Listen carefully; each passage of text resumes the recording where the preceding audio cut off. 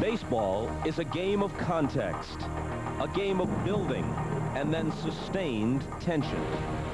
The New York Mets have lived an October on the edge. 4 agonizingly close playoff games with the favorite Atlanta Braves had left them down 3-1 and facing elimination for the second day in a row. In Game 5, after 14.5 taut innings, they again had been pushed to the brink. The Mets are down to what could be their last 3 outs of a memorable season. Roll toward the middle, base hit. A tremendous at-bat for Sean Dunston. The 3-1. Ball 4. Game tied. The Mets will not die. Now Ventura still looking to bust loose in the playoffs. A drive to right. Back to Georgia. What a scene at Shea. The longest postseason game in baseball history shortened the distance between the Mets and the most improbable comeback in baseball history. Game 6, next.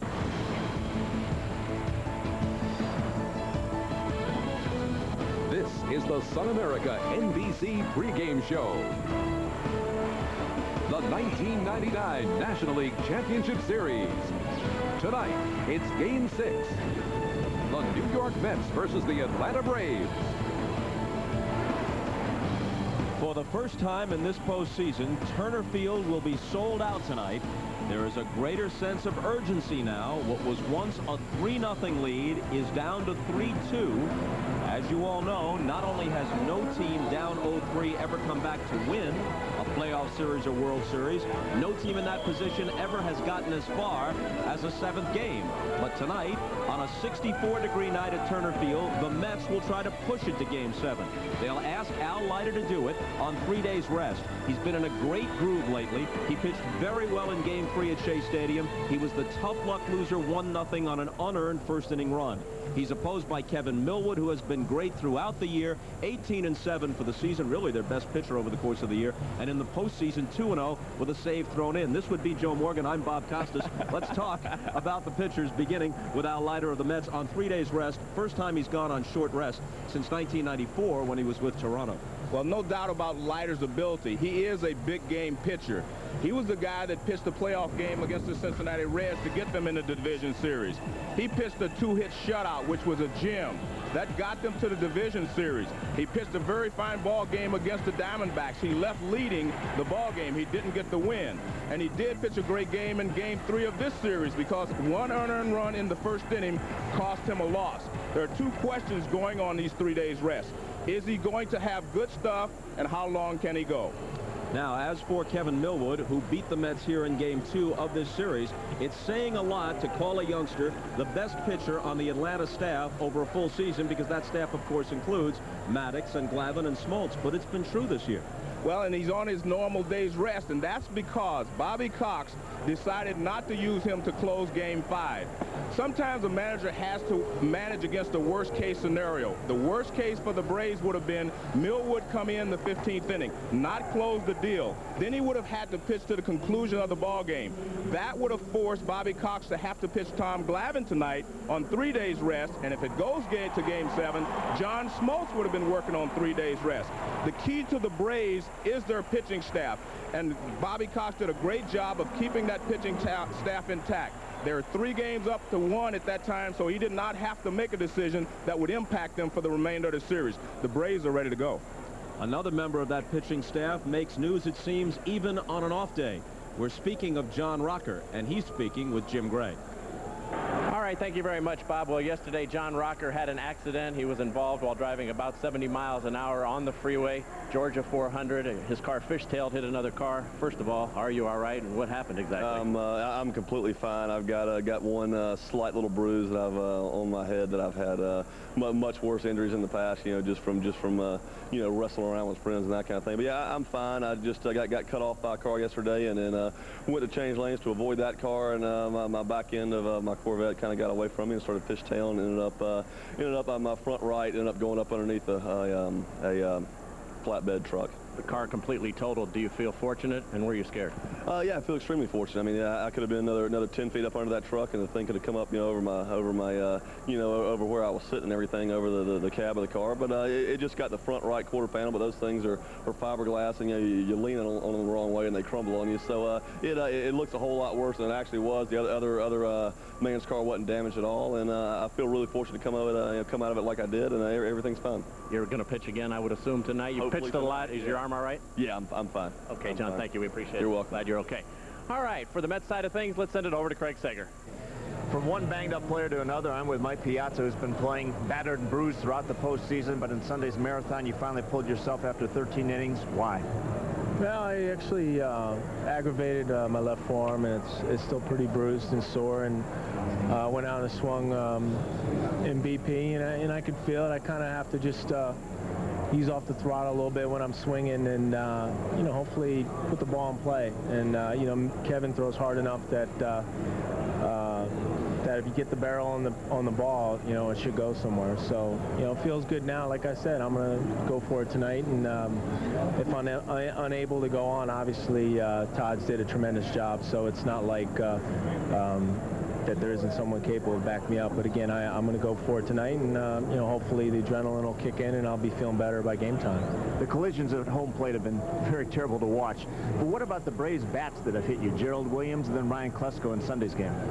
Well, it's just an occupational hazard, actually. It's I've gotten hit by Gerald before. I've always been careful to try to stay away from him, stay back a little bit more. But this year, I think he kind of put me to sleep a little bit, because he actually wasn't doing it as much, and then obviously clunked me the other night. Rhino takes a big swing, and I was coming up to try and throw the guy out at second, so I kind of got in harm's way there. But it's like anything. It's just one of those things that I'm just trying to put out of my mind and just go out and give it, everything I have. I mean, like I said, I don't like being banged up. I'm definitely going to go out there and do the best I can. I'm not using that as an excuse. I just want to go out and, like I said, hopefully we can get a timely hit and some good pitching and take it to a 7th game. A career 300 hitter who had 40 home runs this year. In this series, you're batting 150 against the Braves, no homers, 1 RBI. Do you feel cheated that you're not able to perform at your best? I do. Well, I don't want to say cheated. I just regret the fact that I came in here with kind of a running on fumes. But that was the kind of consequence of the last 3 weeks of our season. The fact that I had to play every game because they were so crucial just to get into the postseason. But as I said, I wouldn't trade in for anything. All these games have been exciting. Sure, I wish I can contribute more. I wish I could have contributed more. But tonight's a big game. Everything else is in the past right now. So I hope to get an opportunity to help my ball club tonight and take advantage of it. And like I said, do the best I can, and hopefully, as I said, we can take it to a 7th game. All right, thanks for being with us. Let's go back to Bob and Joe. Thanks, Craig. If the Mets make the World Series, Mike Piazza should get a ring and a Purple Heart. The lineups and the... Here's the Budweiser starting lineup for the Mets, a lineup that includes 6 300 hitters, plus John Olerud, who batted .298 for the regular year and is heating up at this stage of the playoffs with homers in his last 2 games. Millwood 18-7 for the year, a 1-hitter in the division series against Houston, a Game 2 win in the LCS against the Mets, and a save in Game 3 of the first series against Houston thrown in. And the best part about Kevin Millwood's game is he throws strikes. Nothing overpowering, a good heavy fastball. He can get it up to 94 miles an hour, curveball, change, and a slider. But his key is to be able to throw strikes and stay ahead of the hitters. The first hitter is Henderson. Not much of a hitter in this series. 2 for 18. Perhaps the greatest leadoff man of all time has scored 1 run in this series. The all-time leading base stealer hasn't stolen a base in this series. He pops it up back of the plate, and it's just out of play. Let's take a look at the Braves defense. They've got a change tonight, but Chipper Jones at third base has been there every day. 2 errors in this series. I think a key guy is Brian Hunter at first base. Very good defense there.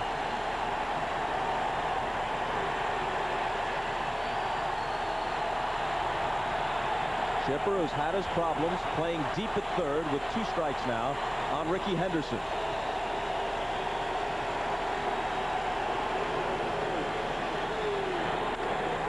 And he lines it into right field, a leadoff hit.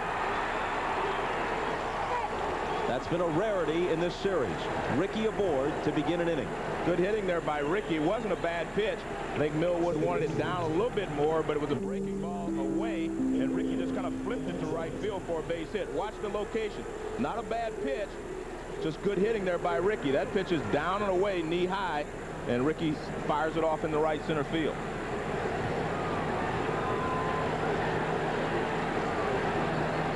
He bluffs the go, and it's strike 1 to Edgardo Alfonzo.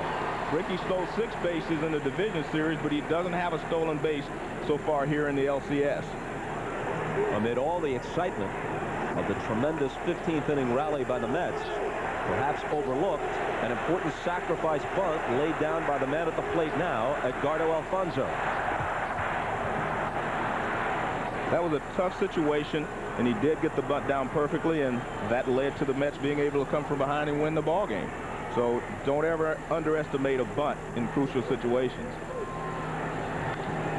Fouled off, 0-2. Millwood is able to keep the runners close at first base because he'll use a slide step every once in a while, and he really kind of works at holding the runner. So Rickey's going to have to work hard to get a good jump off of Millwood.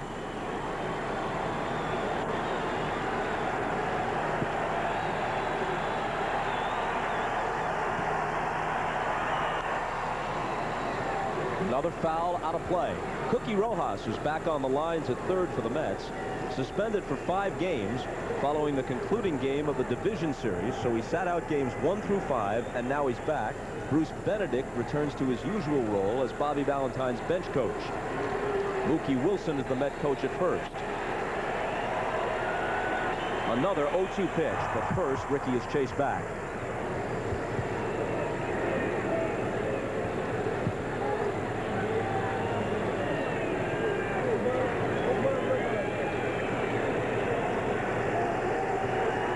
Not going, and another foul ball. The plate umpire is Jerry Crawford, Ed Montague at first, Jeff Kellogg at second, Charlie Relaford at third, Ed Rapuano has the left field line, Jerry Lane in right.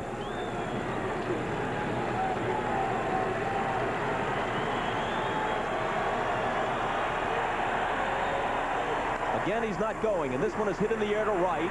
Jordan drifts back a bit to take it.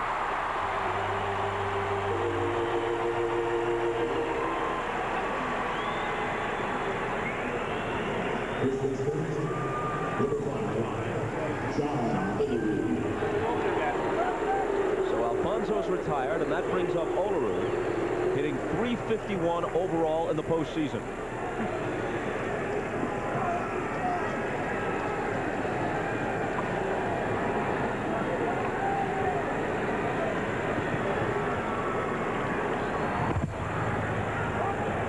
A bit closer that time.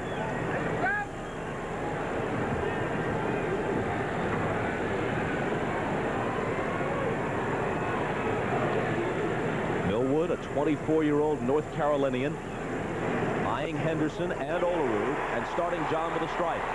And you see he's using that slide step that keeps Rickey close to first base. It's not allowing him to get a great jump over there. Millwood 6'4", 205. This is his third year in the majors.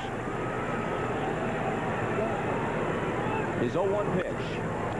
Hit in the air to center. Easy play for Andruw Jones. Here at Turner Field, the ball carries pretty well down the lines and to straightaway left and right. But to center field and in the gaps, it doesn't carry well at all. Bob, we talked about Millwood being able to throw strikes and how he's holding Rickey Henderson tight. Watch this slide step. There's no way you can get a great jump off of that if you're a base stealer. He doesn't lift his leg. He just kind of slides to the plate. And on top of that, he's thrown 10 straight strikes in this ball game. Here's the wounded Piazza without an extra base hit in the postseason. Gimpy knee, swollen left thumb, bruised left hand, black and blue left forearm. knocked woozy by Brett Boone in Game 3 in a home plate collision. And in there in the cleanup spot for Game 6. And Bob, it appears to me that Rickey Henderson is giving up a little bit on trying to steal off of Millwood. He's getting a lead, but Millwood is keeping him close to first base just by using the slide step, not so much by throwing over there, but not giving Rickey a lot of time to run as he delivers the ball to home plate. Remember how hard runs have been to come by in this series. You get Henderson on board to start an inning, and he hasn't even made a move.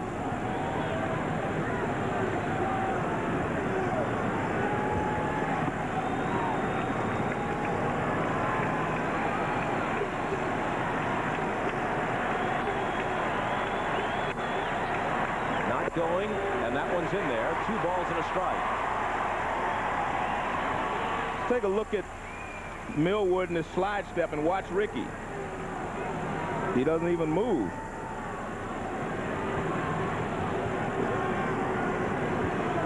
Unless he's trying to decoy Millwood. 2 balls and 2 strikes. Piazza, who has only talked about his condition when asked, he's not complaining, says that at times he feels a tingling in his hands. If this were the regular season, there's no way he'd be in there. And Bob, you can hit well, you can do a lot of things well when your legs are hurting, but when you have something bothering you as a hitter in your hands, it's almost impossible to have a good swing. You're kind of giving it 99%, maybe 98%, but it's very difficult when you have a sore thumb, a sore wrist, all this combined, and it's hard to deliver the bat through the strike zone with your normal bat speed. And that's what's happening to Piazza, because he's getting some pretty good pitches to hit. He's just not able to handle them. This is a 2-2 pitch, and Rickey is going. A swing and a miss, and it's a moot point. Piazza down on strikes. Braves coming up in the first.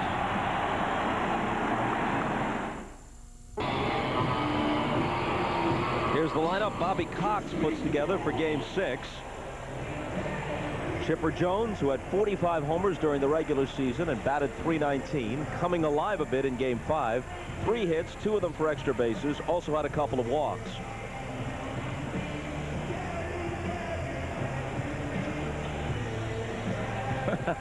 It's Mr. Larry in Atlanta, one of the 3 Stooges in New York. Here's Mr. Leiter. Well, I think it's important for the Mets, for Leiter to get off to a good start, and sometimes he's a little erratic at the beginning because he throws a high fastball and he throws a cutter, and he misses a lot in the early innings. If the Braves are patient, he may give them some help. And here's the defense behind Leiter. John Olerud, only 2 errors this series. Well, he has 2 errors this series, but the rest of the infield has been called the best infield in the history of the game, and that's saying a lot.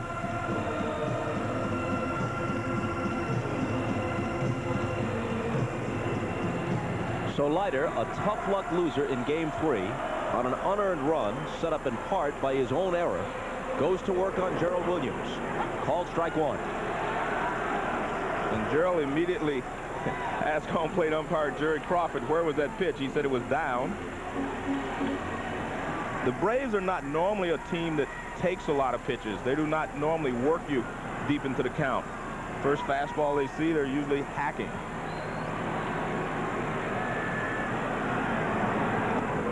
In the dirt, a ball and a strike. Walking through the Met clubhouse a couple of hours ago, the Bruce Springsteen was blaring. Starting pitcher gets to select the music, and Leiter from New Jersey prefers the boss. A fellow Jersey lad. The 1-1 pitch. Inside and low, and Williams is hopping around as if it hit him.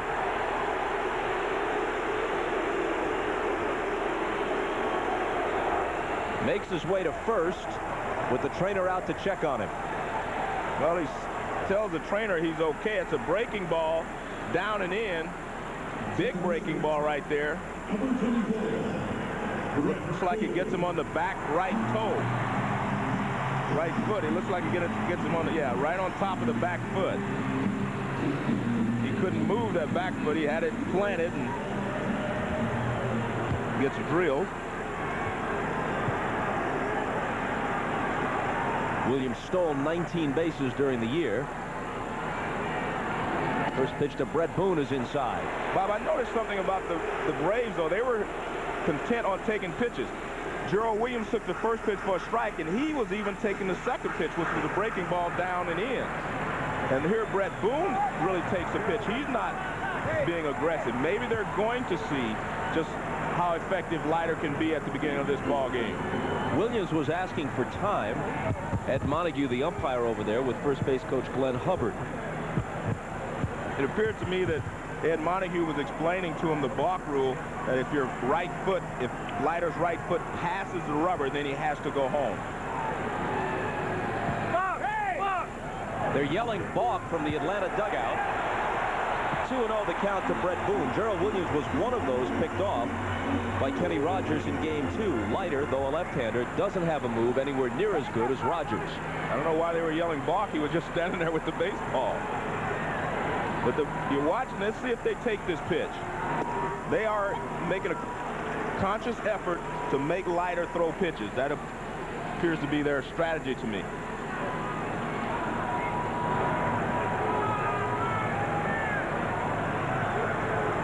Williams at first, nobody out, and the 2-1 pitch to Brett Boone. First, he's chased back.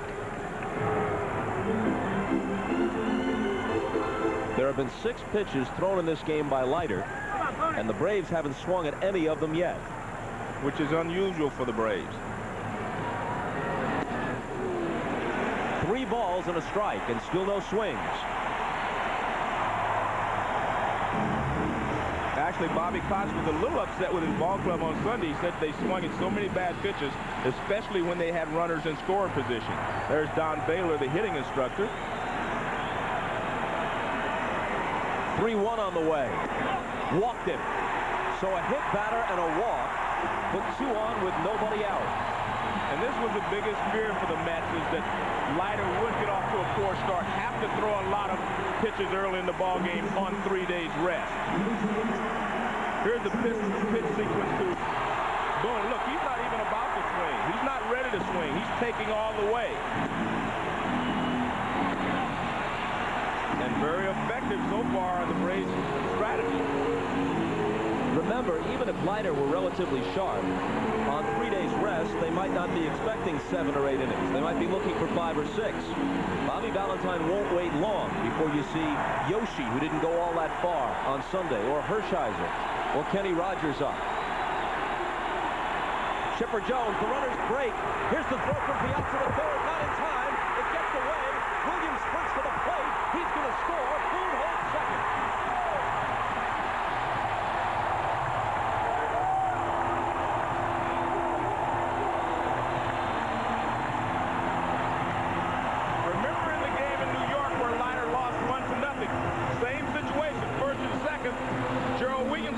For third with Boone going to second. An error by Piazza allowed him to score. I don't know how they're going to score this one, but Gerald Williams comes in to score once again by being aggressive in the first inning against Al Leiter.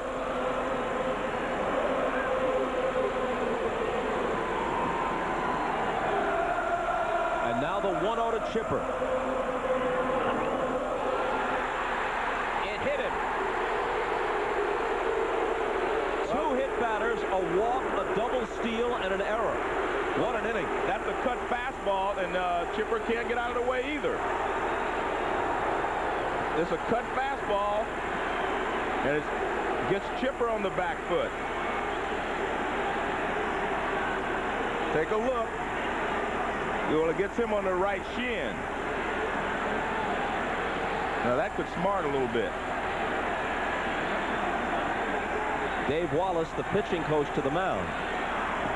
All the talk about Leiter going on 3 days rest. This is a completely different era in baseball. But remember, Joe, when a Whitey Ford would be expected to pitch games 1, 4, and 7 of the World Series, Pat Mahomes gets up, all on 3 days rest. Right.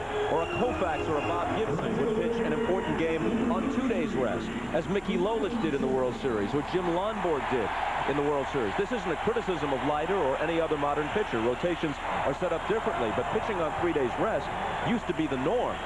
Well, the game has definitely changed, and that's what they're used to doing.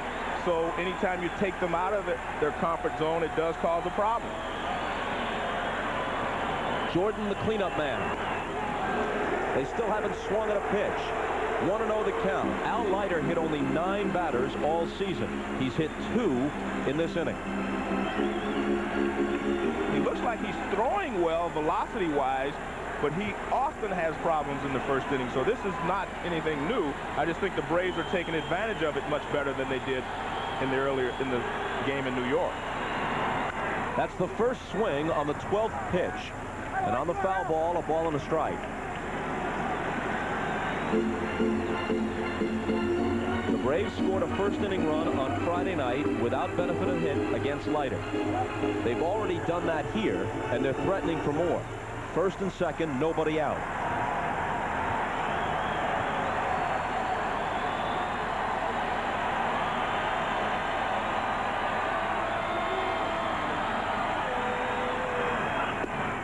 On the corner, strike 2.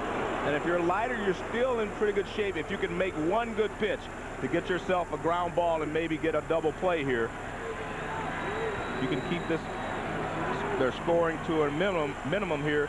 You're still okay.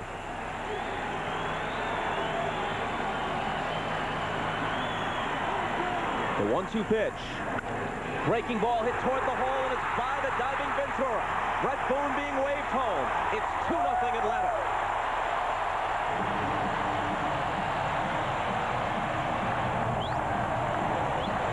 Well, he leaves this breaking ball out over the plate. He normally tries to throw a cut fastball in to jam the hitter. Look where this one is, out over the plate. Jordan goes out and gets it and pulls it past the diving Ventura. Just past him. And Brett Boone comes in to score easily, and Chipper Jones stops at second.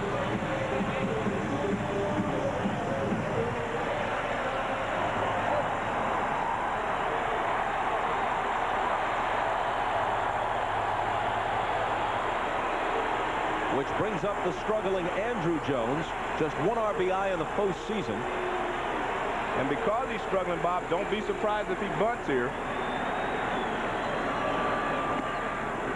He takes ball 1. Andrew is just 7 for 36 in the playoffs, and has at times appeared to be pulling off the ball and swinging wildly.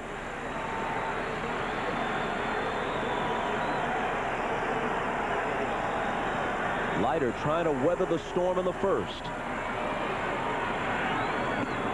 Threw it by him. Well, that's Andrew Jones' MO right there. A fastball, he will chase it up and out of the strike zone. Leiter threw it up high, and he went after it. He's not nearly as patient as some of the other Braves hitters can be in these situations.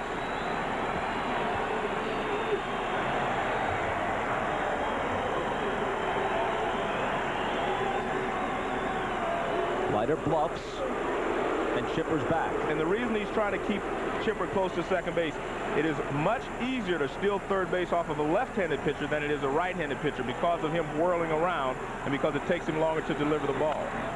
A little tapper out in front. Leiter takes it to second. He pulled him off the bag. The bases are loaded.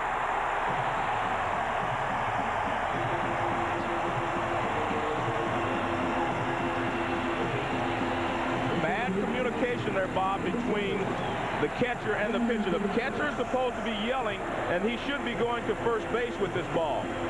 The catcher should be yelling right now, first base, first base. He turns and fires. It's going to be a close play at second anyway.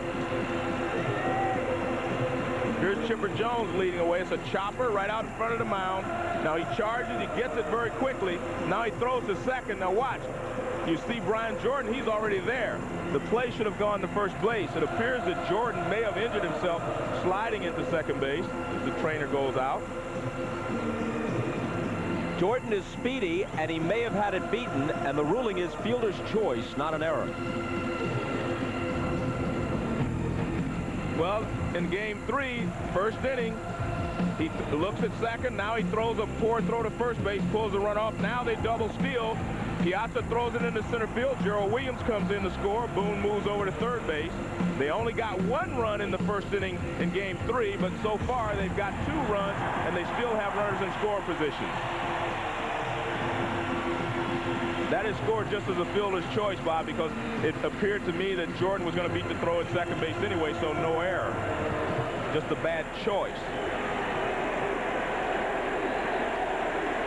They call it a fielder's choice. That doesn't mean it was a good choice. Right.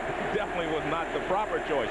But someone has to help Leiter. They should be yelling first base all the way. You have a speedy runner at first in Brian Jordan. You have a good runner at second in Chipper Jones. And the ball's chopped in front of the plate. You have to take one at first base. Bases loaded. Still nobody out. Eddie Perez, hitting .471 in the series with 2 homers, stands in. Swings and lines it foul.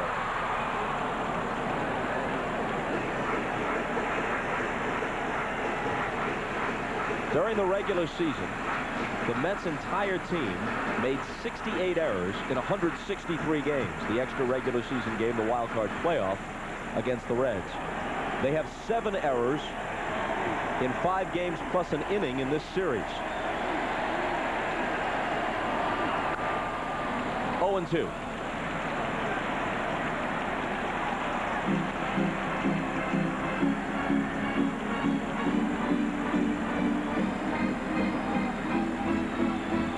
If the Braves make the World Series, they'll do it without Javi Lopez, their all-star catcher, who went down at midseason, making Perez the starter. Without Andres Galarraga all season long. The 0-2 pitch, way high and outside.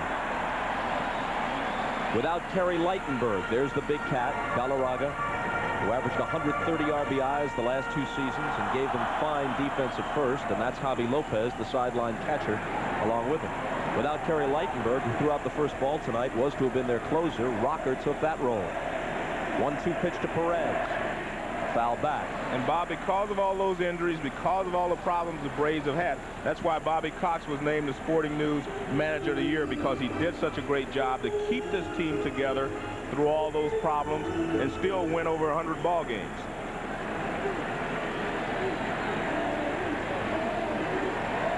A win away from their 5th World Series trip of this decade, and a rematch with the Yanks. The 1-2. That'll make the seats as well. Atlanta is hoping to reverse what happened last year. Last year, Bobby Cox's team was down 0-3, won twice in San Diego, came home and lost Game 6 on Sterling Hitchcock's 2-hitter. Here, up 3-0, they dropped games 4 and 5. They hope to come home to close it. With the bases loaded, another 1-2 pitch and another foul ball.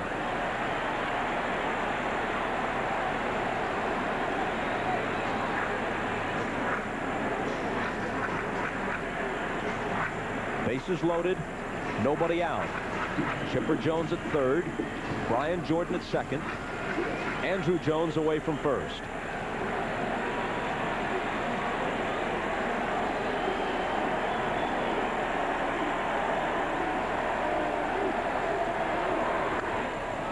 Breaking ball fouled off. Good battle here by Perez, and he has been the Braves' most consistent hitter throughout these playoffs here with the Mets. And he's doing a good job here of fouling off some tough pitches. Leiter has made some pretty good pitches, and Perez has been able to foul them off.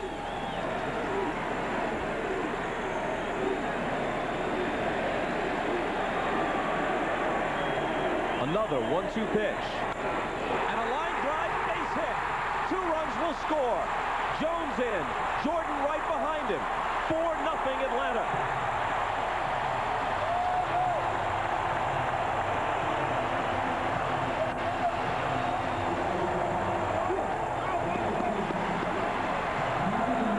And Eddie Perez continues his good hitting against the Mets. And it's unfortunate for Leiter that Perez was the guy with the bases loaded. He fights off a lot of pitches. Now Leiter comes with the fastball. He tries to get a cutter in, and Perez rips it over the head of the second baseman Alfonso and drives in 2 runs and allows Andrew Jones to go around to third. Good hitting here. He's demonstrated a good bat throughout this series, and he continues. Leiter threw 25 pitches didn't retire a hitter, pitching on 3 days rest, and now may have all fall and winter to rest. 4-0 Atlanta.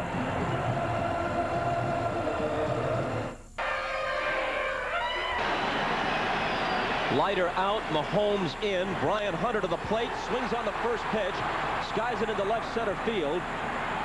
Over for the catch is Hamilton, but a 5th run will score as tagging to come across is Andrew Jones. Sacrifice fly for Brian Hunter, who at this point will take it. He's still hitless in the postseason.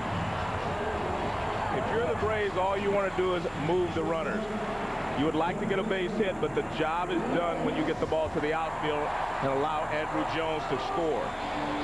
Good job there by Hunter to get the ball into the air deep enough for Andrew Jones, who is a speedy base runner, to score. Hamilton throws toward the plate, but no chance there. Ventura does a good job and cuts the ball off. So good job there by Brian Hunter. Even the first out plates a run. That's the kind of inning it's been for the Braves. Look, Bob, I can't tell you how smart I think the Braves have been in working light of the first 2 hitters, Gerald Williams and Brett Boone, usually 2 first pitch hackers. They took some pitches, they allowed Leiter to help them out, and now they've put 5 on the board. Fastball thrown by Weiss, 0-2. Mahomes was 8-0 this year. Those are his figures in the postseason.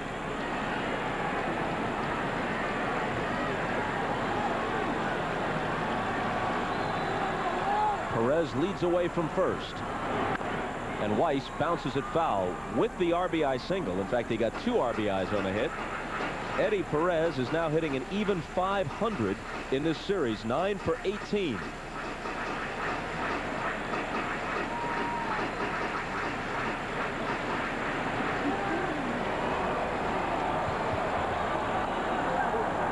Kevin Millwood, the pitcher who's been staked to a 5-0 lead, is on deck.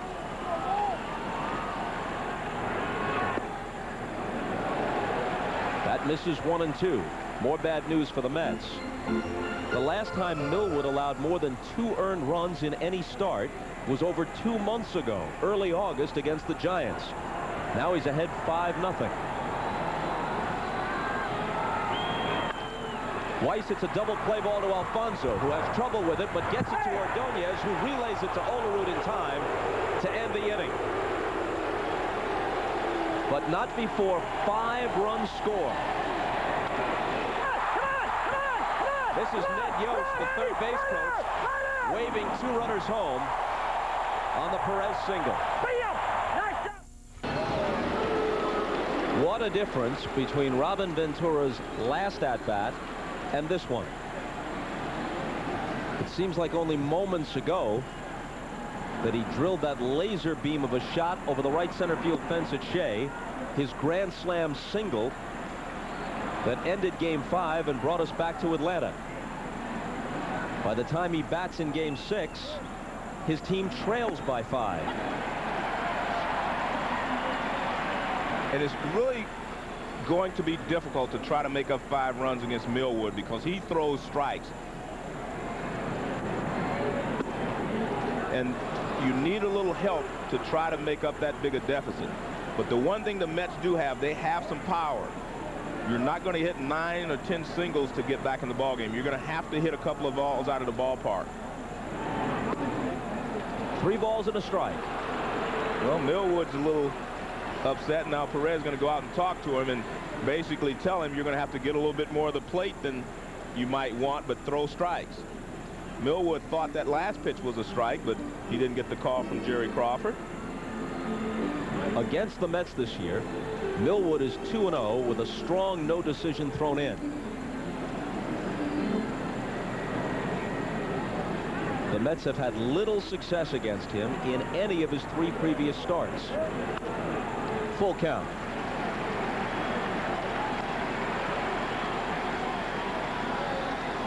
Ventura, the 32-year-old Californian who was a member of the 1988 Olympic baseball team, longtime member of the White Sox. This is first season with the Mets. Lost this one on the infield. Brian Hunter comes in from first to take it. And we check with Craig Sager. When Al Leiter walked off the mound, few words were said. However, he did confirm with pitching coach Dave Wallace what Joe Morgan pointed out, that he could not throw any of his pitches for strikes. Bobby Valentine then asked Wallace how he looked in warm-up, and he said fine, but apparently that's where he lost his control on the way to the mound. Bob? Craig, thanks very much. Al Leiter is a tremendous competitor. This evening, perhaps the greatest disappointment of his career. We saw him take the ball in Game 7 of the World Series 2 years ago and pitch his heart out, and he's done that down the stretch of the regular season and in the playoffs to this point. But he just didn't have it on 3 days rest. And that's the key, Bob. 3 days rest. I mean, it changes everything for a pitcher who's normally accustomed to having 4 days in between starts. Hamilton lines one to right, base hit. A one-out single.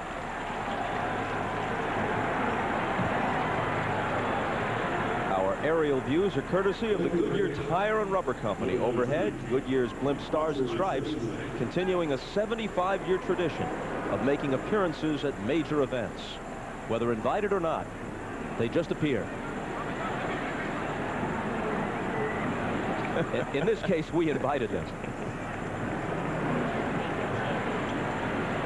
Here's Roger Cedeno, 6 for 10 in this series.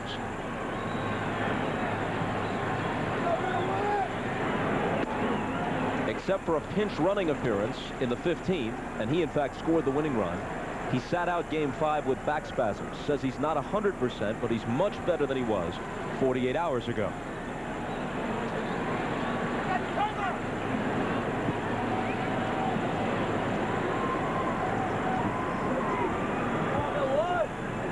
Pitch.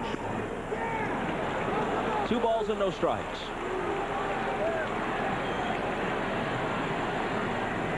This is what Cedeno has done to this point in the LCS. He doesn't play against left-handers. He had .313 for the year, but under 200 right-handed. That's out of play. It makes you wonder. He hit .334 lefty. Is this the kind of guy that maybe should abandon switch hitting? Well, because of his speed from the left side, he probably, you know, he could help himself hitting from the left side exclusively and trying to learn to slap the ball to the left side from the left-handed pitchers.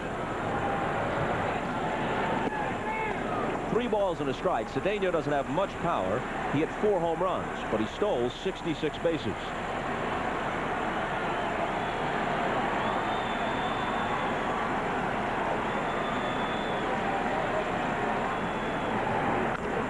A chopper which is grabbed by Hunter. He looked at second. He sprints instead to first for the unassisted putout. What happened there is that when he looked to second base, he had time to go to second base, but the base runner was in between he and the shortstop, between him and the shortstop. Good job by Darrell Hamilton here. The ball is chopped. Right here, Hunter has a shot, but he doesn't want to take a chance of hitting the base runner, so he just makes sure of one at first base, which is the proper play. See, right there, Darrell Hamilton is between him and the shortstop, so he decides to take one, which is the proper thing to do. Make sure of one. And you have Ordonez, who isn't hitting at all, coming up with 2 out now, so why open the door to a possible big inning? When you're ahead in the ball game, you force the other team to catch you. Do not make any mistakes that will help them to come back on you. Ordonez is 1 for 20 in the series.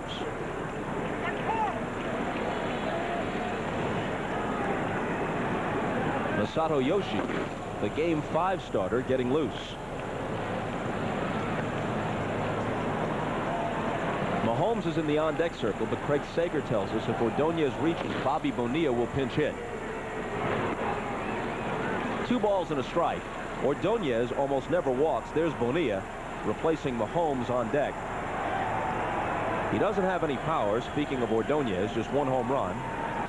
With the pitcher coming up behind him, no one pitches around him. He doesn't have a walk in 9 postseason games. But he's ahead on the count here, 3-1. And Millwood is struggling. He said he didn't have his best stuff in his Game 2 victory. This after he was totally brilliant in a complete Game 1 hitter against the Astros in the division series.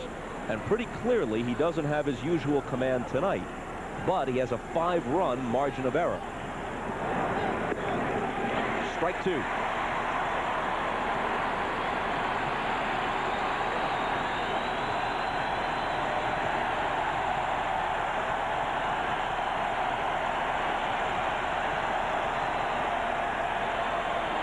payoff pitch. And Ordonez rolls it to the right side. Brett Boone up with it. And the Mets are gone in the second. Hoping for trip number 5 in the decade to the World Series. The Braves lead by 5.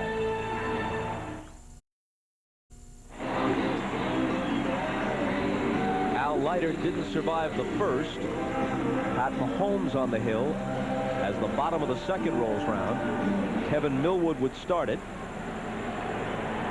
Pretty good hitter, 154, had a homer.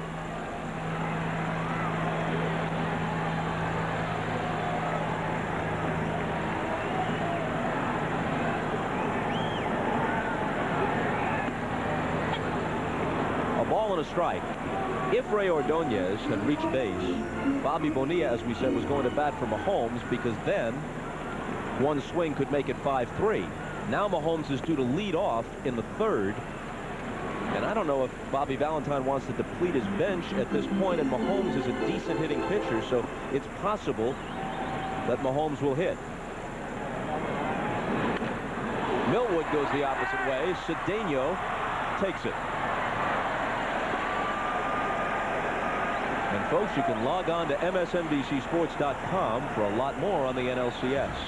Listen in to pre- and post-game audio interviews with players from both teams. TotalCast bring you a real-time box score and a visual breakdown of the location of each pitch. And the Reds' Barry Larkin provides in-depth analysis of each game from a player's perspective. MSNBCSports.com, the official website of NBC Sports.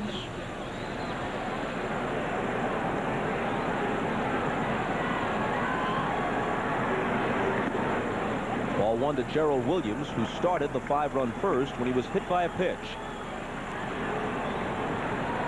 Later stole a base and scored. A pop-up to the right side. Olerud near the line. Into foul ground to squeeze it.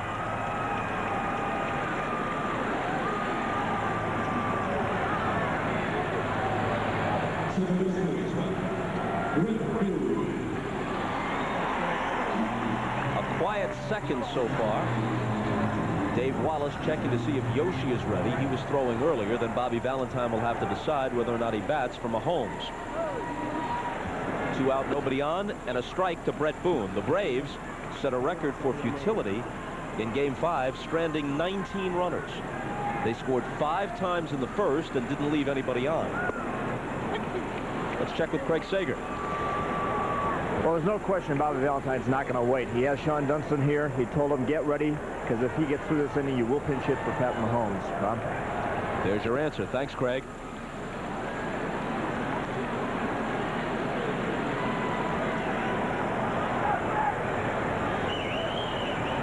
One and two to Boone, who walked and scored in the first. 2 balls and 2 strikes. For those of you who keep track of oddities like these, somehow Atlanta went through the entire Game 4 without stranding a runner. 0 left on base. The next night, over 15 innings, they strand 19. The 2-2. Jammed him and he fouls it off.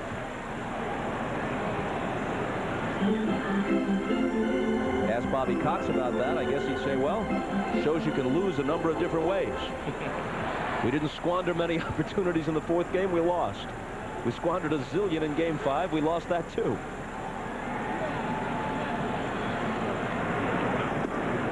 Boone swings and misses, and Mahomes sets the Braves down in order in the second.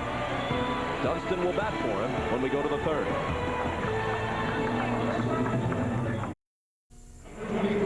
Craig Sager back in Atlanta, where Sean Dunston put on a batting helmet, got a bat, started to step out of the dugout to pitch it as he was told. But at the last minute, Bobby Valentine, mind turning, changed his mind. Put Pat Mahomes back in and told Sean he'll have to wait. Bob? All right, Craig, thanks. So here's Mahomes, pretty good hitting pitcher, 5 for 16 for the year. But I think there's another reason he's using Mahomes, Bob. You have to keep the Braves where they are. So you need more than the 2 innings that Mahomes has given you. He's throwing the ball pretty well. So your first priority is to keep the Braves right where they are, and then you try to chip away. You do not worry about getting 5 at one time. You need 1 here, 1 there, and then you're back in the game. I think now you have to break the game into 3s. The first 3 innings, then 4, 5, 6, and then 7, 8, 9. You have to try to reach a point where you're back in the ball game when you get to the 7th inning, and that's what faces the Mets now, trying to get 1 here, 1 there. Fouled off, 2-2. The biggest deficit the Mets have overcome this year was 6 runs back in May against the Phillies. Down 6-0, they won 9-7. That game was started by Al Leiter. Called strike 3, and Mahomes is out. The biggest lead that the Braves have blown this year was 5 runs. Also against the Phillies in July.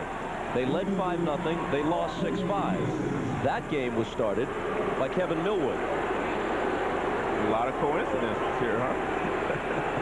Mahomes not happy. He thought that the pitch was low, but his job is to hold the Braves right where they are and give his team an opportunity to try to work their way back into this ball game. Rickey Henderson singled his first time up. Ball 1 high.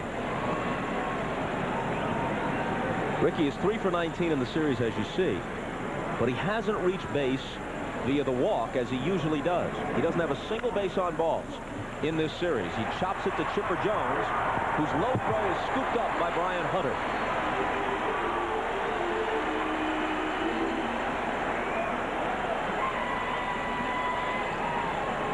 It's very unusual for a guy like Rickey Henderson, who walks a lot, not to have any bases on balls in this series.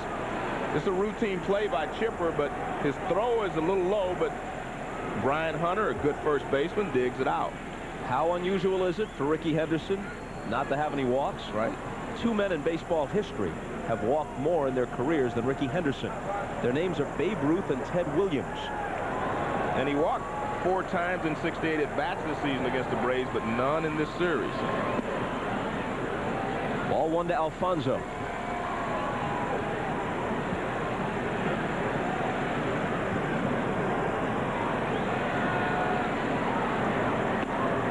Fastball high.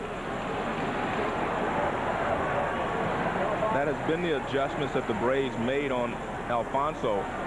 After game 2, when he had such a good game, they've been trying to throw the fastball up on him, and they've had some success, and especially when they get it up and away, they've been able to strike him out on the pitch up and away. And there you see, he was hot the first couple of ball games, and then they started staying away from him. Look at 6 Ks in the games 3 and 4. Added 2 more game 5, but he also got a base hit. Fastball upstairs, 3-1. Olerud on deck. Bob, the Braves have walked only 11 batters this entire series, and 4 of those were by McGlinchey on Sunday. He swings on the 3-1 pitch. A pop into left center. Andrew Jones will take it. The Mets go down in order in the 3rd. It remains 5-zip.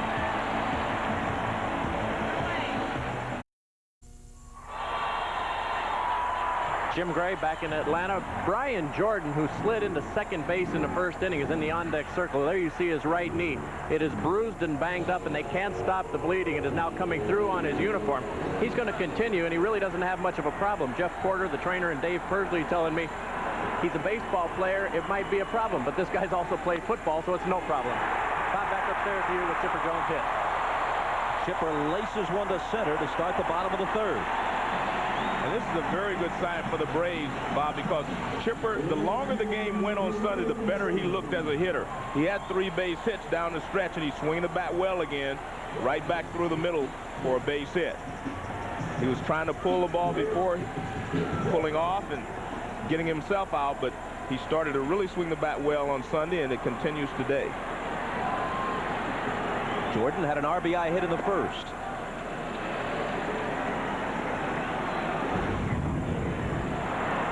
Here, first inning base hit, a breaking ball out over the plate. He finds a hole on the left side and contributes to the Braves' 5-run first inning. There goes Chipper Jones. Jordan slices it down the right field line, and it makes the seats. And I think this is a good idea if you're the Braves. You have a 5-0 lead, but it's only the third inning. If you can get a good jump, if you can add to your total, take off. In this day and age, a lot of teams are able to score 5 or 6 runs in a ball game. Not too often against the Braves pitching staff, but you want to guard against that if you can. Do not give them any hope.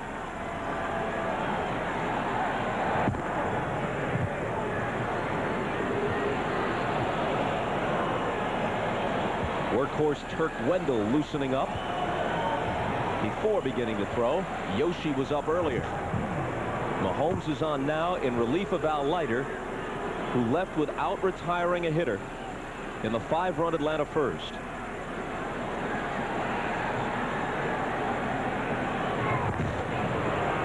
Chipper stole 25 bases this year. Excellent percentage. He was caught only 3 times.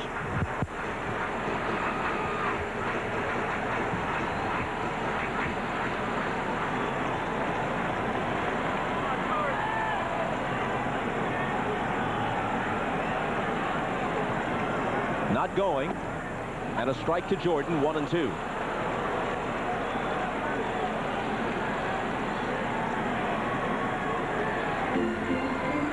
Remember, Brian Jordan, like his former teammate Deion Sanders, was a two-sport star, football and baseball. So a little scrape on the knee. I mean, you came out of a football game with something like that, you'd be expelled from the fraternity. That doesn't even make the injury report in the NFL.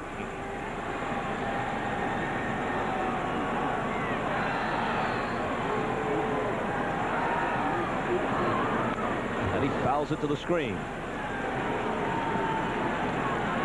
Brian was a little upset in the ball game Sunday because they sent Lockhart to the plate. He was thrown out by quite a bit, and Brian was on deck, and he felt like they should have stopped him, but they still wouldn't have pitched to Brian. They would have walked him and, you know, pitched to Brian Hunter, who was after him, but he was still upset, and that's the type of competitor he is. He wants a chance to drive in a run.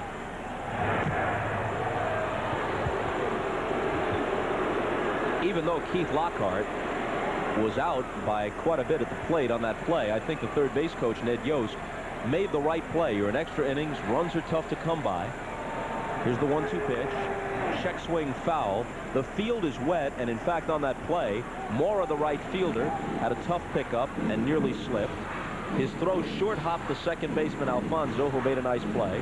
Alfonso's throw was a tough one to handle at the plate for Piazza, but Mike did make the play and applied the tag. But when you have that many things that can go wrong, and there's 2 outs anyway, you might as well make them make the play. Chipper Jones is running. Jordan bounces it, and here's Ordonez on the second base side of the bag to take it in stride and throw him out. Well, it was a good play by Ordonez, but he was covering the bag. He was going to cover at second base because the pitch was supposed to be a fastball away.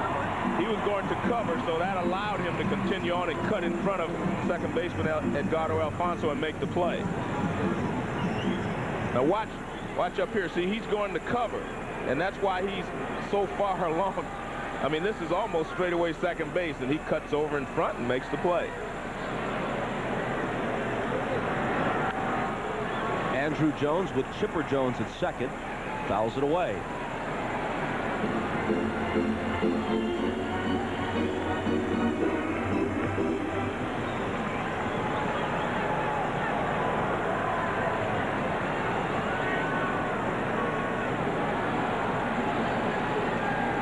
He breaks the third. Piazza's throw, not in time.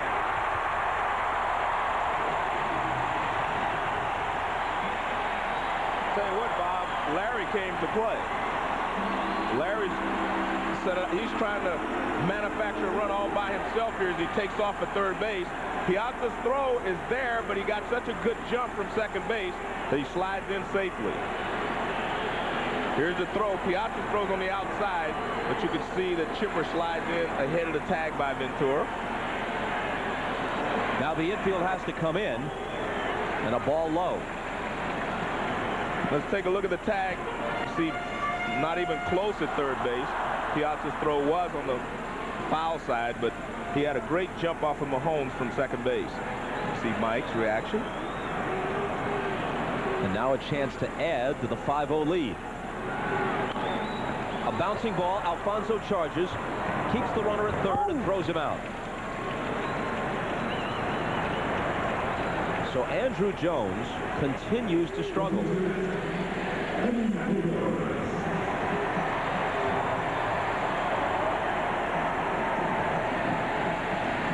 Well, he definitely pulled off of that pitch. It was a breaking ball away, and he just reached out and tried to, pull it, and he hit it off the end of the bat. This is the kind of pitch with 2 strikes. You look for a young player, he's got to try to go back through the middle or the other way. So it's a breaking ball away, a little slider, and he hits it off the end of the bat because he wasn't going that way. Eddie Perez, who had the big hit in the first, a bases-loaded single that produced 2 and made it 4-0. Ordonez scoops this one up, and the Mets avoid further trouble. Jones got to third with 1 out, couldn't score, still 5-0. Although he leads 5-0, Kevin Millwood has not been sharp. He's thrown 48 pitches through 3 innings.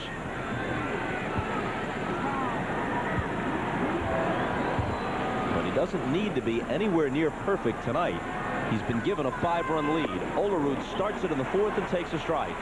Let's go to Jim Gray. All right, Bob, at the end of that inning, Bobby Cox turned over to Leo Mazzone and Pat Corrales, and he said, I hope we're not going to start wasting all these opportunities again tonight. I hope we learn from what went on in the other game. He was fairly annoyed, and he walked back down out of the dugout so he wouldn't say any more and contain his emotion. Bob? Well, when you have standards, you adhere to them even when you're leading 5-0.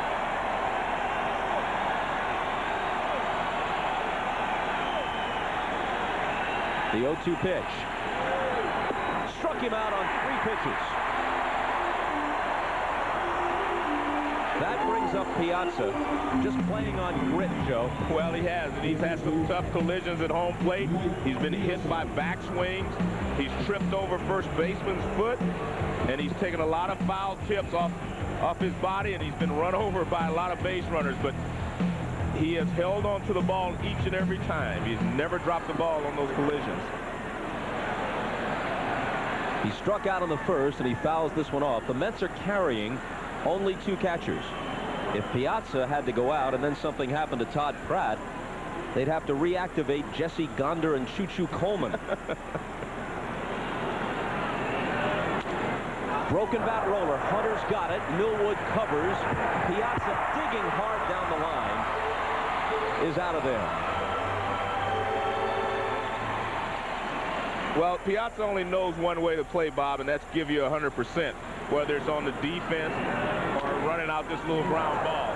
I mean, he can't run any faster than this. He runs all the way down. Good hustle there by Mike Piazza. If you're looking for an argument against the idea that big money makes the modern player soft, this would be Exhibit A. It does to some, not to all, and certainly not to Piazza. Definitely not. Robin Ventura swings on the first pitch, lifts it to right. Andruw Jones glides in front of Brian Jordan to take it. Down go the Mets in order in the 4th.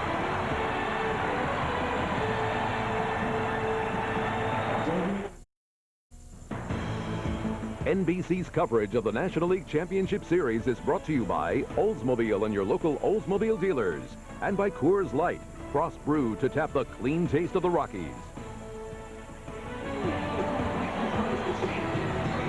From high above, these pictures from the Goodyear Blimp Stars and Stripes.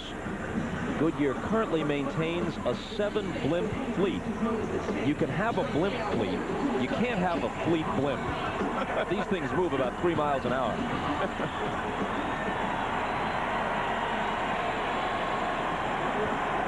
Bottom of the order in the bottom of the 4th. Mahomes faces Brian Hunter, who had a sacrifice fly in the first. And they check down at first base, and Ed Montague says he went around for strike 1. Hunter is one of those rarities, a right-handed batter and left-handed thrower. You don't see much of that. And you take a look there, and that's what first base umpire Ed Montague saw, the barrel of the bat out in front of the plate.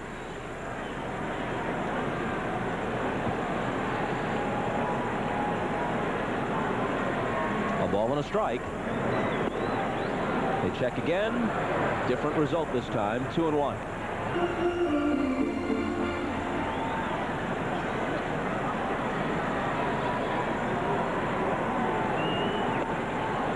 Good change up there from Mahomes. That's the first one he's thrown in the ball game. Watch the motion. I mean, good motion. Everything looks the same as a fastball. And it's right there in the middle of the plate, but Brian Hunter way out in front. Full count now. In this series, the first baseman for Atlanta, Hunter and Klesko, are a combined 1 for 17. The only hit was Klesko's homer back in New York.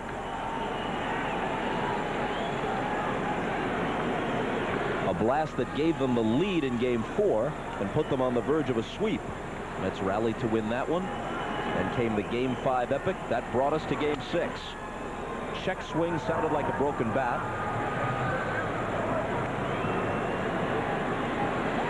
And you see Andruw Jones, who's been struggling in this series. Ozzie Guillen talking to him about his approach to hitting. Gerald Williams standing there. Both of them giving a lot of encouragement, I'm sure, and said, hey, hang with them. We're going to need you if we go farther into the playoffs. And that's a fact, because even tonight, in scoring 5 runs, the Braves haven't exactly torn the cover off the ball. Hunter lays off and draws a leadoff walk. This Thursday on NBC, a full night of must-see TV headed your way, with all new episodes of all the comedies, plus a new ER. Television's biggest night, must-see TV, Thursday on NBC.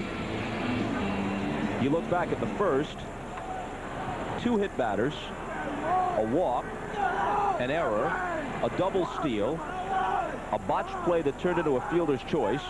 Hunter breaks from first, they pitch out, and Piazza's throw is still late.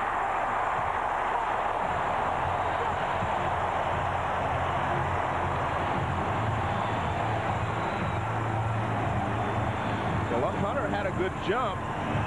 Ray Ordonez thought he had him at second base. Mahomes takes a little longer to get rid of the pitch out than you would like.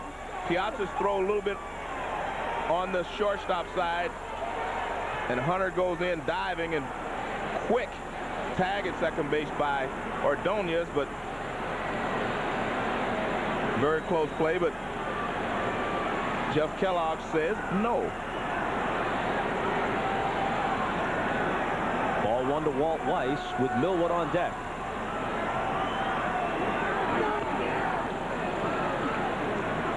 Just to finish the thought about the Atlanta first, there were 2 base hits. One was a grounder through the left side by Brian Jordan, and the only ball that was really well hit was Perez's single to right center. Hunter's sacrifice fly was a soft fly into left center.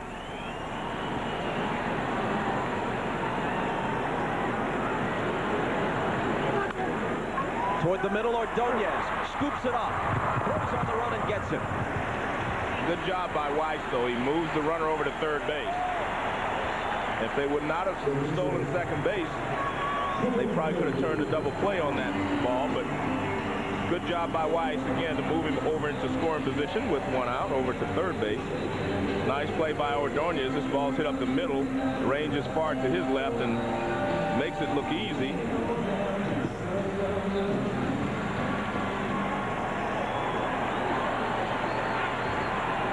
The infield comes in, and Dave Wallace, the pitching coach, comes out. I think what they're going to talk about is, in case of the squeeze, what they want Mahomes to do. See, there's 2 things you do with a squeeze. You can knock the hitter down, or you can try to throw the ball outside in a pitch-out situation. It's easier to knock the hitter down if he's right-handed, because then it allows the catcher to catch the ball and be on the side to tag the runner out coming in. So we'll see if they try to come inside or whether they try to throw a normal pitch out. They're definitely aware that he might try to squeeze here. We've seen each team attempt to squeeze in this series, and each team botch it. We were talking to Bobby Cox about the Greg Maddux attempt with the bases loaded in Game 5, and he was very surprised. He said, in all my years in the game, going on 40 years, the 2 best bunters I've seen are Greg Maddux and Tom Glavine, but Greg couldn't get it down. A bluff toward third. Well, he was shocked when we told him, though, that that pitch wasn't down the middle to Maddox. He thought it was down the middle and he had missed it, but the ball actually sailed away from him. It was a tough pitch to bunt. An attempted two-strike suicide squeeze bunt into a double play. All right, so here's Millwood. Appears to be swinging, takes outside. It's a cat and mouse game between the managers, because if you're Bobby Cox, you say, well, when does Bobby Valentine think I'm going to put the squeeze on? And you try to work away from that. And Bobby's trying to figure out when Bobby Cox is going to put it on, and he's going to call a pitch out then if he can. Millwood cuts and misses.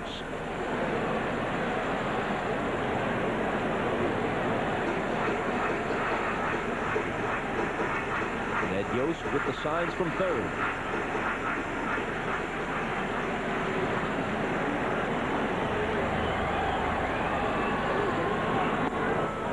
One and two. Mahomes has some hop on that fastball now. I think that's, again, why they left him in. He was throwing the ball well, and at this point, that's what they need. They need to shut the Braves down for the rest of the game if they're going to have a chance to get back in this ball game. If the Mets put a man on in the fifth, Mahomes would be the next hitter.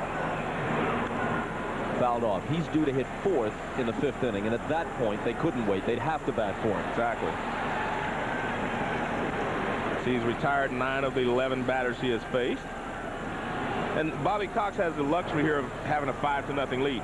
He can just let Millwood go ahead and swing. If he strikes out, so what? You still have Gerald Williams coming up with a chance to drive in the run from third. A broken bat liner caught by Mahomes, and it's a double play with the flip to Ventura. So it remains 5-0. There are two things you do at third base with less than 2 outs. You go on contact or you make the ball go through. Obviously, he's going on contact because watch, he takes off as soon as Millwood makes contact. He starts for the plate. And unfortunately, it's a line drive back to the pitcher, and it's a double play. Millwood faces Hamilton in the fifth and starts him with a strike. In each of the last 2 innings, the Braves got a man to third with 1 out, but couldn't increase their 5-0 lead.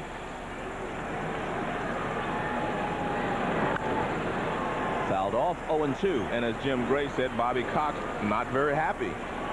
Even though he has a 5-0 lead, he doesn't want to squander those scoring opportunities that he gets in those situations. And Hamilton starts the fifth with a base hit to center. He's 2 for 2.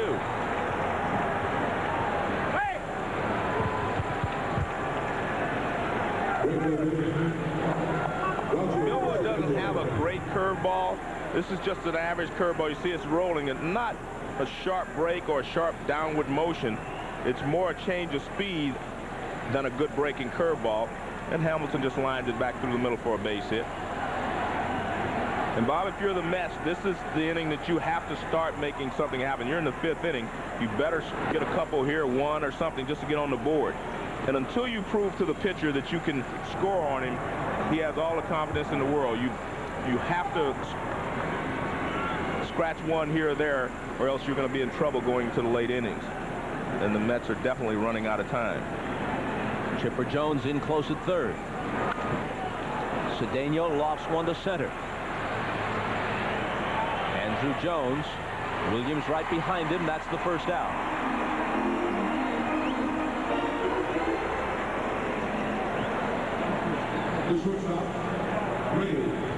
That brings up Ordonez. We mentioned earlier in the playoffs that Ordonez had improved considerably with the bat. Certainly not a terror at the plate, but he had ceased to be an automatic out, raising his batting average to .258. But in the postseason, he's been as close to an automatic out as you can be, now hitting .048. Can't catch up with the fastball. Bobby Bonilla on deck to bat for Mahomes. On top of it, Ordonez hasn't drawn a single walk, and when he's been asked to sacrifice, he's popped the bunt up each time. He hasn't bunted well in this series, but this is a good time for him to try to drop 1 down. For a hit. Yeah, right. 0-2. And that just about removes that option. Let's hope so. Although Millwood has gone to 3 balls on several hitters in this game, he still has only 1 postseason walk against 16 strikeouts. Still 0-2 to Ordonez. We have a shot of Ordonez in batting practice today, and he took 1 attempt at a bunt. He drops it down the first base line. That's what you do. That was what they've needed from him a couple of times, and he hasn't been able to produce that. But in batting practice, it's standard to step in and just bunt the first one. I mean, Babe Ruth laid the first one down. But if this is a guy who's going to be called upon to bunt, shouldn't he practice more than one? I would say so. You know. Here's the 0-2. Fouled out of play. Well, let's take a look at the attempts he has made in this series. Game 2, he bunted to Brian Jordan almost into a double play. Game 4, he was trying to sacrifice. He pops it up. And, of course, in Game 5, same results yesterday in a sacrifice situation. And down he goes, chasing the high fastball. 4th strikeout for Millwood.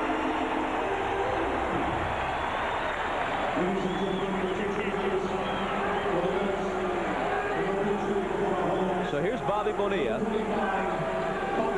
as Bobby Valentine hopes he can catch hold of one and cut the deficit to 3.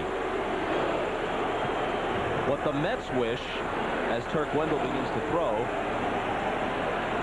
is that they could cash in the 3 runs they forfeited in the 15th in Game 5. Base hit for Bonilla. Hit it sharply through the right side.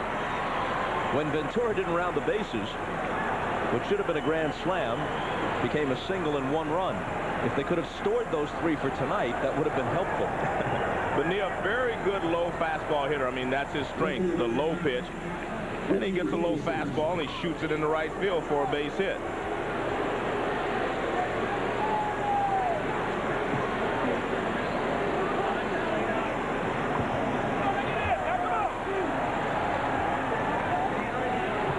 One big swing away from a ball game. Henderson, not the Mets' biggest home run threat by any means, but he did hit 12 during the year. At this point, if you're Bobby Valentine, you want Ricky to get a single and get your team on the board. Just get a base hit. We need a run. Strike 1. Here's this Ricky's game by game in the series so far. He's struggling like most of the other hitters in this series. Only 2 base hits in the 5 games. And Millwood gets ahead of him 0-2. Just this week, Ricky Henderson was named by the Sporting News as the comeback player of the year in the National League. And they give that award on the basis of a vote of his fellow players. That's kind of interesting that he's a comeback player of the year in the National League when he was in the American League last year. I guess it's the league you're in right now, the 0-2. But an excellent point. He didn't have a poor year in the National League last year. What is he coming back from? Here's a fastball away and close pitch, but off the plate. Watch, you'll see that this pitch is off the plate. And Ricky does have a pretty good eye at the plate. The 1-2 pitch. A breaking ball got him. Drop that curve in, sweet as you please, and Ricky sits down.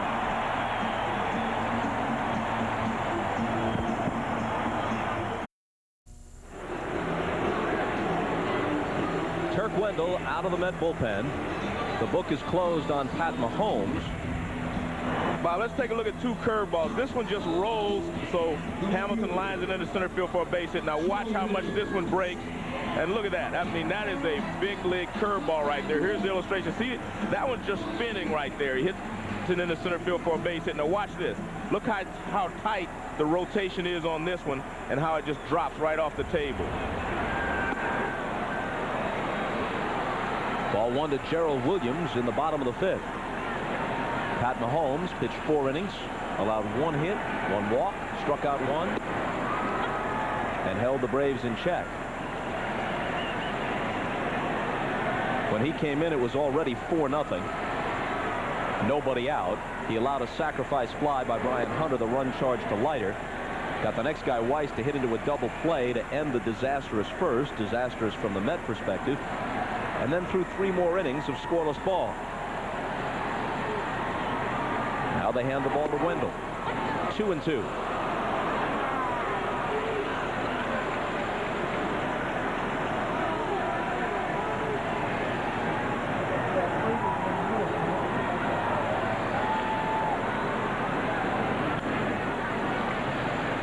Popped out of play. Still 2-2 to Gerald Williams, who hit .275 for the year. Tonight he's been hit by a pitch, stole a base and scored, and fouled out.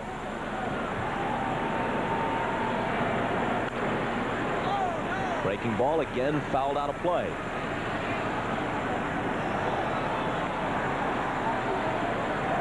Turk Wendell has a fixation with the number 9. Hence he wears 99. There are bonus clauses in his contract for certain numbers of appearances. And instead of receiving $5,000 when he reaches each of those plateaus, Williams driving one to right, the catch made by Cedeno. He asked the Mets to give him $4,999 instead. And his 1999 contract is for $1,200,000 and 99 cents. And he must be very pleased with the last putout. F9 works for me. A ball to Brett Boone.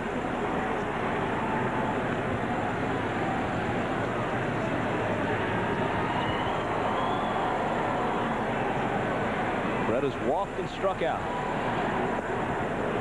Swings from his heels and comes up empty. Bob, because of the fact that the Braves have not scored any runs since the first inning, you really have to give them credit for their game plan in attacking Leiter, and that was not to attack him. Take a lot of pitches, get him in the jams, and score some runs. Because you take away the first inning and it's a nothing ball game again. So you have to give them credit. Don Baylor, I'm sure he talked to them about being patient with Leiter at the beginning of the ball game, and it worked.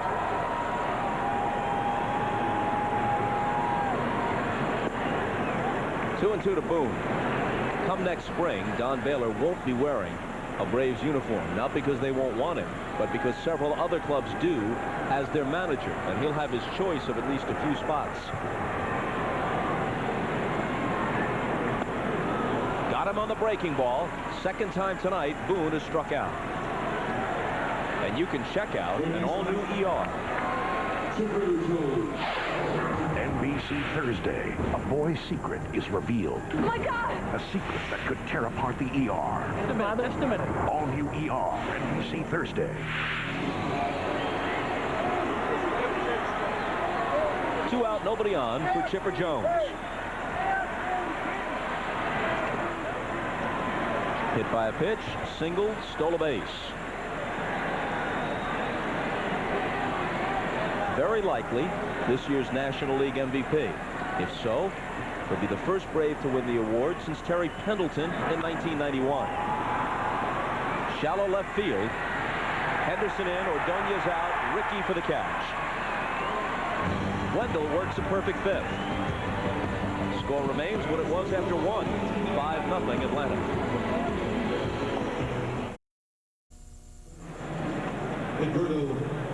At the Braves' earlier playoff games this year, there had been about 5,000 or 6,000 empty seats. It's SRO tonight. And if this score holds, this ballpark will host Game 1 of the World Series Saturday between the Braves and Yankees. We'll have it on NBC. Alfonso, Olerud, and Piazza in the New York 6th against Millwood. The Mets have actually out-hit the Braves 4-3. But the Braves had 2 of their hits, along with a sacrifice fly, a double steal, a botched play that was ruled a fielder's choice, and 2 hit batters in the first inning to score 5 runs.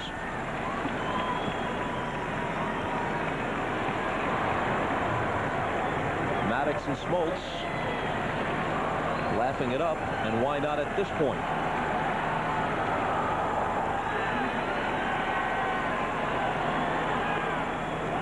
Again, we're not presuming anything, but in the event that the Braves hold on and win this game, Tom Glavine would be the starter if the rotation holds in Game 1 of the World Series for Leo Mazzoni and Bobby Cox. Alfonso fouls it off. If, underlining if several times, it's Braves and Yankees. That's a good World Series just based on the merits of the two teams. But clearly in this case, the winner of that series would be labeled the team of the decade. Ripped to left center field by Alfonso, and that splits Williams and Jones and goes to the wall. A leadoff double.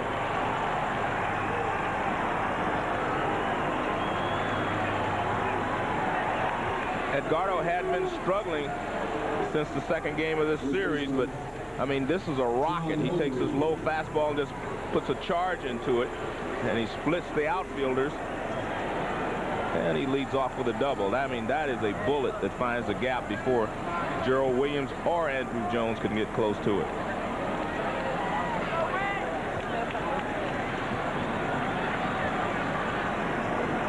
Olerud looking for his first hit. Takes ball one. Piazza on deck.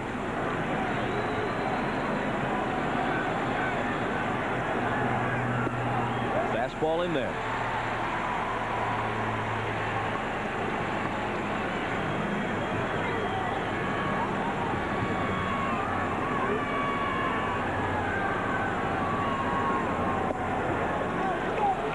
Off the outside corner, or perhaps a bit low. 2-1.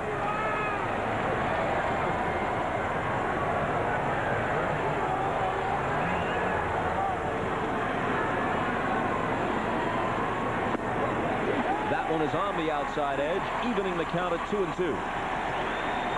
John Olerud standing there trying to get a ball that he could drive, hoping that on 2-1, Millwood would make a mistake, middle of the plate in, but he drills the outside corner again. And Olerud hangs in.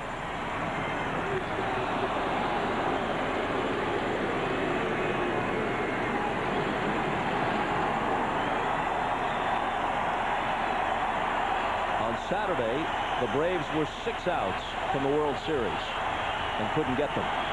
The next night, they were 3 outs from the World Series. Couldn't get them. Bouncing ball, Weiss can't get that. Into center field. Alfonso is stopped at third by Cookie Rojas. The throw comes all the way through, but Olerud isn't going anywhere. First and third, nobody out.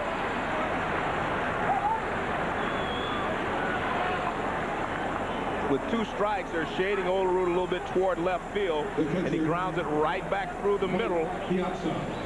Weiss makes a dive for it, but he can't knock it down. And here's Edgardo. He takes off. He gets a good jump. I'm not so sure why they didn't send him, but you see Cookie Rojas stopping him because the Braves really weren't concerned with him. They're trying to make sure that Olerud didn't move up into scoring position. So now here are the Braves 12 outs from the World Series. But the Mets are threatening in the top of the 6th.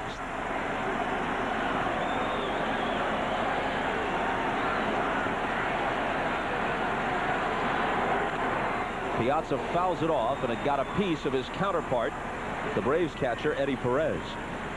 Well, Piazza doesn't have an extra base hit in the entire postseason, and he gets a pitch to hit. Mike Piazza does not miss that pitch normally, so I've got to think that his hands are hurting him a lot more than he's given on. That was Mike Piazza's hit. You do not hit over 300 every year, drive in over 100 runs, hit 40 home runs a year, and miss pitches like that.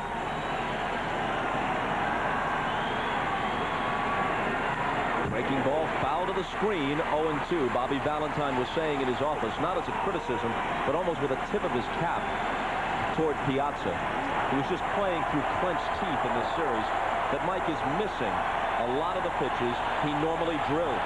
Well, he just missed 2 that you wouldn't want to throw to him 2 months ago. Here's the 0-2. He hits this one high in the air to left. Williams goes back. It'll get a run home. Alfonso tags. The throw comes to second. Olerud retreats to first. Sac fly for Piazza. And a 5-1 game.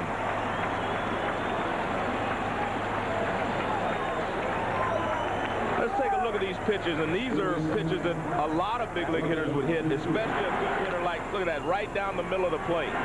That one on the inside part of the plate. And remember, these are breaking balls, not good moving fastballs. These are breaking balls that aren't really moving a lot. And Mike, very frustrated. Look at that. I mean, he's frustrated. He knows that he had good pitches to hit and couldn't handle them. Terry Mulholland getting loose. A ball to Ventura, who's 0 for 2. Bobby Ventura names his bat. Names like Stumpy, El Negro, Big Country. And I think he should have named the one he used on Sunday, Big Fly. Rips this one down the right field line. It's in there for extra bases. Olerud on his way to third. Rojas waving him on, but then stops him when he reaches third base. And Ventura pulls him with a double. And this is important not just because there's an uprising, but they have been able to score 1 run. And again, a pitcher feels like he's bulletproof out there until you put a run on the board. And they have hit some balls hard. And again, right there, and Ventura rips it into the corner. He has not made great pitches this inning. And he's very fortunate that the pitches he threw to Piazza were not hammered. A double, a single, a sacrifice fly. Then Ventura whistles one into the right field corner for a double. All this brings Leo Mazzoni to the mound, but now the Braves pitching coach returns, about to be seated alongside Bobby Cox. The Mets are a single away from getting back in this game. Ventura's got a gimpy knee, though. He doesn't run as well as he usually would as he leads away from second. Hit toward the middle. Boone can't get it. 1 run home. Rojas waves Ventura on. It's 5-3. And Hamilton is 3 for 3.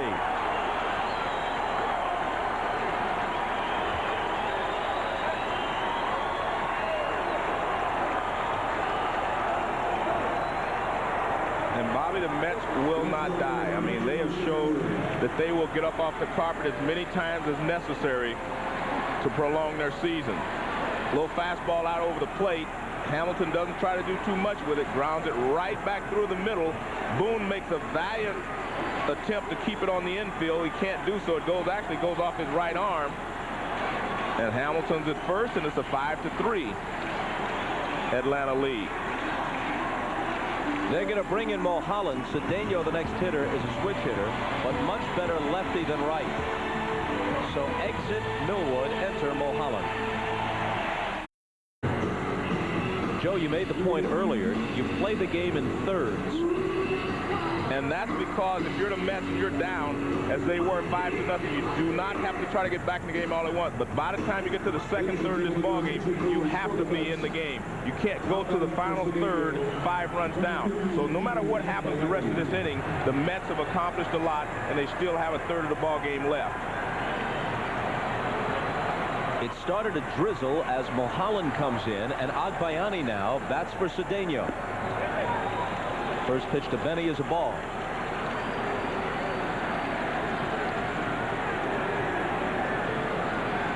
Well, they played through it hour upon hour Sunday at Shea. 2-0. And now we see why Bobby Cox, I should say, was disappointed that they were not able to push runs across in the second and third innings when they had the opportunity. 3 balls and no strikes to Benny Agbayani, who will stay in the game and play right field after hitting for Cedeno. And the question is, what do you do with Ordonez if Agbayani gets on base? Strike 1. Among the 3 people throwing for the Braves is John Smoltz.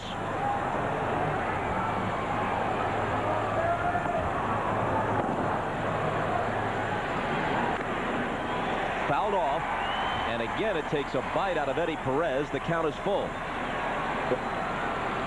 The important thing here is that Mulholland throws a strike, And we see Perez making like Mike Piazza, taking one off the shoulder.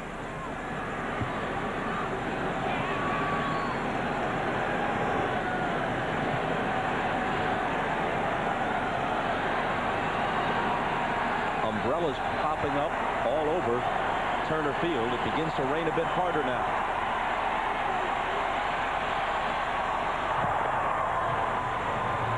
Hamilton is chased back.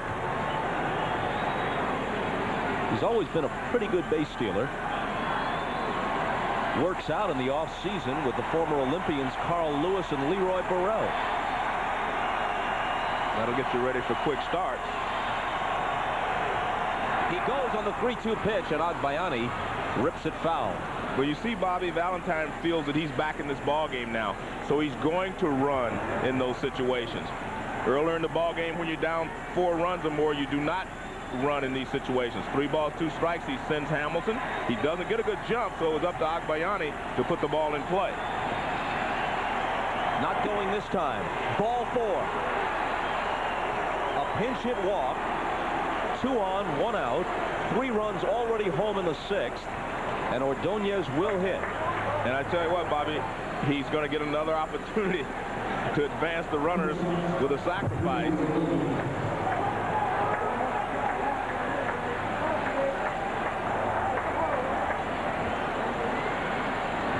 Looks like Sean Dunston coming out of the dugout as a pinch hitter. No sign of the bunt, and strike 1. This is surprising to me. Even though he hasn't been successful bunting in this series, I think you have an opportunity here to get yourself tied. And instead, he gets himself in a 2-strike hole. He's hitting .045 in the series. 1 for 22. Well, I guess Bobby's saying, well, he can't bunt. Maybe he can get a base hit.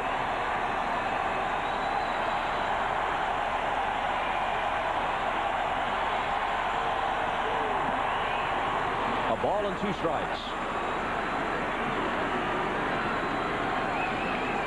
This is an elimination game for the Mets, and you have an opportunity to get back in this game right here. You have to take every opportunity that you have and do something with it.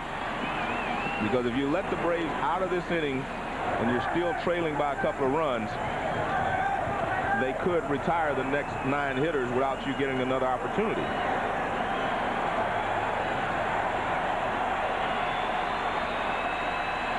Another 1-2 pitch and another foul ball.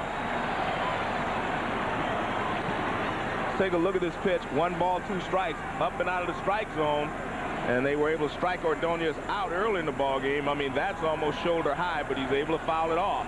So he is good. He is battling here, and you know, for his sake, you hope he can hang tough. He hits it hard. Weiss makes the catch and steps on the bag to end the inning. The kind of series it's been for Ordonez. He whacks this one, but in the wrong place, into Weiss's glove and into a double play.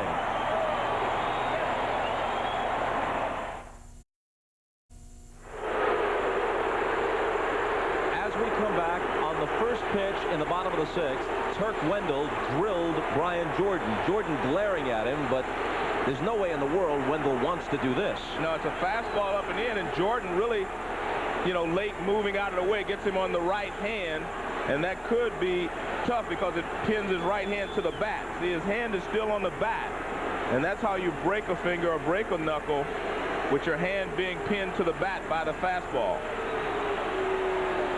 Now watch, his hand's still on the bat, and you only hope that it was a grazing blow and didn't pin his hand to the bat.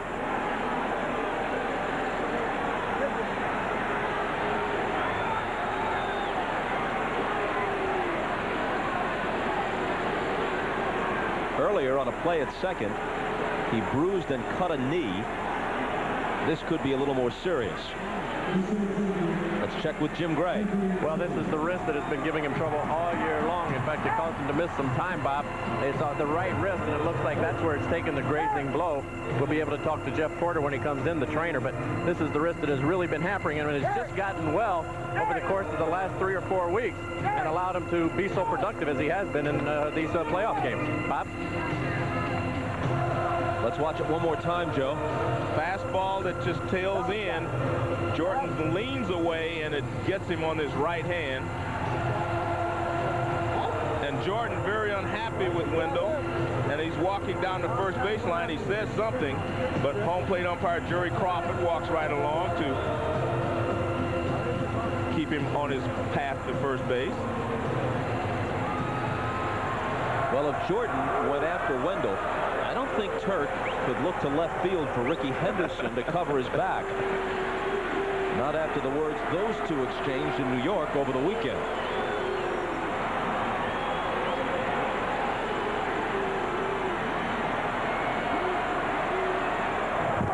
And Jordan is chased back to first.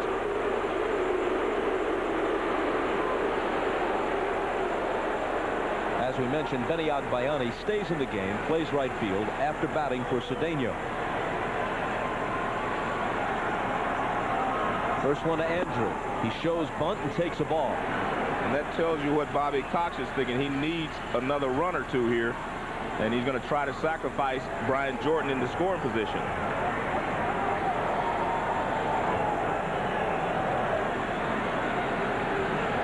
The rain, by the way, has stopped just as quickly as it started. 1-0 pitch. Tapped in front of the plate. Wendell goes to his knees, swings it over to Olerud, and pulls him off the bag. And for the Braves, that's better than a bunt, a swinging bunt, and you move the runner to second base and you beat it out at first base. So the Braves took the bunt off. Andrew tops it down the third baseline. Nice attempt by Wendell, but Andrew Jones runs well, and you see he beat the throw anyway.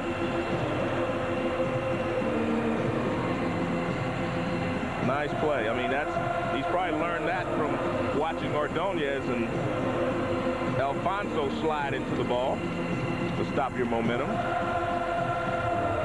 Now the Braves war chant and tomahawk chop from a crowd of 52,335, largest crowd ever here in the 3-year history of the ballpark, regular or postseason. They've drawn over 3 million fans in all 3 years since this park opened for baseball. Eddie Perez lays down the bunt. Olerud, with Alfonso covering, gets him. Successful sacrifice. That's the second time in this series that Eddie Perez, a catcher, has laid down a perfect bunt in a sacrifice spot. And again, this just tells you what Bobby Cox is doing. He takes his most productive hitter, the guy that's swinging the bat best, and he says, no, I need some more runs. So he has Perez bunt the ball. Now he moves 2 runners into scoring position. And really, he decided he wasn't going to let his best hitter swing the bat in this situation. And that's what his teammates do when you come back in. They congratulate him, say, great job.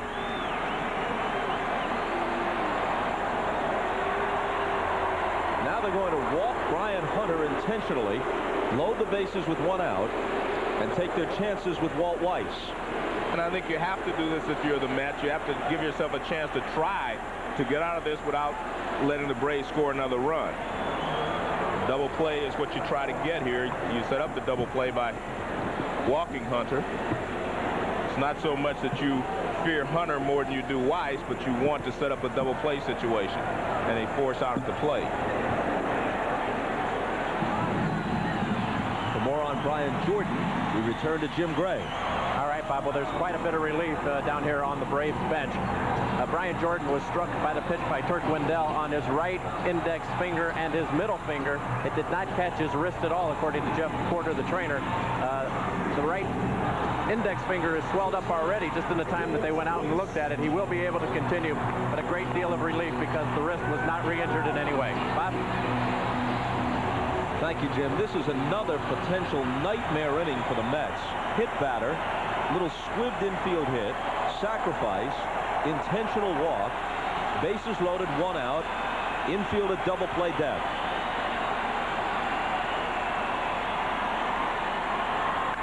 And Weiss bounces it to Olerud, who's coming to the plate in time. And Piazza has his legs cut out from under him by Brian Jordan. And I know Mike was aware that Jordan was going to be running. And after you've been hit by a pitch, you want anybody out there. I mean, if you get a chance, you're going to run over anyone.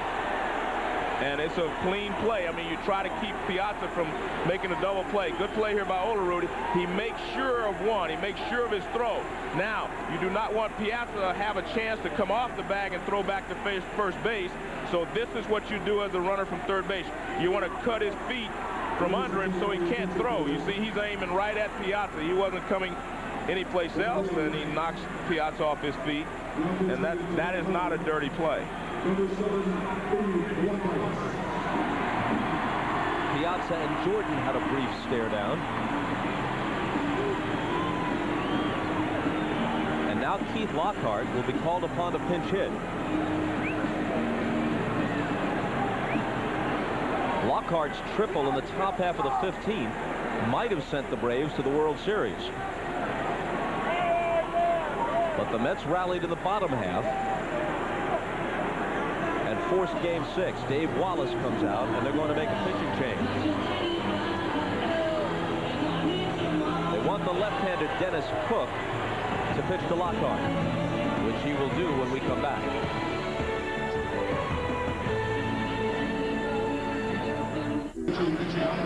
Lockhart had been announced, but when Cook comes in to pitch, Lockhart is pulled back, and the right-handed hitting Jose Hernandez, one of their backup shortstops, the former Cub, will be sent up to face Cook.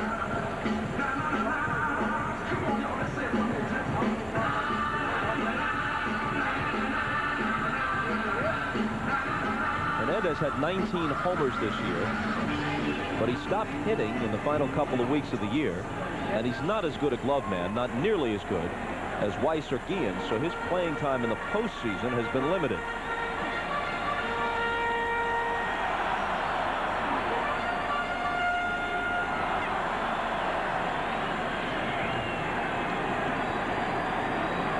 Bobby Valentine calling on Cook, replacing Wendell, who watches from the dugout. The veteran Cook was 10-5 this year. His ERA was 3.86. Bases loaded, 2 out. Way outside, ball 1. Kenny Rogers is throwing, and Mike Piazza is heading for the mound. And Bob, anytime you come in relief and you have to start with the bases loaded, you have a very small margin for error. And when you miss with the first pitch, your margin for error gets smaller, because now the hitter can sit there and just look for one pitch in one zone and do something with it. So it's very difficult for, Cook to come in and quail this uprising here the Braves are trying to have. Here's his 1-0 pitch. Swung on and laced to the left. It produces 1. Yost waves Hunter home. It produces 2.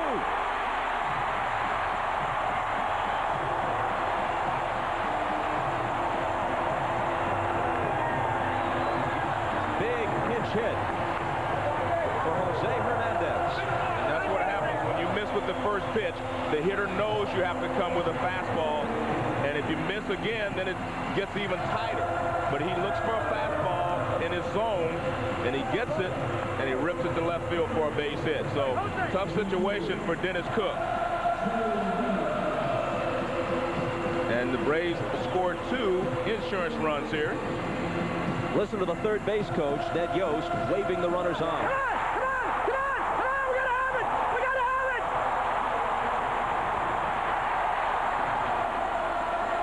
They had to have it, and they do. A 7-3 lead. And they're going to appeal over third base to see if Hunter missed the bag on his way around, and umpire Charlie Relaford says no. Very galling for the Mets. Valentine's team has 8 hits to Atlanta's 5, but 4 of the 5 Atlanta hits have come in their scoring innings, and all 3 Brave hitters who have been hit by pitches have scored in this game. Cook to Williams. Ball 1. Let's take a look at Hunter coming around third base, and we'll make sure that he touches it. And you can see he clearly gets the bag, and you see the umpire Relaford look to see him touch it, and then he looks toward the outfield to find the ball.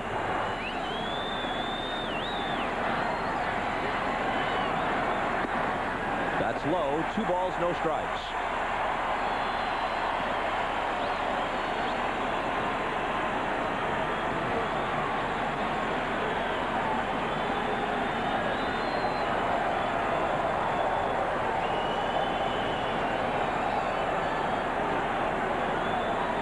It all started when Jordan was hit by a pitch.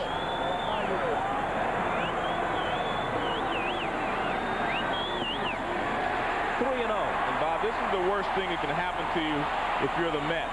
You claw your way back into the ball game at 5-3, and all of a sudden it's a 7-3 ball game. You give up 2 in the bottom half of that inning. So it takes all the pressure back off the Braves again. And you had put tremendous pressure on the Braves by coming in to 5-3 and still having runners at first and second. Weiss at second, Hernandez at first, and this is a 3-0 pitch, which Williams cuts on and lifts back of short. Ordonez calling and taking it. But the Mets get 3 in the top of the 6th and give 2 of them back in the bottom half.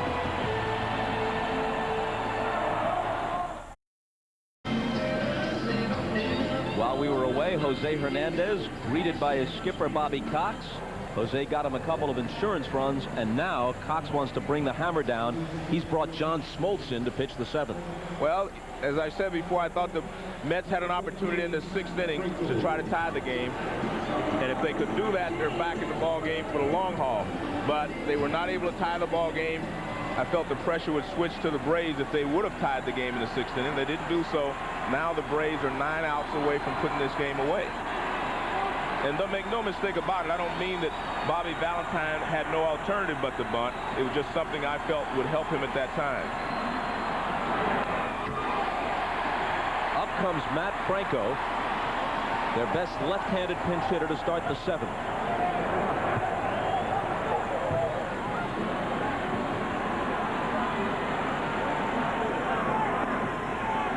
Let's check with Craig Sager. Well, I asked Bobby Valentine if he thought at all about bunting Ordonez, and he said not with 1 out.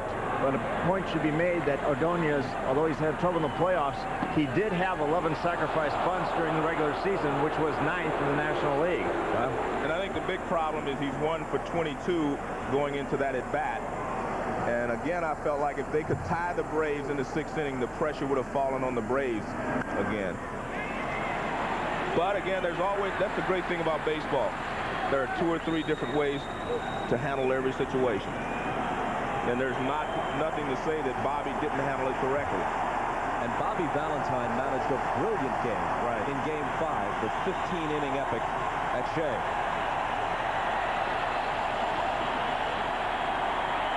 Smoltz's 2-2 pitch. And Franco spanks this one to deep right center field, and even Andrew Jones can't run it down. This is going to be a pinch hit double.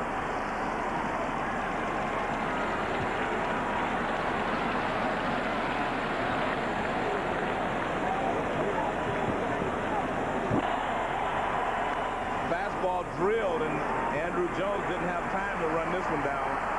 Matt Franco goes into second base with a double.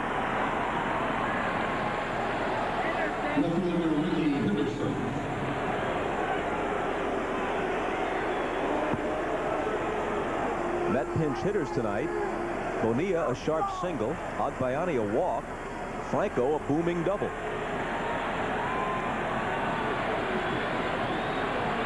Henderson's 1 for 3, a first inning single, ball 1.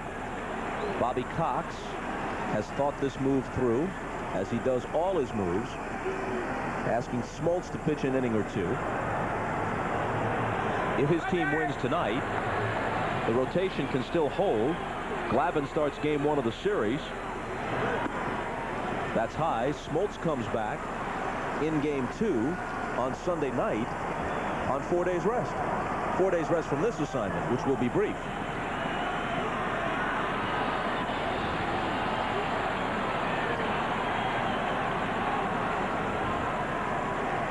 Here's his 2-0 pitch.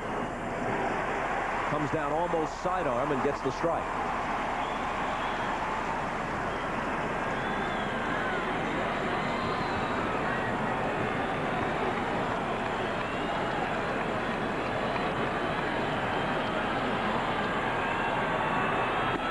Up and in, 3-1.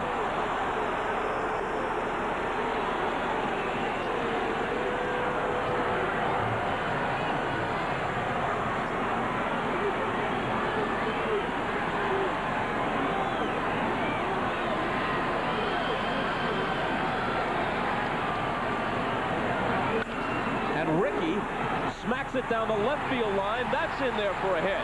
Henderson on his way for 2 as Franco scores. It's 7-4.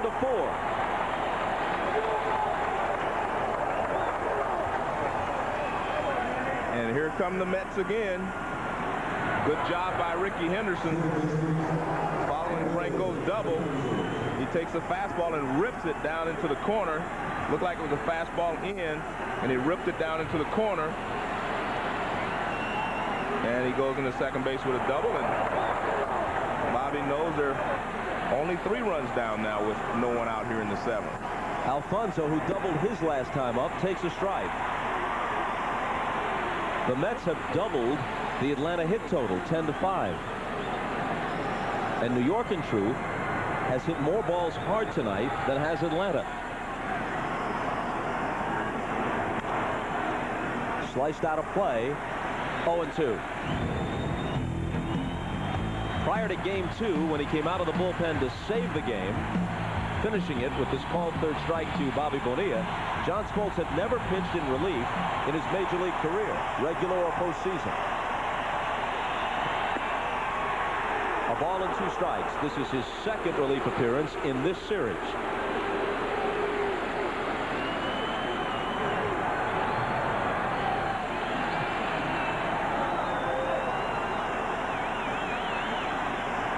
Henderson at second, nobody out, the 1-2 pitch.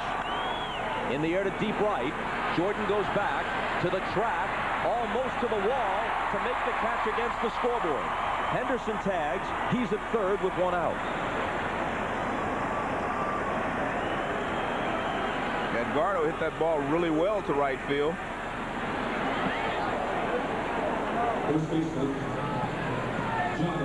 Fastball from Smoltz, which is basically all he throws when he comes in release. Fastball away, and Jordan back near the wall, and he makes the catch. And I was interested to see how well he threw the ball back in, and he really threw it well, so his right hand is not bothering him that much on the throw. Olerud now takes ball 1. Smoltz wanted that pitch. The Braves are playing the infield back. They're going to let the Mets score a run on a ground ball to the infield. And that's the right play with a 3-run lead. No doubt. You will trade a run for an out here. They get the run, and the Braves don't get the out. A base hit to right from Olerud, and New York is back to within 2 again at 7-5. And Bobby just trying to figure, he says, I don't know what I'm going to do here. As I said the first time, when Smoltz came in to save the game earlier in this series, all he did was throw fastballs, and that's basically what he has done here. He's moving the fastball in and out, but basically the hitters are sitting on fastballs, and they're getting them. And they're finding some holes. Piazza, the tying run at the plate, takes ball 1.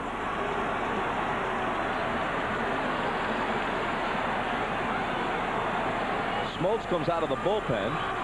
Franco cracks a double. Henderson delivers a double. Alfonso flies to the scoreboard in right. Olerud grounds a sharp single to right.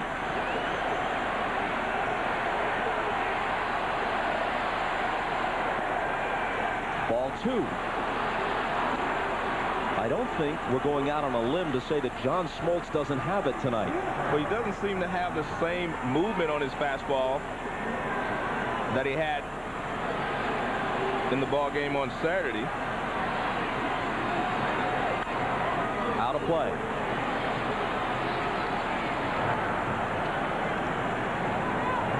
Every member of the New York Mets is up on the steps of the dugout. Not just Valentine, all of them leaning over the railing. And they deserve a pat on the back no matter what happens, because, I mean, they were left for dead by the Braves with 3 games to go. They were 2 out with 3 games to go, and they bounced back, beat the Reds, beat the Diamondbacks, and they will not die here against the Atlanta Braves. The 2-1 to Piazza. Hit in the air to deep right center. Way back. And gone! To tie the game at 7.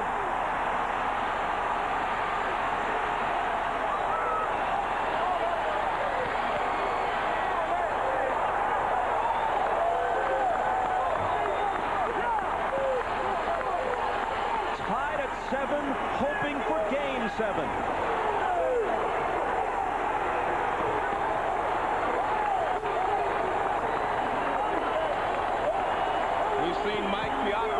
Pitches that he normally hits.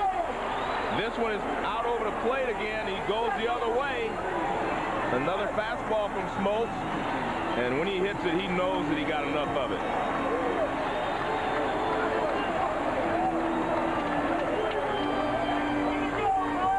Mike Piazza, who in the regular season wouldn't even be in, draws the Mets even.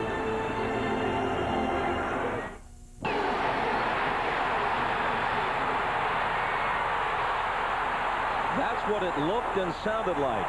Smoltz was smoked. And the reaction in the Met dugout.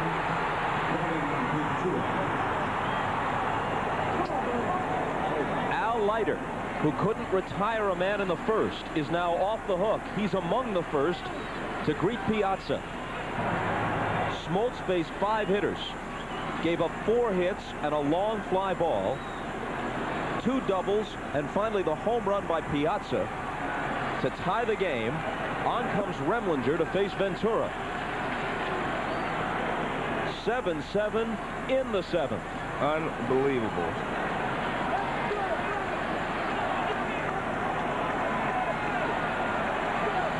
The 1-0 pitch. A ball and a strike to Sunday's hero, Ventura.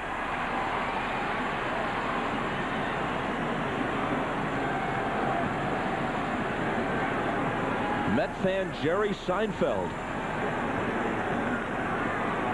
makes the trip to Atlanta for Game 6. One of the few happy people at Turner Field right now. Certainly John Smoltz isn't sharing Seinfeld's emotion.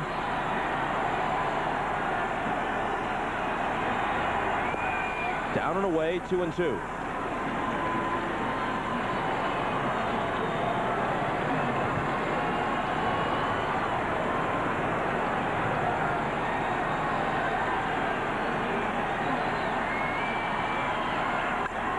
Ventura lifts one to right. Jordan goes back at the track, at the wall to take it. Man, they have hit some hard shots here in this inning. 2 barely misses. And the Mets are swinging the bats really well here.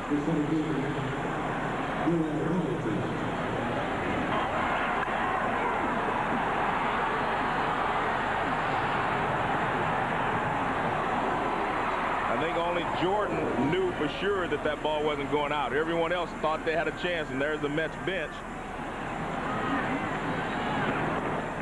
Darrell Hamilton, who has a perfect night going, 3 singles, takes a strike.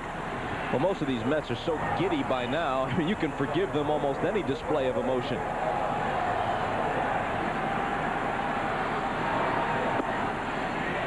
Ball 1.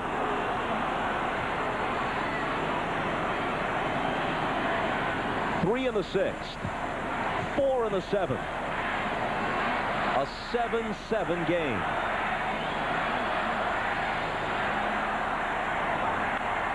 Bouncing ball right side. Hunter has it. Will beat Hamilton to the bag to end the top of the 7th. No team down 0-3 has ever forced a 7th game. The Mets have a chance.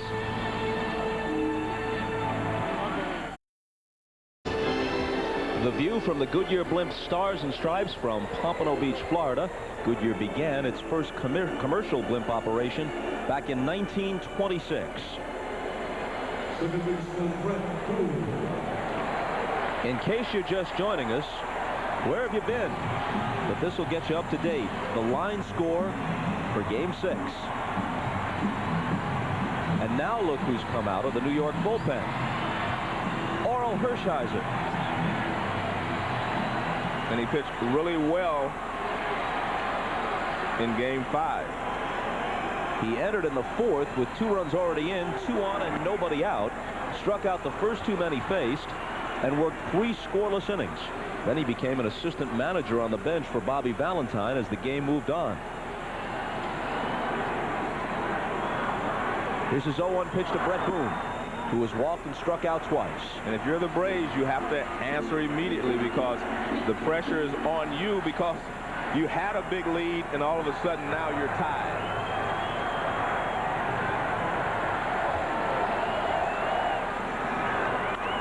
Hit toward the middle, but Alfonso hasn't played well, and Boone is retired.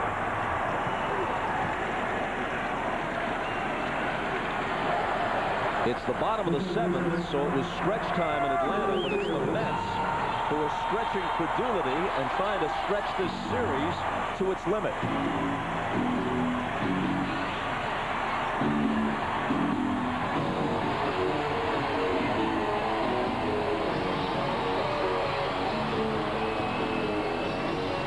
You're the Braves, you definitely do not want to go to a 7th game, simply because in a 7th game, a bad op here, bad bounce there, and you could lose.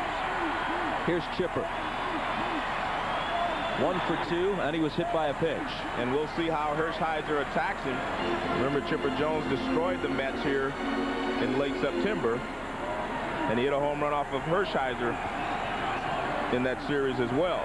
He hit 4 home runs in the 3-game series.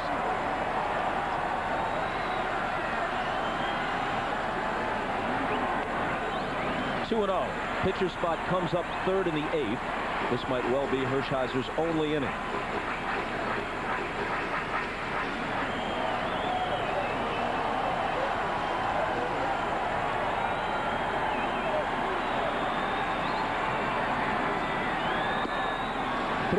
And you can see that Hershiser doesn't want any part of Chipper Jones in this situation. He's trying to get him to go out of the zone to swing. And I think Chipper is allowed to swing right here. I don't think he has the take sign on. He does swing, and he taps it weakly towards second. Alfonso Olerud for the out.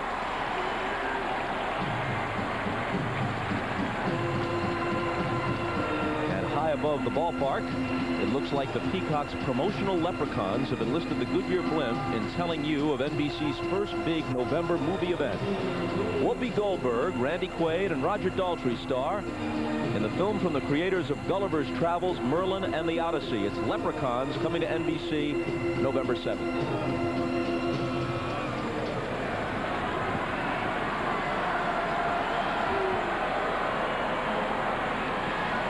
Hershiser to Jordan, first pitch swinging, fly to shallow right. Agbayani takes it, and we go to the 8th, tied at 7.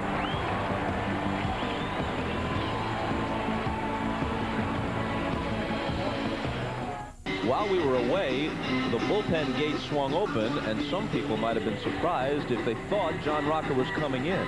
He was just walking out to the outfield to toss the ball a bit. Then he returned to the pen, and Mike Remlinger returned to the mound for the 8th.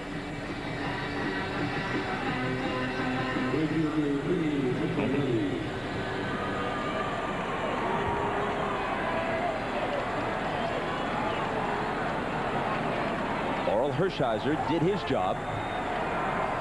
Set the Braves down in order in the bottom of the 7th. Now looking for their first lead of the night. The Mets start it with Agbayani.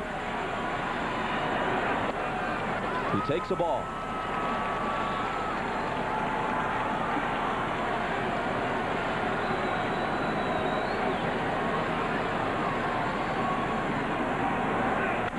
And this one is laced to right, and it will drop for a hit. Agbayani rounds first, and Jordan guns it in behind him, but he skips back. Well, the Mets are picking up where they left off last inning. He actually hits this off the end of the bat, and it flares down the right field line for a base hit. And he's thinking about going to second, but he realizes I can't get thrown out leading off the inning here. Watch this, right off the end of the bat. And Jordan does a good job of hustling in to pick it up and keep him from going to second. And he fires behind him, but not in time. Ordonez has to bunt now, doesn't he? He squares, he gets it down. This is a good one. Remlinger wants to tag him and does, as Agbayani advances to second. Well, he does the job, and if the Mets are able to come back, all will be forgiven with the other 3 bunt attempts that he has popped up. And you see there, right there, they're saying good job.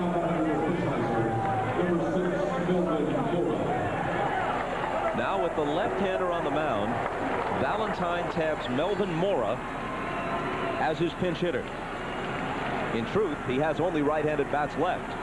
The 2 he hasn't used now are Sean Dunston and Todd Pratt.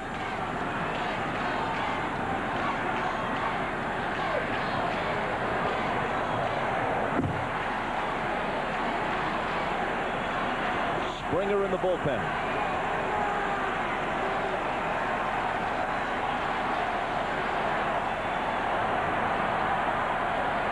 None of Bobby Cox's pitching moves has worked out well tonight. Now the 27-year-old rookie from Venezuela, Melvin Mora, has a chance to be a star. At least the Mets think so. He's shown his stuff down the stretch and in the playoffs. Spent most of the year in AAA. He takes low. Here's what he's done in this series. And the more you see him, Bobby, the more you like him as a player, because he has the ability to do a lot of little things that help you win. He runs well, plays good defense, has a good arm, and he swings the bat pretty well. So he's going to be a valuable asset to the Mets in the next few years. At the bottom of that graphic, you saw the 2 outfield assists. He lines this one hard. The Mets are going to have the lead. Agbayani being sent home. And Melvin Mora, who only a few years ago was playing in the Chinese Professional League in Taiwan, gives the Mets the lead in Game 6. I mean, he just continues to come up big in these ball games, and he's a rookie, but he does not have any fear. That's a pretty good pitch down away from Remlinger, and he rips it into left center field. And you see the pinch, and we've not only come all the way back, now we have the lead. Every pinch hitter Bobby Valentine has called upon has delivered. Agbayani a walk, Bonilla a single, Matt Franco a double, Mora an RBI go-ahead single. Ordonez laid down the bunt, he and Valentine whooping it up. And Melvin Mora at first base is a threat to try to get into scoring position, trying to steal a base. And you see Ricky Henderson looking down at Cookie Rojas along with Melvin Mora. They're trying to get Ricky's attention to make sure he knows what Bobby wants them to do at this point.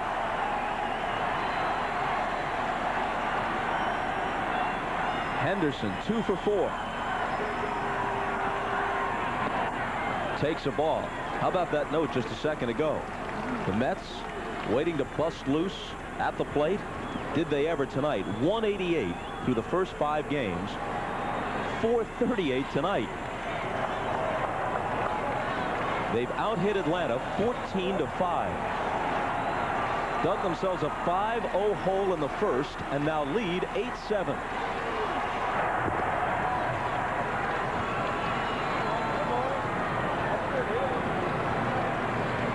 There's Mookie Wilson talking to Melvin Mora, trying to help him to read Remlinger's pickoff move.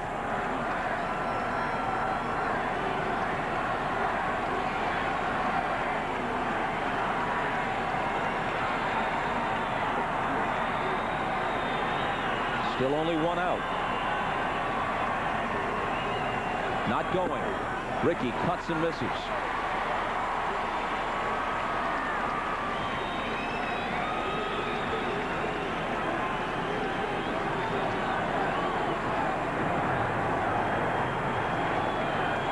is a big league baseball game right here. I mean, this is really a big league baseball game.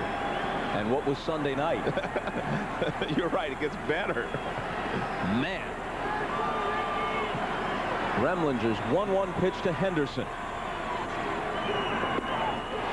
A ball and 2 strikes to Ricky. To be honest with you, Bob, I like this one better than Sundays because I've seen some line drives, I've seen some guys run around the bases, and I've seen hitters do their thing.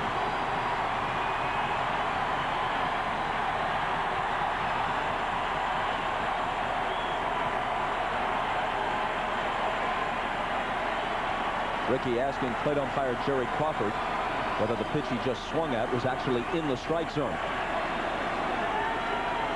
Now the 1-2. Mora's not going, and he bounces it up there, blocked by Perez. I don't know why Ricky asked him that. He only agrees with him half the time anyway. Ricky is a man of his own devices and thought patterns.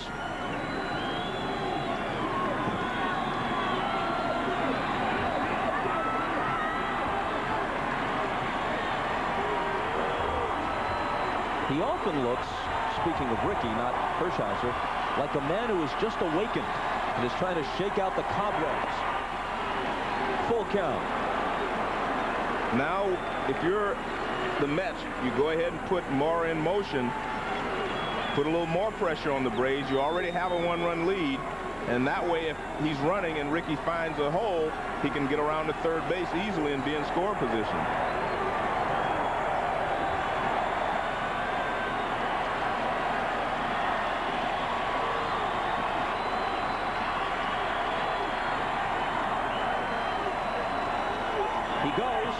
But time was called. And it was ball 4, but Ricky called timeout because the pitcher was holding the ball too long.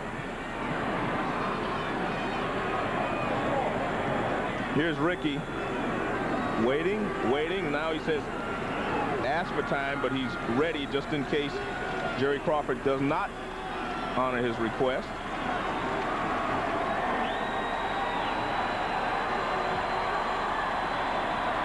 Mora was going back to the bag. Ricky rolls a broken bat shot toward Weiss, and they get him at second. And the fact that Ricky called timeout cost him in that situation, but he wasn't comfortable at the plate, so he called timeout. Now watch, Remlinger gives him a big kick over there, and it fools Mora, so he's not able to take off. Watch this big kick. See right there? And Mora goes back thinking he's coming to first base, so he doesn't get a break out of the box. If he's running on this pitch, it's a base hit for Ricky Henderson, and he's safe at second base easily, but he gets a late break. Yeah, not only wasn't he going, he was actually moving back toward the bag as the pitch was delivered.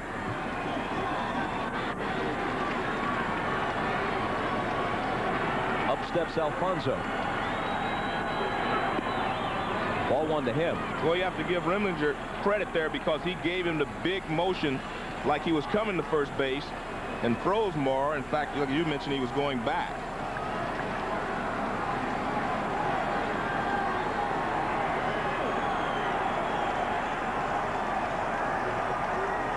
Ricky's not going anywhere, and that's ball 2 to Alfonso.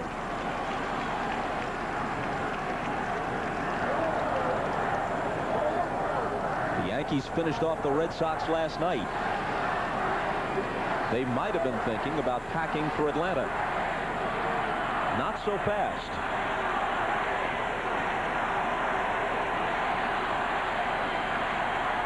There goes Henderson on the 2-0 pitch. The throw from Perez hit Henderson, who appeared to have it stolen anyway. And this is Ricky's first stolen base of the series. Remember, he had 6 in the division series. He gets a great jump, and the throw from Perez is going to hit him in the side right there, and he actually rolls over on it. And okay, no pull or anything. Here's Ricky. He says, I'm gone. Good start there, and he beats the throw easily at second base. Tough pitch to throw on for Perez. The ball down low. He comes up and fires, and Ricky's there easily. A most uncomfortable stolen base.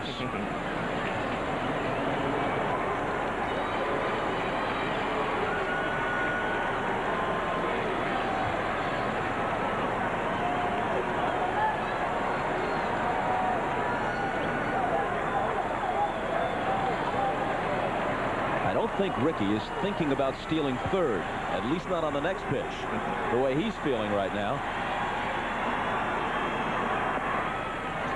3-1. And if you're the Braves, you're not going to give Edgardo a pitch that in the zone that you think he can handle. You'd rather try to get Olerud out, even though he's been swinging the bat well also. He walked him. And as Alfonso heads for first, we head for Craig Sager. After losing the first 3 games, Bobby Valentine told his players that someday a team will come back from a 3-0 deficit. Why not us?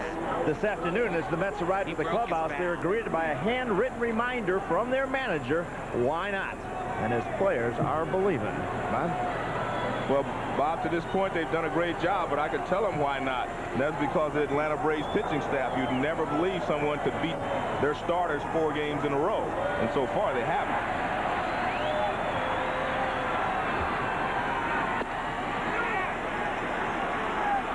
They wanted to check at third. They do. And Charlie Rutherford said that Olerud went around. Strike 1. Well, here's the pitch, and you can see that he went way too far. It wasn't even that close. Watch where the barrel of the bat goes. Way out in front.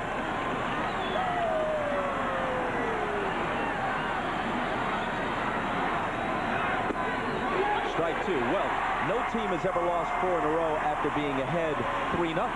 But lots of teams in the playoffs or World Series have lost 4 straight games. Just ask the Braves, who were up 2-0 on the Yankees in 1996 and lost the next 4 in a row.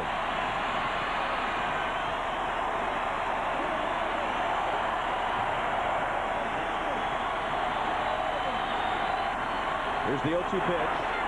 Outside and low. But from this position, down 0-3, not only has no team ever come back to win a series, but no team even has gotten as far as the 7th game. That's what Bobby Valentine's Mets are trying to do.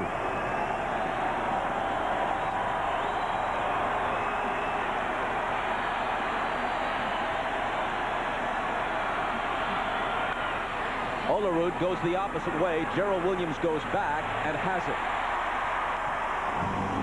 But the Mets played a run in the top of the 8th. They lead it 8-7.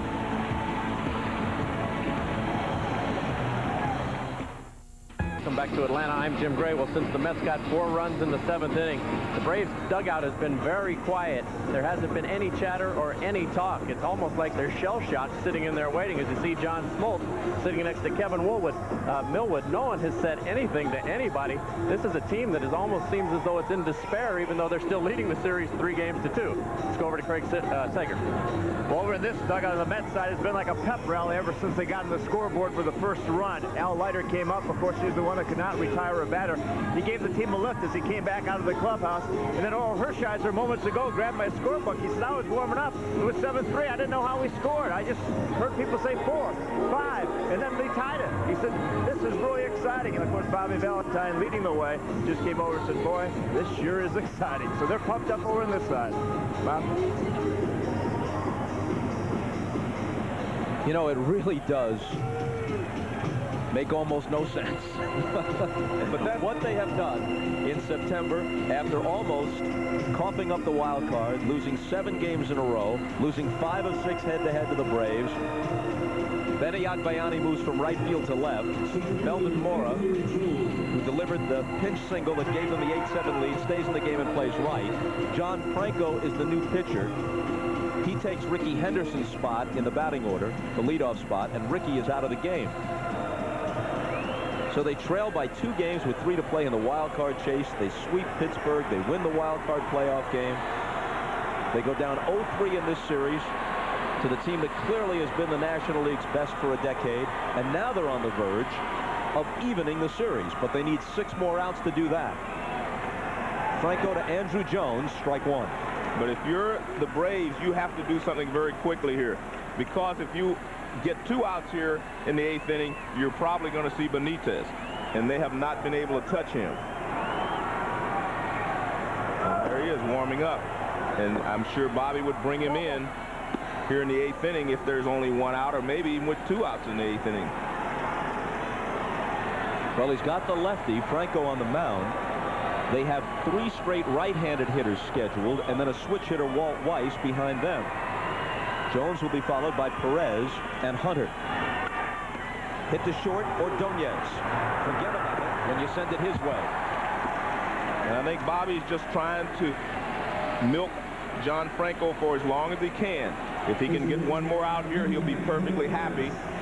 And he's, you know, if Franco gets a guy on base, I think we're going to see Benitez. And there you see Wallace and Valentine talking about, well, when do we bring Benitez in? Do we wait till there are 2 outs? Do we see if Franco can get through the 8th cleanly and just let him come in for the 9th? A strike to Eddie Perez. Perez is the only Brave who's reached base all year against Benitez. He's faced 30 Atlanta hitters, regular and postseason combined, and retired 29 of them.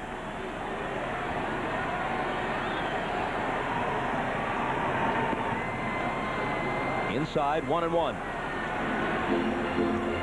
Howard Battle is a possibility off the bench.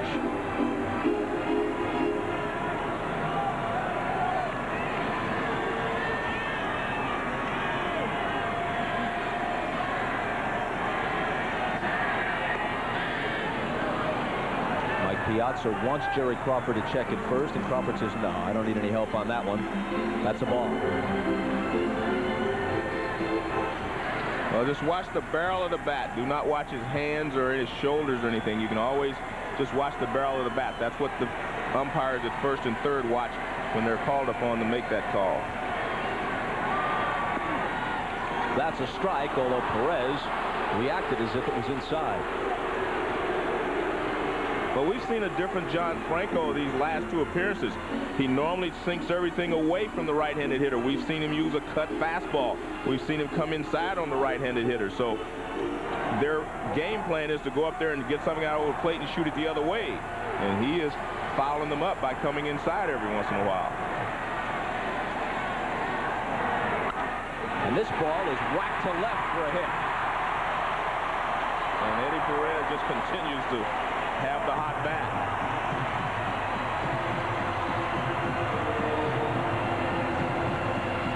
Perez is 2 for 3 with a sacrifice bunt thrown in. Well, he tries to come in. He gets this one up a little bit, and he doesn't quite get it in enough. And Perez rips it to left field for a base hit. I mean, he has really been swinging the bat well.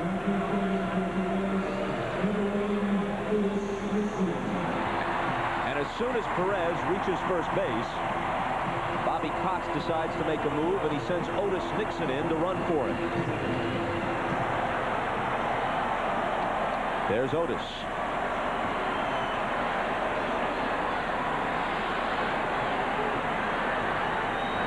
And I think this move forces Bobby Valentine to go ahead and leave Franco in at least for one more hitter. Because if he brings Benitez in, Benitez does not hold runners well, and Nixon would be at second base in a couple of pitches.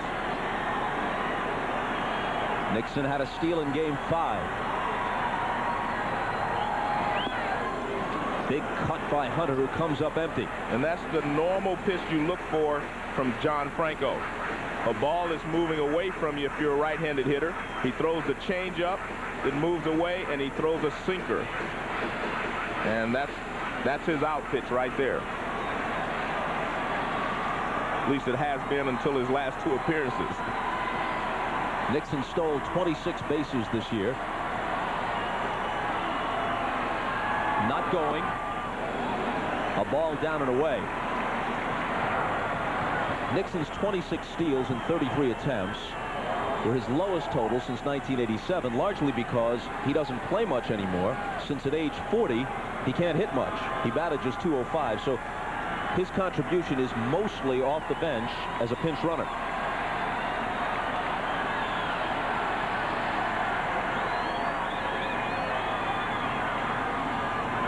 He bluffs the go, and Hunter taps it foul.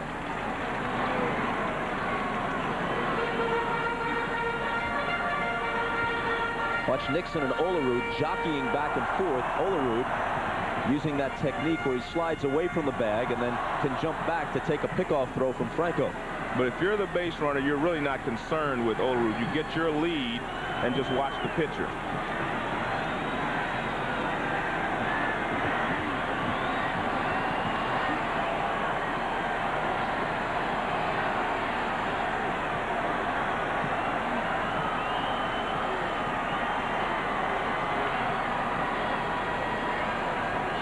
Not going. Inside 2-2 to Brian Hunter, who doesn't have an official at-bat tonight. He had a sacrifice fly for the 5th run in the 1st, walked and stole a base in the 4th, and then was walked intentionally in the 6th. And we saw Pat Corrales, the bench coach, say, why don't you just turn into this one? Watches a fastball in, and he turns away, and Corrales was warning him to take one for the team.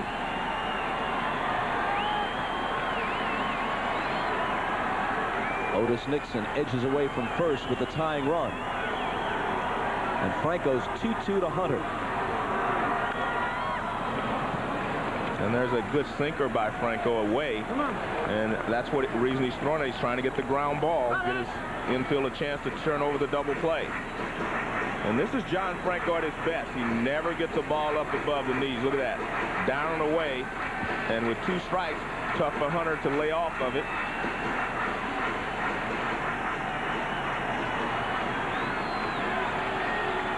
Rocker getting ready.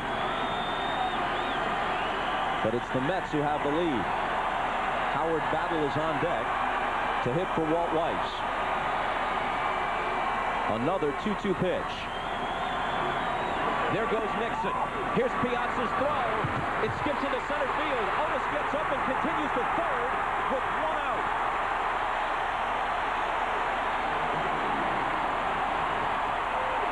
That's what they put him in there for, to steal a base.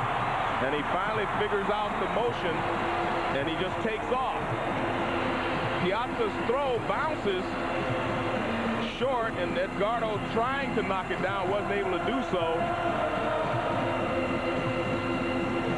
There's the throw. That's a tough play for a second baseman to even try to just block it. And Nixon over to third base, where now the tying run is 90 feet away. And you see Piazza very upset with himself. The count went full on the pitch. The infield creeps in. And it's hit to center. It drops. Nixon heads home. Tied at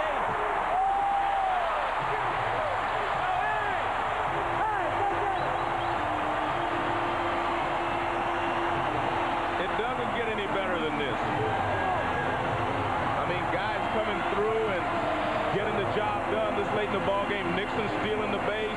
Hunter driving him in with just beautiful. This is look at this pitch from Franco, way off the plate outside. But you see, Hunter goes out and gets it and finds a hole in right center field. Excellent hitting there by Brian Hunter. Watch, this pitch is way off the plate. Look at Piazza reach out there for it. Line drive into center field, base hit. And we're tied at 8.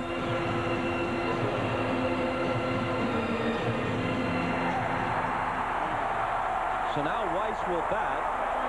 Battle remains in the on-deck circle to hit next.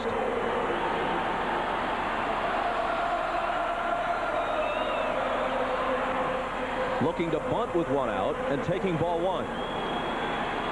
Let's go to Jim Gray. All right, thanks, Bob. Well, originally Battle was going to hit for Weiss, but when he saw what Hunter was able to do and the run was driven in, Bobby Cox came all the way out of the dugout, nearly ran to home plate to bring Battle back, so Weiss will stay in the game. Up to you. Thanks, Jim. Franco works 1-0. Weiss bunts foul. And you know, a lot of people just do not like to bunt with 1 out. But Bobby Cox is saying right here, I'm going to bunt him to second base. I'm going to take that 1 shot.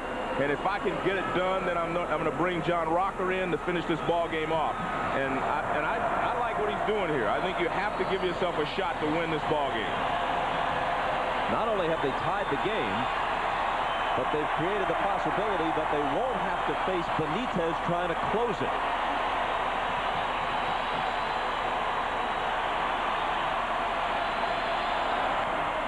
Weiss gets the bunt down. Franco doesn't even look at second. He nearly pulled Alfonso off the bag, but Edgardo kept his foot planted. That's the 2nd out.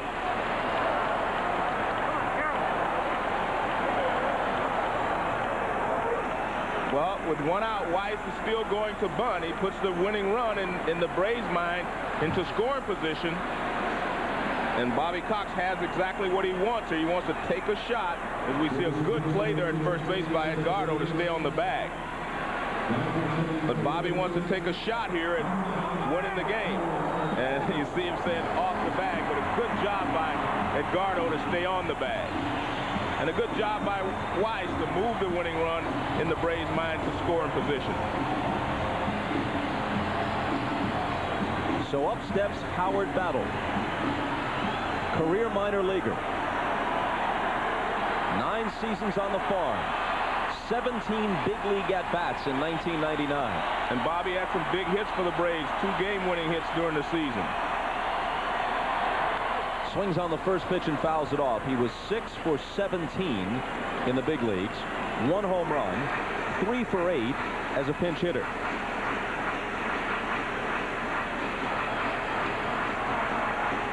Melvin Mora, like Howard Battle, you're looking at Dunston, the veteran, still available off the Met bench.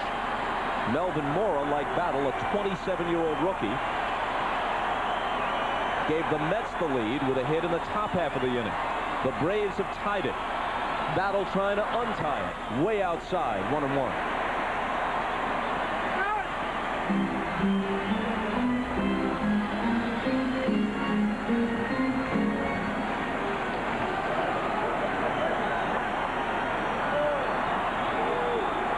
Mondo still in the bullpen.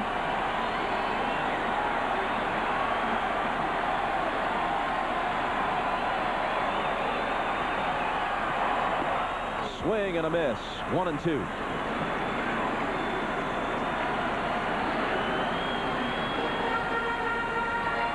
And this is the changeup moving away from the right-handed hitter. And you can see Battle out in front and the pitch off the plate.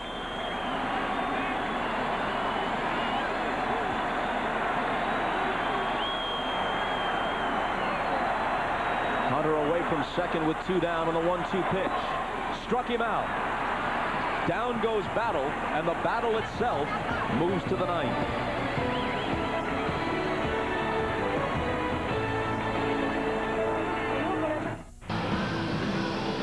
A new battery for the Braves as we go to the 9th. John Rocker out of the bullpen in a tie game. After Eddie Perez singled, Otis Nixon ran for him and scored the tying run, so that brings Greg Myers on as the catcher. Now on the bench, Eddie Perez, who has had a heck of a series, was very disappointed about being removed, and Andres Galarraga was one of those trying to calm him down. But the move paid off for Bobby Cox. Nixon stole second, Piazza's throw went into center, and Otis moved to third, then came home on Hunter's single. But no one wants to come out of this game, Bobby. This is a great game. This could be the clincher for the Braves, so you definitely do want to come out. I think it was the right thing to do because it kept Benitez out of the game by putting Nixon at first base as the pinch runner. Piazza starts it in the 9th.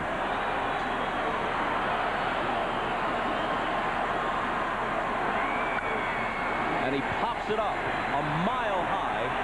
When it comes down, it should be in Chipper Jones' glove, and it is in foul ground. Big out right there for John Rocker.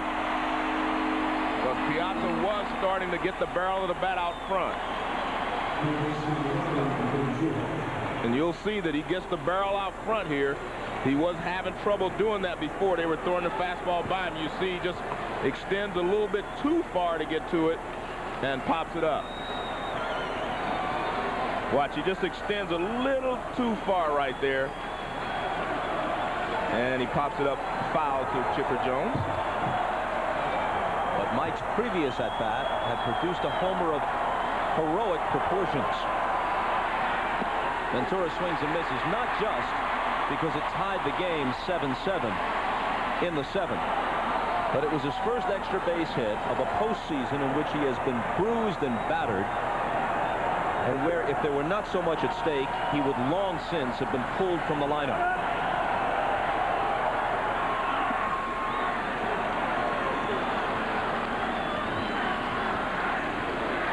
As Jim Gray reported before the start of the game, John Rocker was involved in an automobile accident. He wasn't hurt. His car was totaled yesterday on the off day.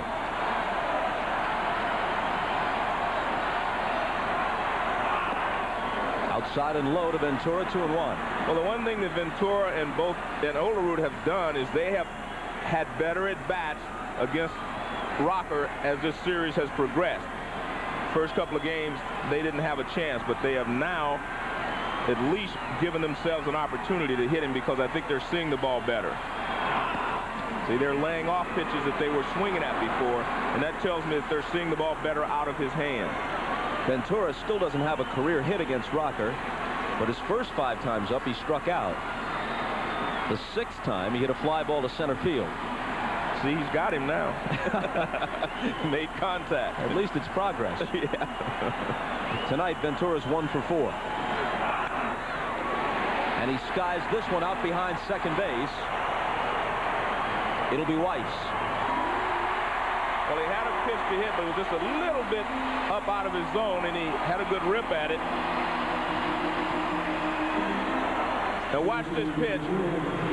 But Ventura's seeing the ball well. He gets a fastball, probably a little bit above the strike zone.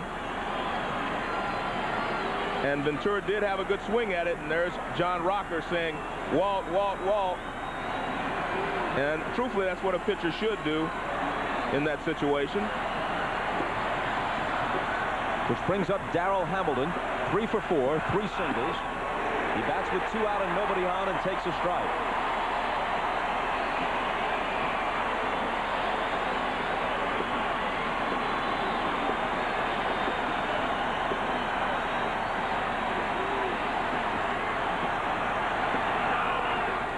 One and one. Atlanta has the top of the order due in the bottom of the 9th.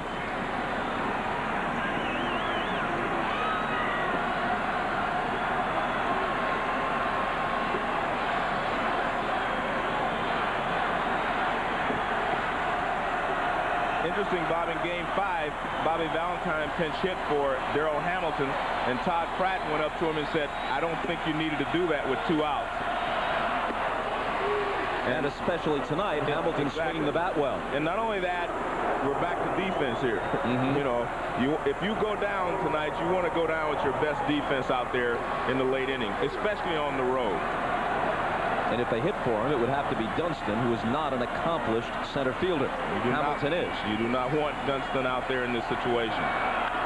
And he goes to left field. Gerald Williams has it lined up, takes it.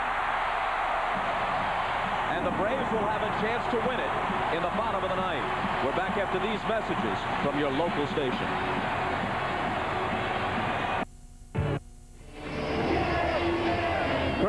Craig Sager back in Atlanta, where a double switch has been made by the Mets. Mike Piazza is out of the game. Todd Pratt goes into the game. He will be batting in the leadoff spot. Ricky Henderson long gone. He's in the clubhouse. Armando Benitez, the pitcher, will hit in the 4th spot, and Melvin Mora remains in the 9th spot. So Mike Piazza, we were told, did not hurt his shoulder, but he is wearing down, and he did come out of the game. Ron? Bob, this is one of the guys on the Braves I think can handle Benitez's fastball, and that's Gerald Williams. Very good fastball hitter. He'll be followed by Brett Boone in the bottom of the 9th.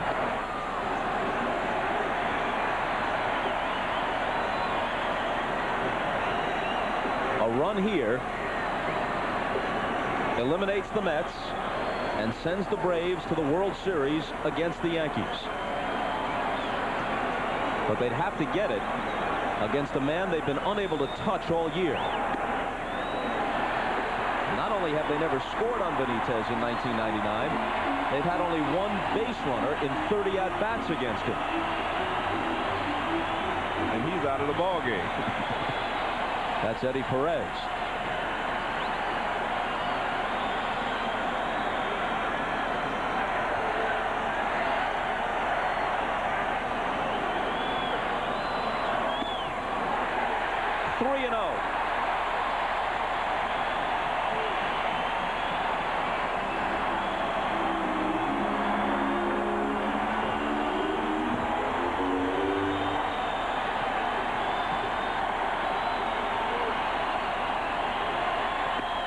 Taking all the way right over the middle.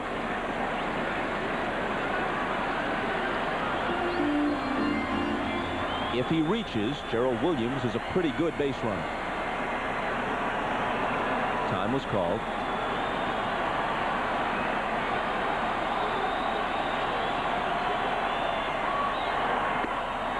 Got the inside corner, although Williams was already strolling to first. Well, Williams was taking all the way. He's trying to do anything he can to get on base here. And he was taking this pitch all the way. Well, it looks like it got the inside corner. The 3-2. Fouled off.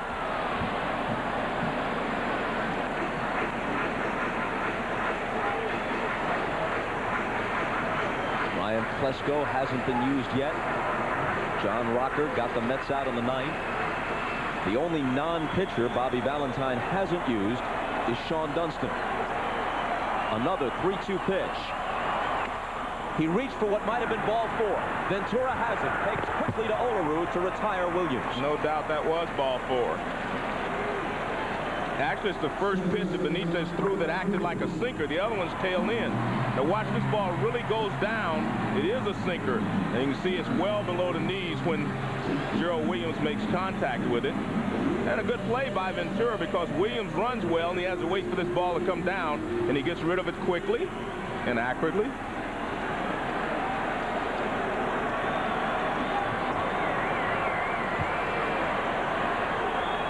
Boone 0 for 3 with a walk. Takes a strike.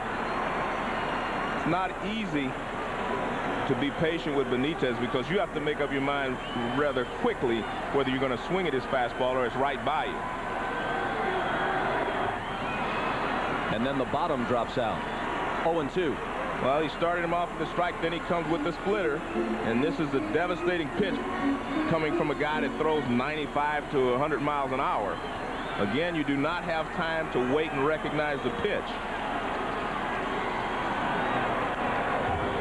And Boone stays alive. And you're not exaggerating, Joe. There have been times when he has hit triple digits on the radar gun this year.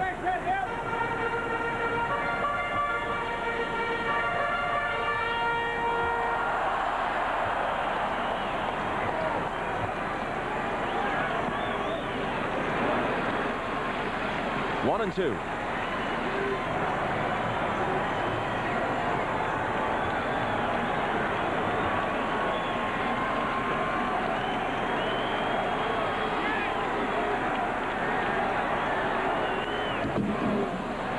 That pitch was at shoulder height and inside, but again, once he lets it go, you better pull the trigger right now or you're not catching up with it. 98-mile-an-hour fastball, and you just mentioned about shoulder high, and Boone is just lucky that he gets a piece of it and stays alive. Yes. He tipped it. He tried to lay off. He made contact. Pratt held it, and it's a strikeout. Boone is questioning whether he made contact or not. It's another splitter.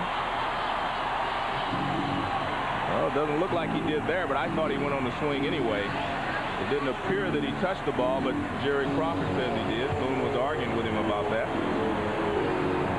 And up comes Chipper Jones, so a conversation at the mound with Todd Pratt.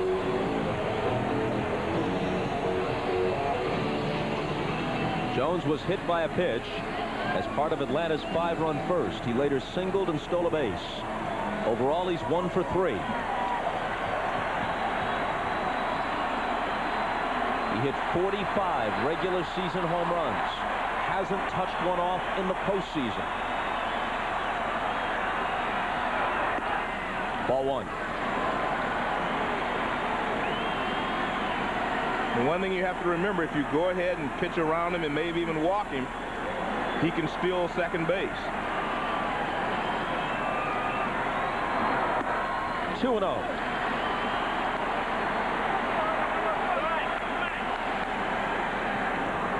Ryan Jordan would be next.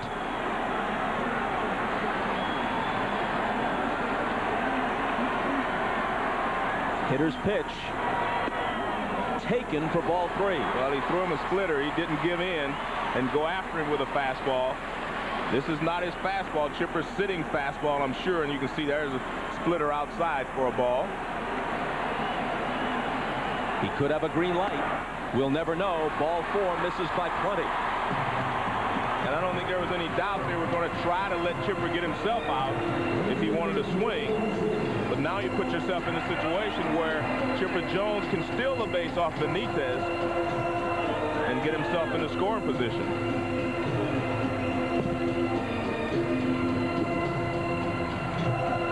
Dave Wallace heads for the mound. He's joined there by Todd Pratt. And this is definitely about Chipper Jones at first base and how they're going to keep him from stealing second base. Or maybe they'll try a pitch out. Maybe they'll just try to guess with him and decide when they think Chipper's going to go and pitch out. This is a serious conversation right there. Any pitch could be the last of the Mets season. What they've done in this series and in this game has been nothing short of amazing. But they're in a sudden death spot. An extra base hit here sends the Braves to the World Series in all likelihood, with Jones running at first and 2 out.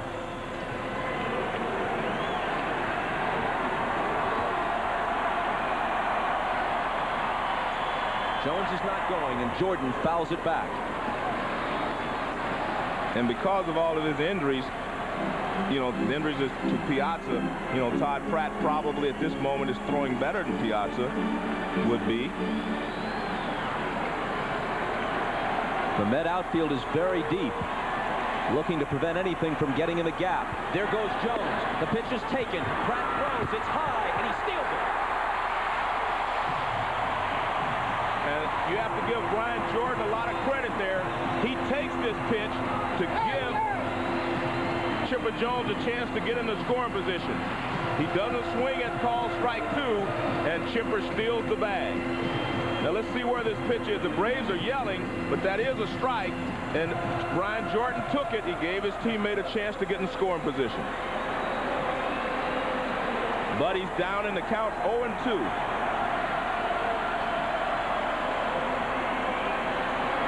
Looking for the hit that could win the series. That's ball 1. It was the Braves' intention to be aggressive from the get-go tonight. And that swipe of second by Chipper Jones was their 6th steal in 6 attempts in Game 6. Even though there are 2 strikes on Jordan, I don't think they're going to really come after him. They're going to try to get him to chase something out of the strike zone. Well, he gave him a fastball, and Jones was a little late on it. Pratt didn't like the location of that pitch. Watch where Pratt is set up. Off the plate outside, the ball moves back over the plate. A mistake there by Benitez, but he throws so hard he can make some mistakes and get away with them. The 1-2 pitch to Brian Jordan. Taken low. And that's what they want to do. Try to start that splitter in the strike zone and let it move out and hope that Jordan chases it. Because they still realize that they have Andruw Jones on deck. And Andruw Jones has not been swinging the bat well. But with 2 strikes, you're still going to try to get Jordan out here if you can. Full count. Now remember, with first base open, you might be saying, why not just walk Jordan? The only run that matters is Chipper Jones at second, with Andruw Jones an easier out at this point on deck. But Jones didn't get to second until the count was 0-2, and at that point, you're not going to walk him. No, with 2 strikes, you try to make a pitch. Now the 3-2 pitch. He went around, and we're going to extra innings. Good pitching there by Benitez. Armando struck out 2 in the inning. On to the 10th. Well, the Mets decided they were not going to give Jordan anything to hit. They threw him 3 splitters to try to get him to chase one, and right here at 3-2, he chases one finally. He laid off as long as he could, but 3-2, he definitely went, and it was ball 4. And the Mets are still alive. Good pitching there by Benitez. Well, extra innings. We haven't done this in a while. Agbayani starts it in the 10th and can't catch up with Rocker's heat. Now the question becomes, how long do you stick with Rocker and Agbayani? Benitez. Well, if you're Bobby... Agbayani's not pitching, is he? No. At least not yet. Well, we have to remember Bobby Cox still has the luxury of thinking about a 7th game. Bobby Valentine can't think about a 7th game yet. So I don't know how long Benitez will go, but I'm sure Bobby Cox will decide this is probably the last inning for John Rocker. He needs to save him for game 7 if he can. The 1-1 to Agbayani misses.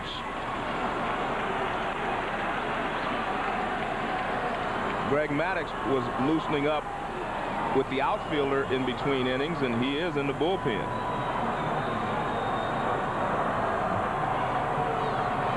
These are the pitchers who are unused to this point.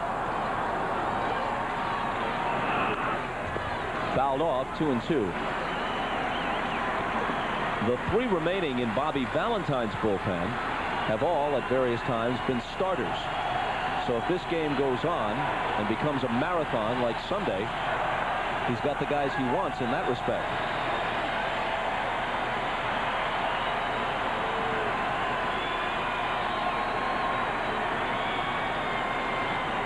Agbayani steps out. Craig Sager told us from downstairs that Bobby Valentine told him that he thinks Armando Benitez is good for only 2 innings tonight.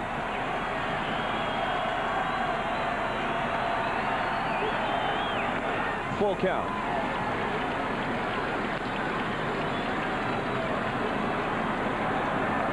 Piazza's homer tied it in the 7th.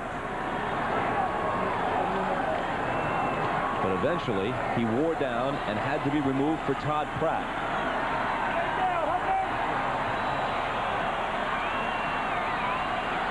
The 3-2 pitch is taken for ball 4.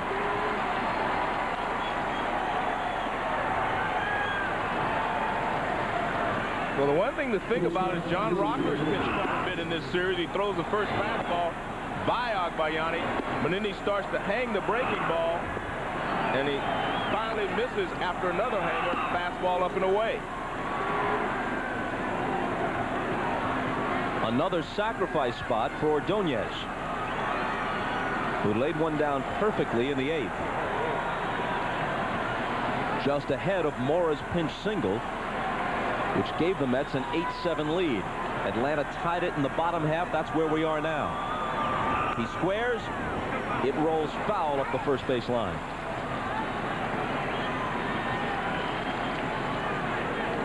Well, after all the mishaps he's had trying to bunt in this series, you have to give him a lot of credit for being able to do the job in the 8th inning that produced the go-ahead run for the Mets at that time.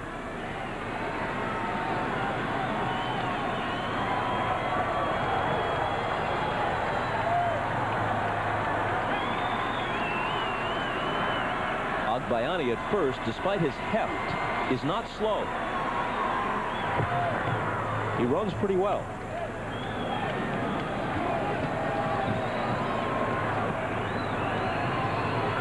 Well, we saw the Mets take advantage of Rocker in game 5. They just took off on him because he doesn't have a great move. What he tries to do is he'll step off, he'll do a lot of different things, but he doesn't have a great left-handed move to first base. Squaring again. This one is lined to Hunter. And this time, Ordonez cannot get the bunt down.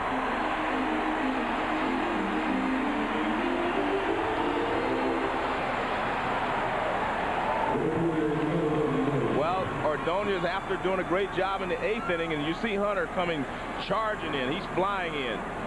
And he gets there in plenty of time. No chance to make a throw at first base anyway as Agbayani went back.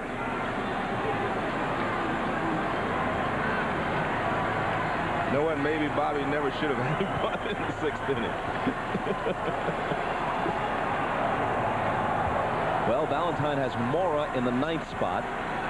After his pinch hit in the 8th, he stayed in. He's playing right field, so he's the hitter now. And Todd Pratt, the catcher, is on deck. Down and in and stopped by Myers.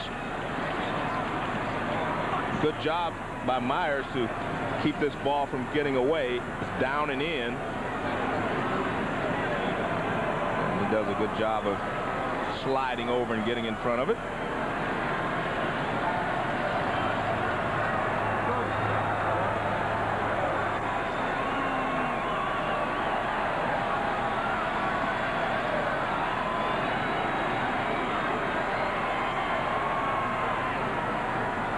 Rocker steps off.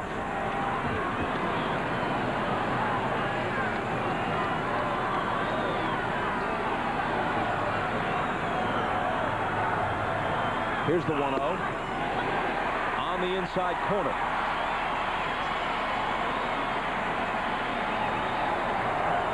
Let's take a look at this fastball on the inside corner by Rocker. And we can see when it crossed the plate, it did have some of the plate, but the catcher Myers had to reach inside to get it. The 1-1 pitch is sliced down the right field line and out of play. And the one thing I'm noticing about Mora, not only is he a smart player, he knows how to play this game, but he's got a live bat. His bat, the ball kind of jumps off of his bat. And right there you can see very good extension by Mora. He spent 6 years in the Astros chain and became discouraged when he didn't get a shot at the big leagues. Contemplated quitting baseball.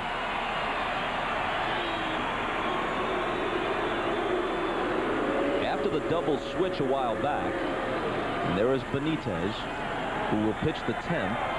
Will he go beyond if necessary? We don't know. Ordonez, who couldn't get the bunt down. Ventura, Sunday night's hero.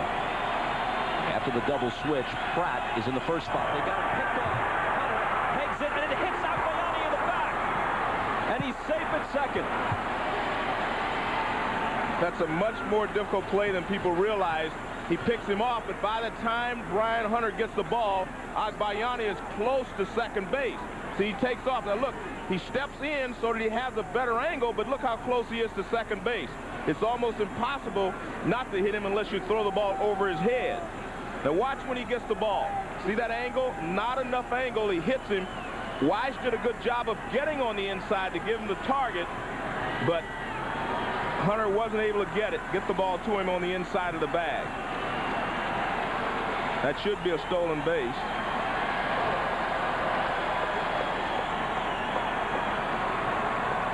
E3 on the play. Well, that's incorrect. Scoring. Meanwhile, Bobby Valentine popping up and down, and here's the 1-2 to Mora. He lines it to center. It's in for a hit. Agbayani is stopped at third by Cookie Rojas as Andrew Jones fires it back in. Runners at the corners with 1 out, and Melvin Mora continues to make a name for himself in this postseason. Excellent player. Rocker tries to sneak a fastball by him. He got one over the outside corner and he ripped for a base hit last time up. This one is on the inside corner and he rips it back through the middle. Andrew Jones was playing shallow. He had a shot at Agbayani, but Rojas stops him.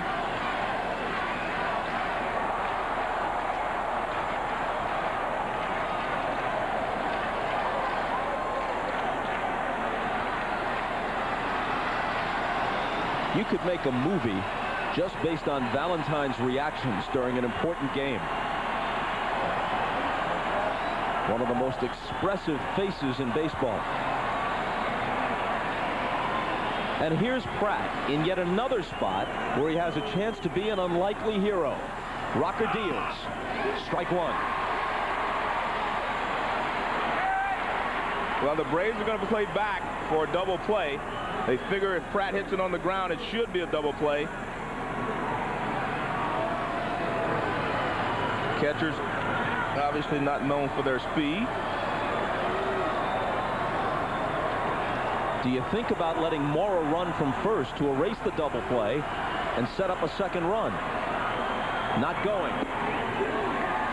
I don't think you do that unless you get 2 strikes. I mean, it's a risky play. I mean, it's something that you can do if you want to be aggressive like that, true. Because Rocker doesn't have a great move, but if, you know, something like that could backfire on you. And you have a guy, Todd Pratt, who's been swinging the bat well, and you may want to give him an opportunity to drive in this run. Pratt's walk tied Game 5 in the 15th. He's ahead on the count now, 2-1. His homer, as you all know, won Game 4 of the division series against Arizona and vaulted them into the LCS against the Braves. Had some success. He's had 4 at-bats against Rocker, 2 base hits. So if you're Bobby, you're saying, hey, I'm going to let him swing at least until he gets 2 strikes before I send the runner. Couldn't catch up with it. 2-2. Well, he went out of the strike zone. He was patient for 2 pitches, but this is a fastball up and out of the strike zone. And he goes up there and tries to get it.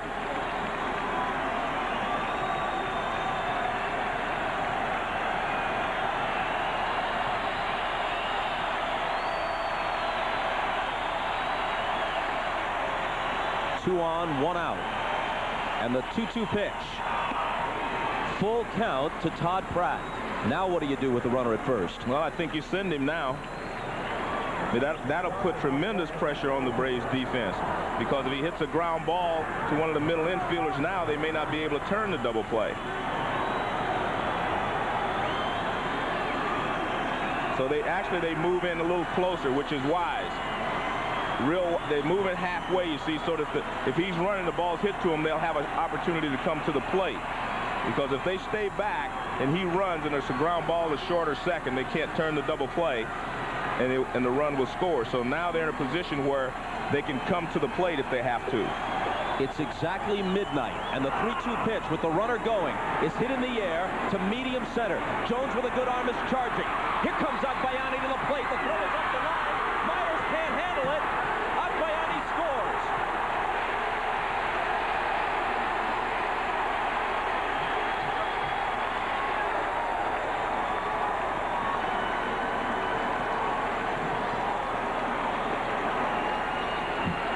Well, Todd Pratt gets enough of this and hits it into center field, and it puts pressure on the defense, because an accurate throw would probably get Agbayani, but you have to get rid of it quickly, and you'll see that the ball beats him, but it's up the line. Nice attempt there by Myers to get out in front, catch it, and make the tag as Agbayani goes by, but no chance. This ball is shallow enough, and Andrew gets a good jump. His momentum is coming forward. See, if this ball is at the plate, they get him, but it's tough to throw a ball right on the numbers from 150 feet. Strike 1 to Alfonso.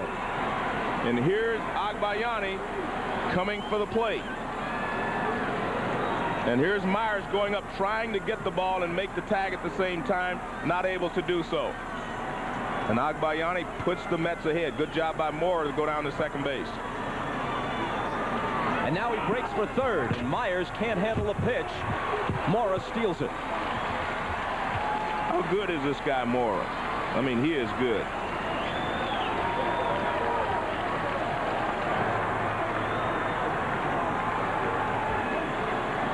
Well, you see, Rocker only checked him once, and Mora took off actually before Rocker started his motion to the plate.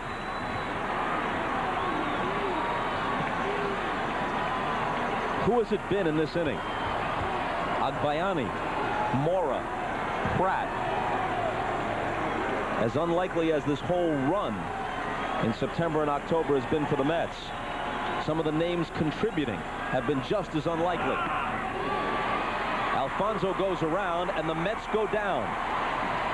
But now they are 3 outs away from pushing this series to Game 7. We'll be right back after these messages from your local station.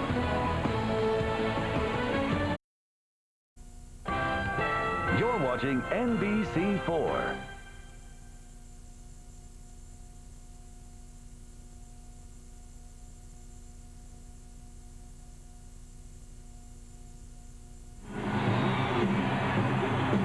In a long big league career, Orel Hershiser's seen a lot, but even his heart is aflutter as he indicates over what's happening in this series. John Rocker whispering in the ear of his pitching coach, Leo Mazzoni. Bottom of the 10th, Andrew Jones to start it. And you can see right there, Benitez starts him off with a splitter. He does not like to throw Andrew Jones a lot of fastballs. Andrew Jones, a good fastball hitter, middle of the plate in. And when you're young like he is, you have good eyes, you can hit anybody's fastball.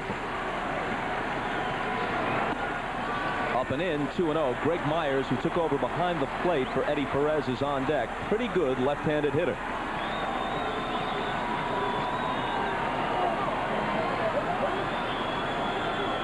Big pitch here on 2-0. It's in there.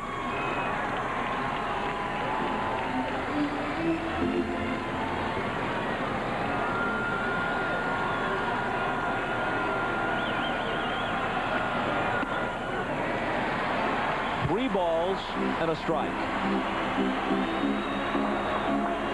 Well, I think you're going to see Andruw Jones hitch it up right here and look for a fastball middle of the plate in. If he gets it, he's going to see how far he can hit one. He cleared the fence 26 times in the regular season. He's done next to nothing at the plate in the postseason. Bluffs the bunt. He was taking all the way. Full count. Now that shocks me, but maybe he's got a better game plan. We're about to find out. Baby. Step up.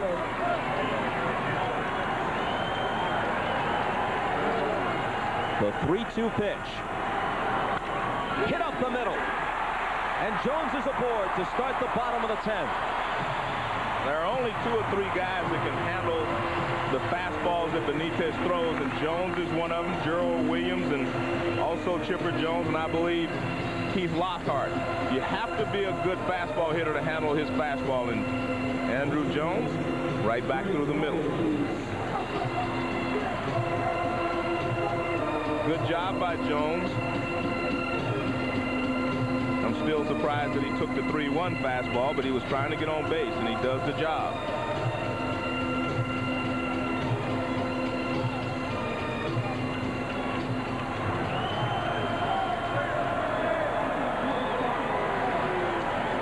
If there's a game 7, you wonder how much either of those guys would have left. Myers takes strike 1.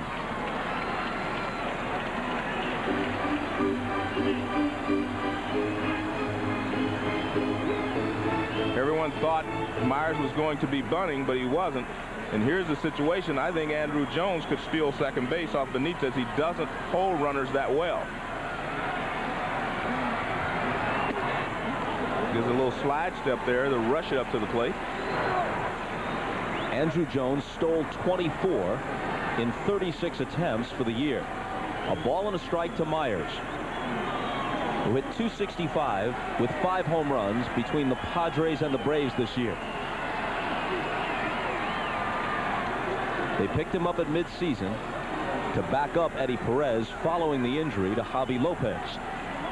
Myers has seen the postseason before with the Blue Jays in the early 90s and with the Padres last year when they went to the World Series. 2-1.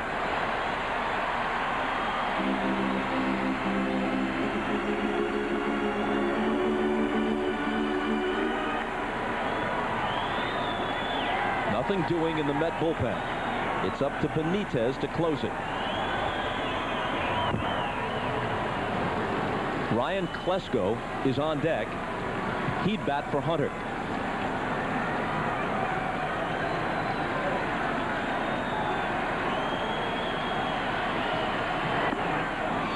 Two and two. And with your team trading by a run, a lot of people are going to wonder why Bobby didn't bunt or try to sacrifice over to second base Andruw Jones, or he's got to either steal it if he doesn't bunt him over. Since he hasn't bunted him over, I think Andruw has to steal second base. Not going. Hit in the air to left center field. Agbayani has it lined up.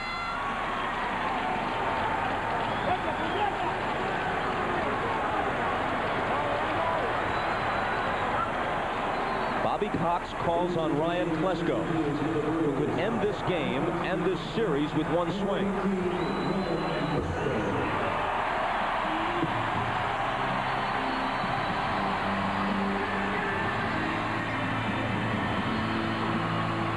Interesting matchup here. Klesko has a little longer swing. And you usually have to have a little shorter, quicker swing to handle the real good fastballs. He took Rick Reed deep at Shea Stadium in Game 4, but Reed doesn't throw anywhere near as hard as Benitez. But Armando was touched for 4 home runs this year. He does have one at bat against Benitez. Ball one.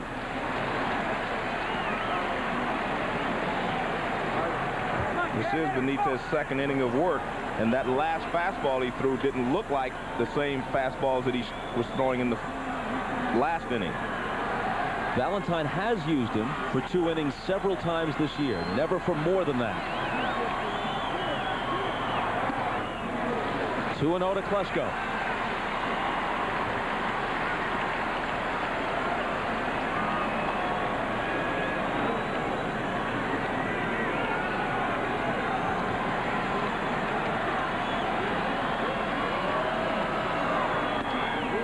Three and nothing.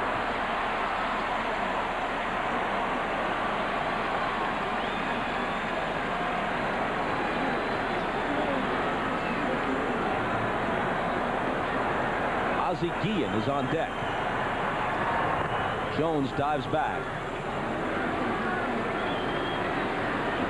Only Benitez knows how he feels, but his fastball doesn't seem to have the same hop on it again that he had the first inning he started here. Klesko takes a strike. Walt Weiss is scheduled to hit next, but if you'll recall, over the weekend at Shea, Ozzie Guillen had a good at-bat against Benitez.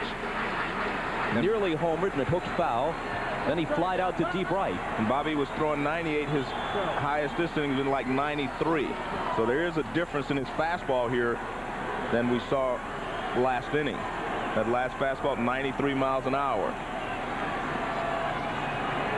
This is a 3-1 pitch. Walked it. The tying run to second. The winning run to first in the bottom of the 10th. And Dave Wallace, the pitching coach, once again out of the dugout.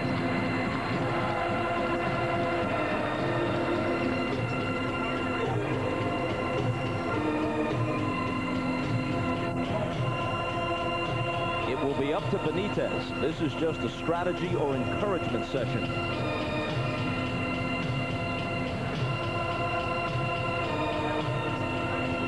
The Benitez we have seen in his last several appearances has been a dominating pitcher who just mowed people down. He is laboring now. But we've seen two guys, both he and Rocker, who have pitched quite a bit in this series, more than their normal 1 inning at a time. And when you do that, a guy's pitched one inning at a time most of the season, and all of a sudden he has to throw 2 innings. And remember, there's a stress factor here, too.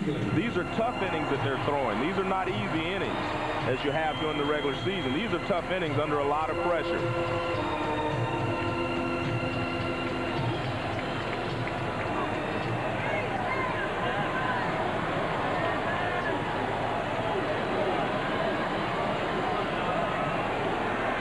Guillen steps in. 241 for the year. The only man Cox hasn't used, only non-pitcher, George Fabregas, moves on deck. Strike one. 97 mile an hour fastball there.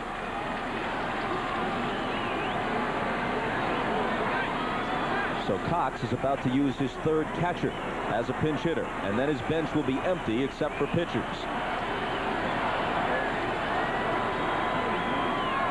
Guillen asks for time.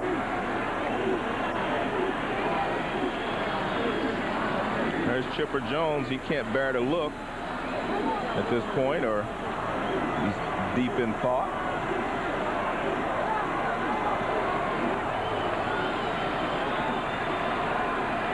Andrew Jones at second. Klesko away from first, and the 0-1 pitch. Hit toward the hole and through. A base hit. Jones being waved home. Mora takes it for third, and Klesko is out. Great play by Mora. Like I said, how good is this guy? Darn good. Yeah. The game is tied. This is he threw a guy out at the plate earlier in this series, and he comes up and fires one across the diamond, a perfect strike. Ozzie Guillen, good low fastball hitter. He reaches out and brings it back. No end to the heroes in this game. And Mora comes up, and watch this. I mean, he just fires a strike all the way to Robin Ventura. Just a perfect strike. He tags Ryan Klesko as he goes by. and he keeps the winning run from advancing to third base with less than 2 outs.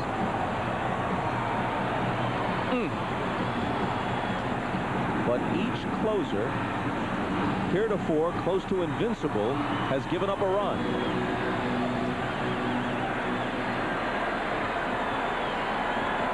Fabregas takes a strike. Mets scored what could have been the winning run in the top of the 10th. Off rocker. Benitez couldn't hold it in the bottom half. And you can't fault Klesko, in my opinion, for trying to get to third base there with less than 2 outs. He just took a great throw from Mora to get him. A ball and a strike. Kenny Rogers throwing again. But I think if you're the third base coach for the Braves now, you're going to look and find out where Mora is before you send the guys.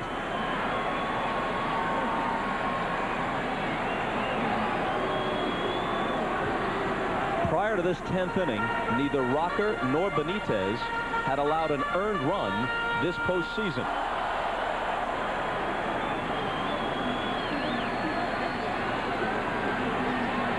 Russ Springer will work the 11th if there is an 11th. Fabregas pokes it to left. Agbayani takes it. And we take a deep breath as we move to the 11th.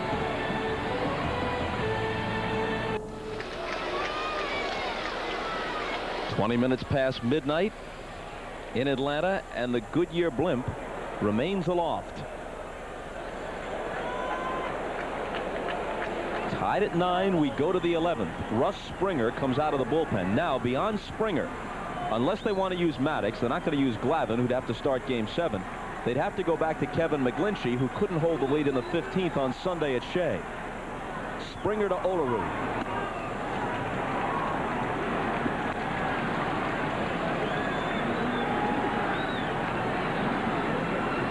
Springer was 2-1 for the year. Those are his postseason numbers. For the season, his ERA was 3.42. He falls behind 2-0. Olerud is 2 for 5. He has a couple of singles. Maddox stirring again in the Atlanta pen. And Mike Piazza's out of the middle of this Mets lineup. He would be the next hitter in Ozzie Guillen in at shortstop. Ryan Klesko is the first baseman for the Braves.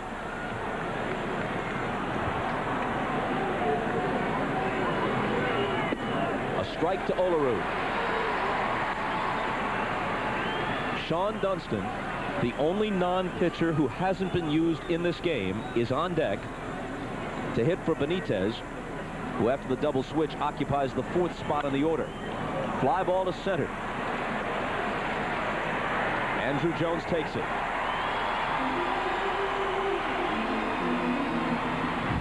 So now Sean Dunston. He was tenacious at bat in Game 5, which involved a half dozen foul balls after the count went full, and then eventually resulted in a single up the middle to start the inning, which was concluded by Ventura's single over the fence, I guess, for lack of a better description, and set us back here to Atlanta for Game 6. Dunston comes on to pinch hit.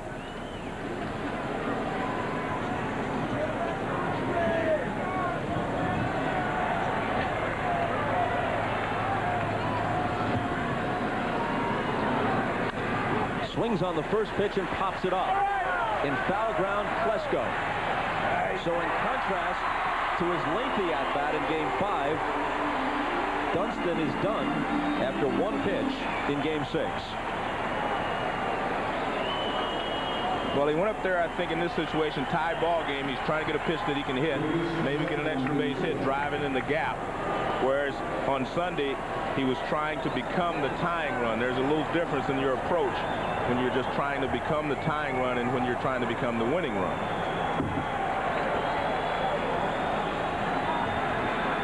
And here's Ventura.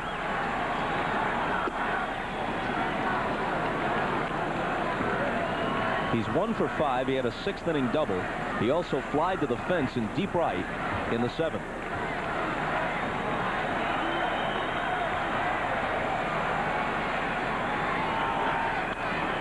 Out of play.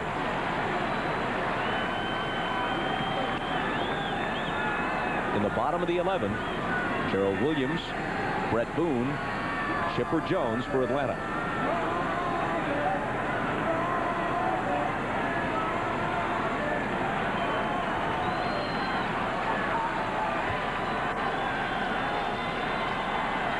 The 1-1 pitch.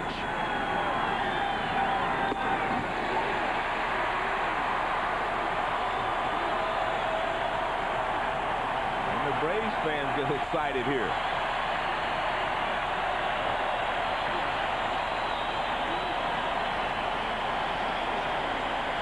Looking around the park, few, if any, have left. The 1-2. 2-2.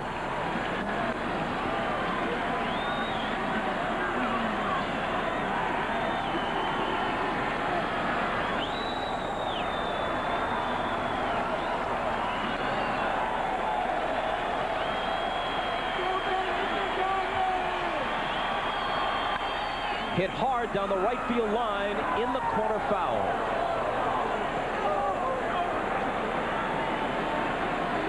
Ventura just a bit out in front. It was a high fastball. May have been out of the strike zone, but he's able to get on top of it, and he rips it, but hands a little bit too far out front. And Klesko helping the umpires out with the call. Brian Jordan and Klesko both helping him out.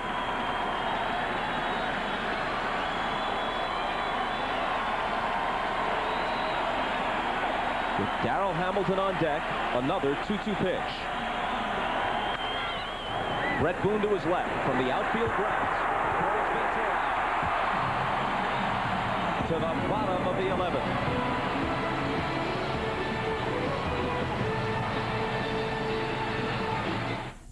After Sunday, a reasonable person might well have asked, what can you do for an encore? Well, how about this?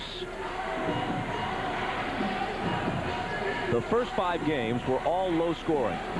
4-2 Atlanta, 4-3 Braves, 1-0 Braves. 3-2 New York, 4-3, could have been 7-3, but really it's a one-run game because it goes down to the last swing in the 15th inning.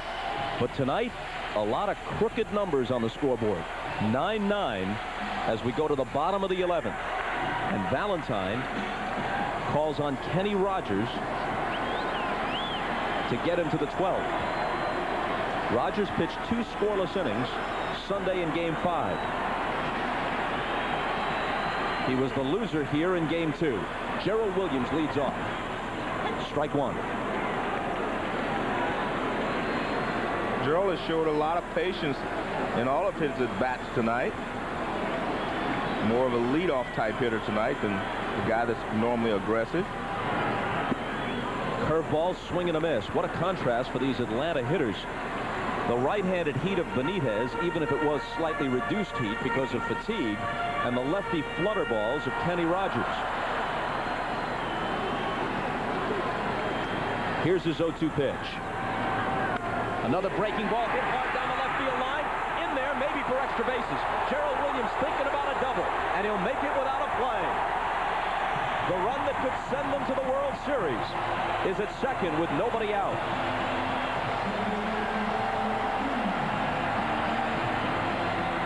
Well, he threw him 2 good breaking balls, and watch, this one hangs. It's a hanging breaking ball right there in the middle of the plate, belt high, and Gerald puts a line drive swing on it and pulls it down into the corner. First 2 curveballs were beautiful, down around the ankles almost. This one hangs, and he finds the left field corner. John Smoltz, Howard Battle excited. And now Robin Ventura trots to the mound from third base. Chipper Jones is on deck. No matter how they play this, Chipper Jones is not going to bat in this inning. Normally, Bob, in this situation, you would walk Boone so you'd have a force out at third base, you know, just in case, but you're not going to do that to pitch to Chipper Jones. Dotel starts to throw in the bullpen.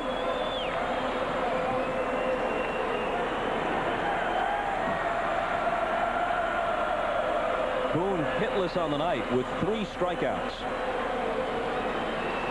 He squares. He bunts. It's fielded by Olerud. No play but to tag Boone. Good job there by Boone. He gets the job done. That pitch looked like it was bearing in on him. A tough pitch to bunt, but he got it down.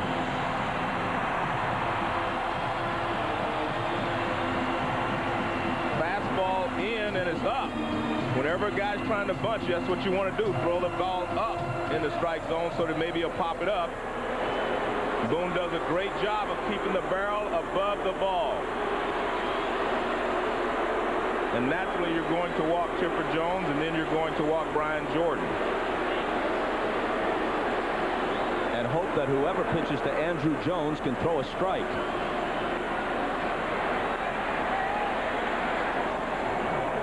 And there you see Don Baylor talking to Andruw Jones because he knows that he's going to be the guy on the spot for the Braves here. And the question you have to ask now, if you're Bobby Valentine, do you want Kenny Rogers with his off-speed stuff throwing to Andruw Jones, or am I going to bring Dotel in, who is basically a fastball pitcher? You have to decide the matchup you want here. I've got to guess he'd want Dotel, righty against righty, and a better chance for the strikeout.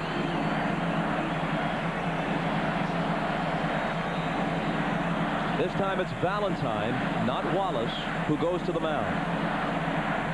Well, this is interesting. He goes to the mound before they walk Brian Jordan.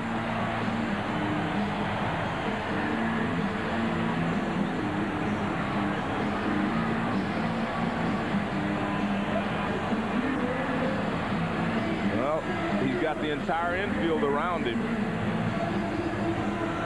I don't think you can pitch to Brian Jordan and play back for a double play.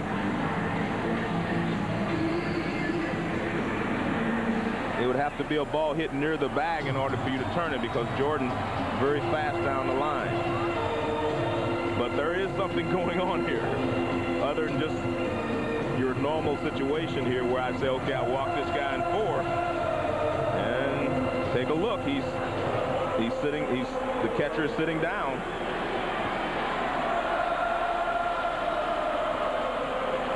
Surprising, to put it mildly. Jordan stands in, and they pitch out. They may wind up walking him. Yeah, but they can't be thinking that Bobby Cox is going to squeeze with Brian Jordan at the plate. It looks like another pitch out. It is. This may turn out to be an intentional walk of a different sort.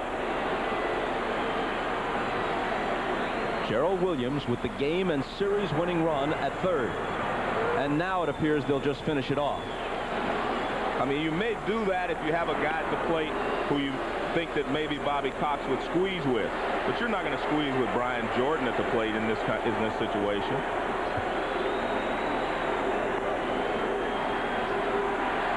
It's up to Andruw Jones, who tonight is 2 for 5 in the postseason, 9 for 41. And what Bobby looks like he's decided to do is go with Rogers, because he can throw some off-speed stuff rather than go to Dotel, who has to come at Andruw Jones with fastballs.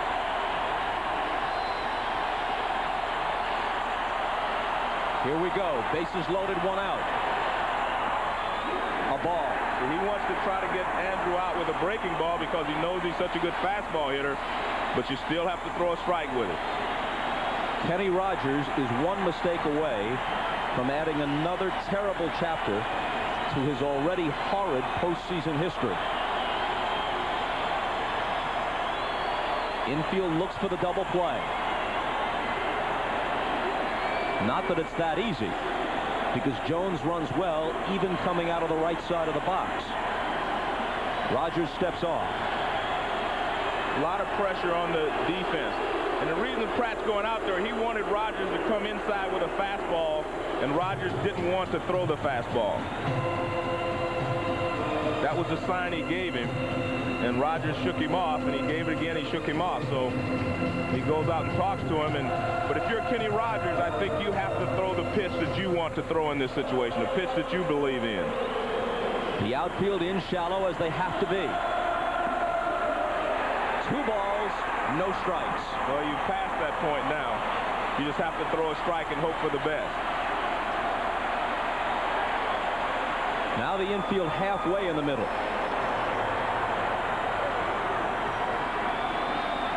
And the 2-0 pitch. Tapper, rolling foul.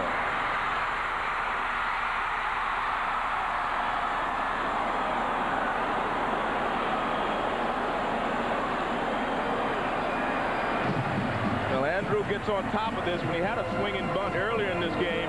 If this ball stays fair, ball game over, because you see Gerald Williams coming for the plate. He's going to be able to beat any play that could be made on the ball. I'm a little surprised that the Mets are playing as far with Ordonez as they are. I think you have to come to the plate. I don't think you can make a double play here with Andrew Jones in this situation unless it's a one-hopper near the bag, and if it's hitting near the bag, it's going to be a base hit anyway.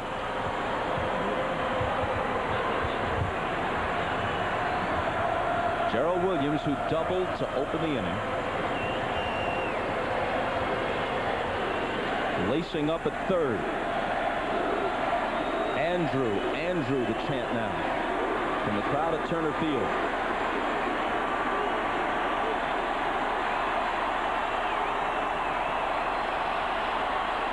Rogers ready, Jones ready. The 2-1 pitch. 3 balls and a strike.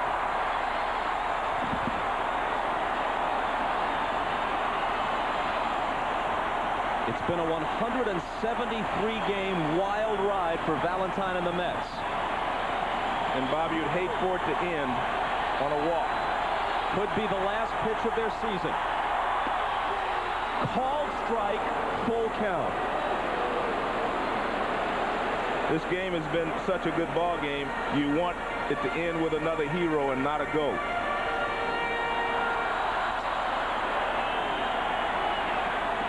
The 3-2 pitch.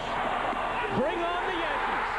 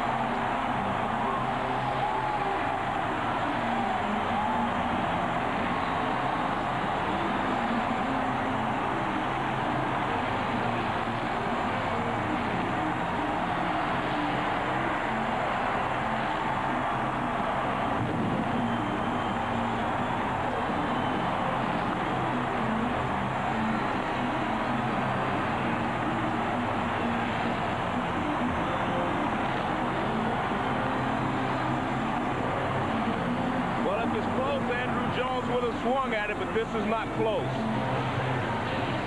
This is ball 4, ball game over. This might be the most memorable 10-9 game since Bill Mazeroski's homer beat the Yankees in Game 7 of the 1960 World Series. It sends the Braves to the World Series for the 5th time in this decade.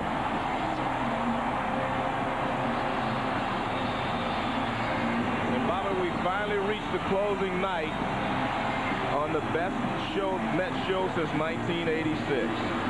And that's the point. He didn't want to lose it that way, and I must admit, I hate for the game to end that way. Let's go to Craig Sager. Well, this ball game began by Gerald Williams, the bottom of the first, getting hit by a pitch and scoring the first run, and it ends with you leading off the 11th with a double and scoring the final run. A whole lot happened in between, but talk about the last at-bat here in the 11th. It was just a situation where I was trying to make sure I get on, try to put the ball in play, hit it hard somewhere, and fortunately that worked out for us. With Kenny Rogers, great move to first base. How important was it to stretch that into a double? I think it was important, but at the same time, the onus was on making sure that I get on. What happened to you guys when you lost the 5-run lead and they tied it at 7? Did you feel the kind of air come out? Well, it was a situation where you have to give them credit. They kept scratching, they kept hitting the ball well, and it was unfortunate that we were on the other end, but you have to take your hat off. You have to take your hats off to them. They played extremely tough. after they came back from a 3-0 deficit, did you guys feel coming to the ballpark today that you had to win it tonight? Because if you went to the 7th frame, they'd probably have the momentum. The general feeling is that you want to win every game that you play. But obviously, we didn't feel like we have to win this game. We're still at home, and we still ahead one game coming into tonight's game. And it was a situation where we wanted to make sure we played a good brand of baseball. After you got to third base, after the sacrifice bunt by Boone, they walked 2 other guys. What are you thinking at third base? Making sure I don't get doubled off. We had the ground ball where you almost scored, but went foul. Well, we were happy about getting the run any way we could.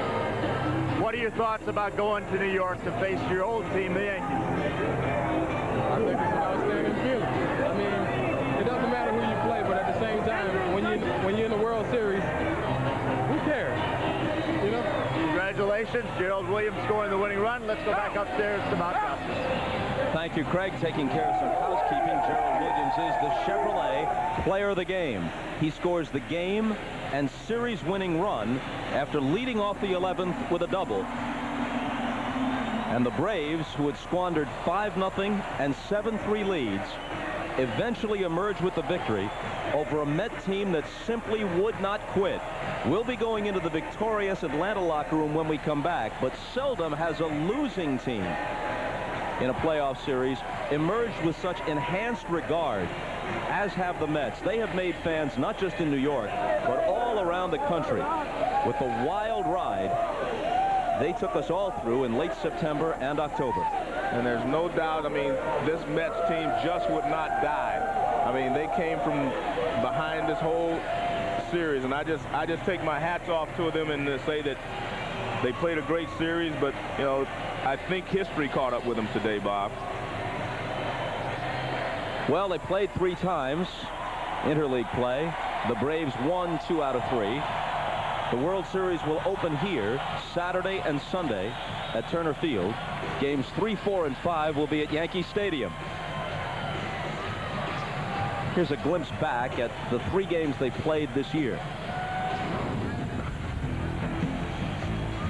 This is on July 15th.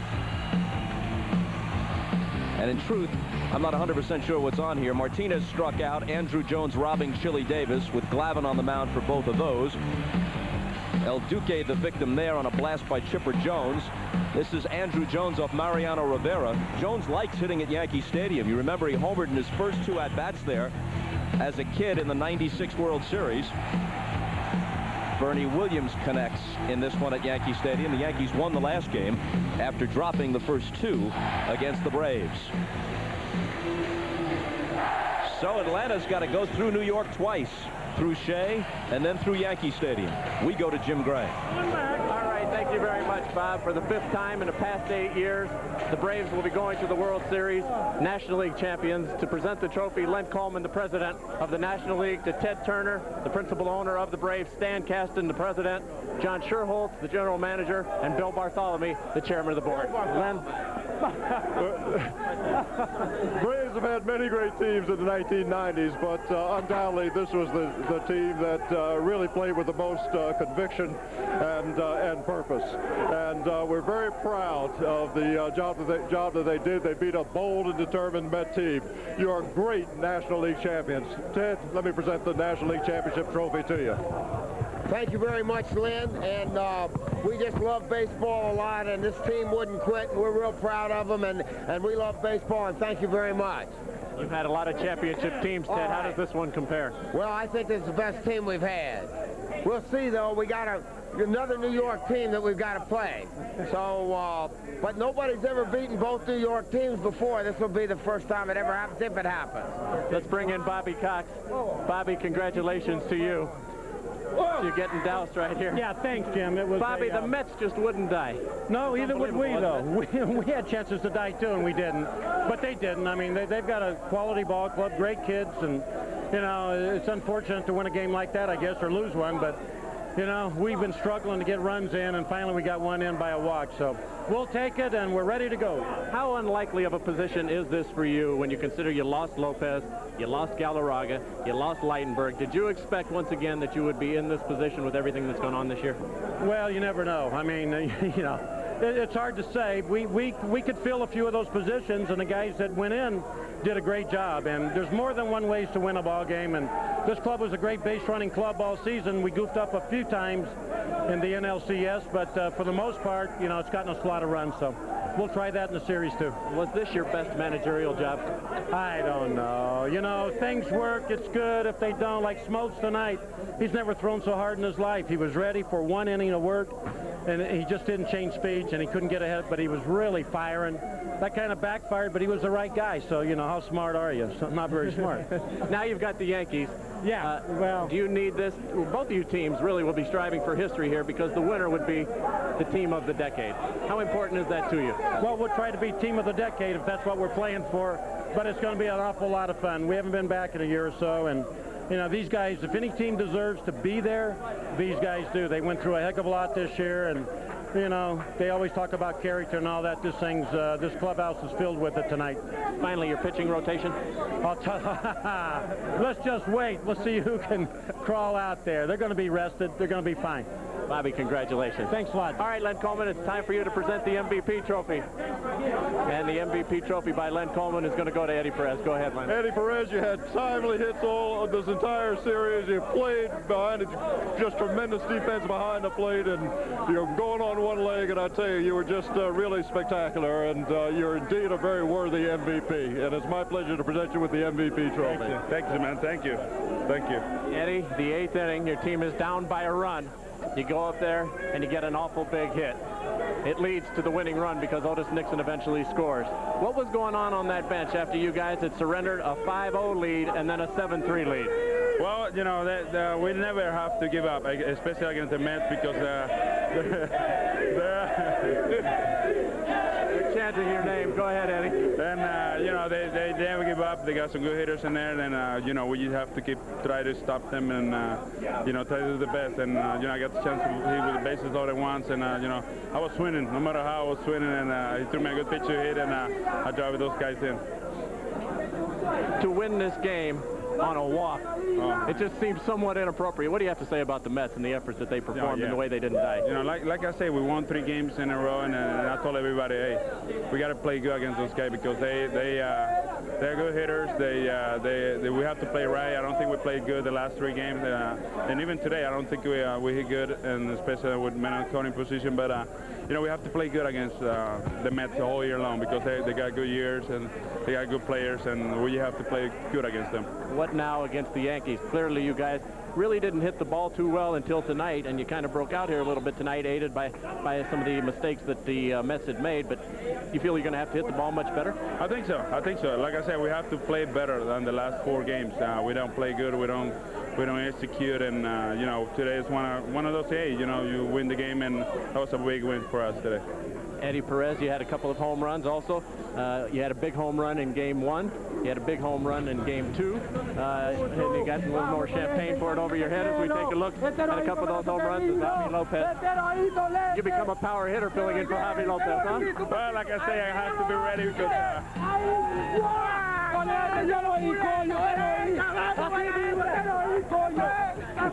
Well, like I say, I have to be ready. Translate for us. What is Javi saying? I don't know. I don't even understand what he's saying. But like I say, I just have to be ready. I just have to wait for my pitch and try to ride some run because I'm going to fight somebody on base every time I'm going to get in there because they're going to pitch to Chipper, they're going to pitch to Brian, and I just have to be ready. All right, Eddie. Congratulations to you. Thank you, man. All right, Bob, back upstairs to you. We'll have some more of the Braves in just a moment. Jim, thanks a lot. You know, just about all the superlatives have been exhausted, and yet, after catching our breath for just a few days, we're lucky enough to be right back here in this ballpark for what shapes up as a tremendous World Series. It would be under any circumstances, but as Jim Gray mentioned, it really is a series to decide which team will be called forevermore the team of the 90s. And the reason for that, Bob, is the Braves have won more games, but the Yankees have won more championships. But if the Braves are able to beat the Yankees, they will have split 2 World Series with them. They'll equal the Yankees and the Blue Jays' total of World Series titles in the 90s, and they will have won the most division titles. So it would be them. If the Yankees can win, that's their 3rd. Case closed for them. Let's go back to Jim. All right, thank you very much. I'm here with Chipper Jones. Chipper, you kind of broke out. in Game 5. Had a little bit of a hitting slump. You're the probable MVP in the National League. Do you feel you're going to have to hit the ball a little bit better against the Yankees, though? Well, yeah, against that pitching staff, we all got to swing the bats a lot better. But we're just happy to be here. You know, we persevered through so much this year, and you know, we fought hard tonight, and just roller coaster ride the last 2 or 3 games, and everybody's kind of drained, but luckily we got a couple days off before the Yankees come to town. You were with this club when they lost to the Yankees. You went up 2 games to 0 and then lost the next 4. How much does that sting, and how much will that play a role in this upcoming series, if at all? You know, it's forgotten about. I mean, it stung for about a week after the series was over, and then everybody kind of forgot about it. You know, there's nothing you can do about it. We lost to a great team. You got to tip your hats to them. But you know, we got another shot at them, so we're going to try and make the best out of it. Now tonight, once again, you were chipper. When you go back to New York, you'll be here Saturday and Sunday. You'll go back to New York. You're going to be Larry once again. Did that bother you, and will it be a bother to you in New York, or do you think you'll have a better rapport with the Yankee fans than you did with the Met fans? You know what? I think we all did a good job of kind of tuning out the fans. You know, going into New York, you have to tune them out so they don't come into play, and hopefully we'll do as good a job as we did in this Mets series, you know, next week. Let's bring John Rocker in. John Rocker, come on in here for a second. You're headed back to New York. Yeah. Congratulations, you pitched well tonight. You're okay from your accident. You got New York fans once again. How are you going to handle the Yankee fans? Is it going to be a little bit better this time, or is it going to be the same as the Mets? Yankee fans, actually, they come up with some pretty original sayings, you know, kind of sayings that are their own, and they don't even waste the champagne on you, just beer. No, just beer. I'm not good enough for champagne. But yeah, and I can sit out in the outfield and kind of get a few laughs with some of the stuff they say. And of course, you know, Yankee Stadium is probably the most historic baseball stadium in the country, and really enjoy playing there. All the sentiment and history behind it. It's a real treat to get to play in that field. With all that has gone on with you, how have you managed to maintain your concentration and just play through this all and continue to taunt and have a good time and be as wild as you've been? I tell you, coming back here was probably more stressful than playing up there. I mean, up there I was kind of, you know, a little bit, I guess kind of more at ease, you know, because I was sort of, you know, joking around, having a good time, that kind of thing. Just mainly focusing on teasing their fans and trying to, you know, mock their fans and that kind of thing. And down here, you know, all the focus was on us. We were expected to win tonight, expected to keep from going to a Game 7. So I think there was a lot more pressure down here, you know, especially with you know, going up there up 3 games and then losing two close games, you know, games 4 and 5. And there was a lot of pressure on us because, you know, I think if they had squeezed this one out and beat us 2 extra inning games in a row going into Game 7, they definitely would have had the momentum. But I got to give those guys credit. I mean, they really fought back hard. I mean, I think I think they did a better job at fighting back this year than we did last year when we were down 3 games to none. We really thought you know, we knew they weren't going to roll over and die, but we really thought we had them beat in Game 4, and sure enough, they revived themselves and came back and you know, gave us huge runs all 3 nights. John, congratulations. Don't drive the next 10 days. Okay. Quite a wild atmosphere over here in the Braves locker room. We'll be back with some more, but right now let's send it across the way to the Mets and Craig Sager. Well, thank you very much, Jim. I'm with Bobby Valentine, whose team played courageously throughout this entire series, this entire postseason.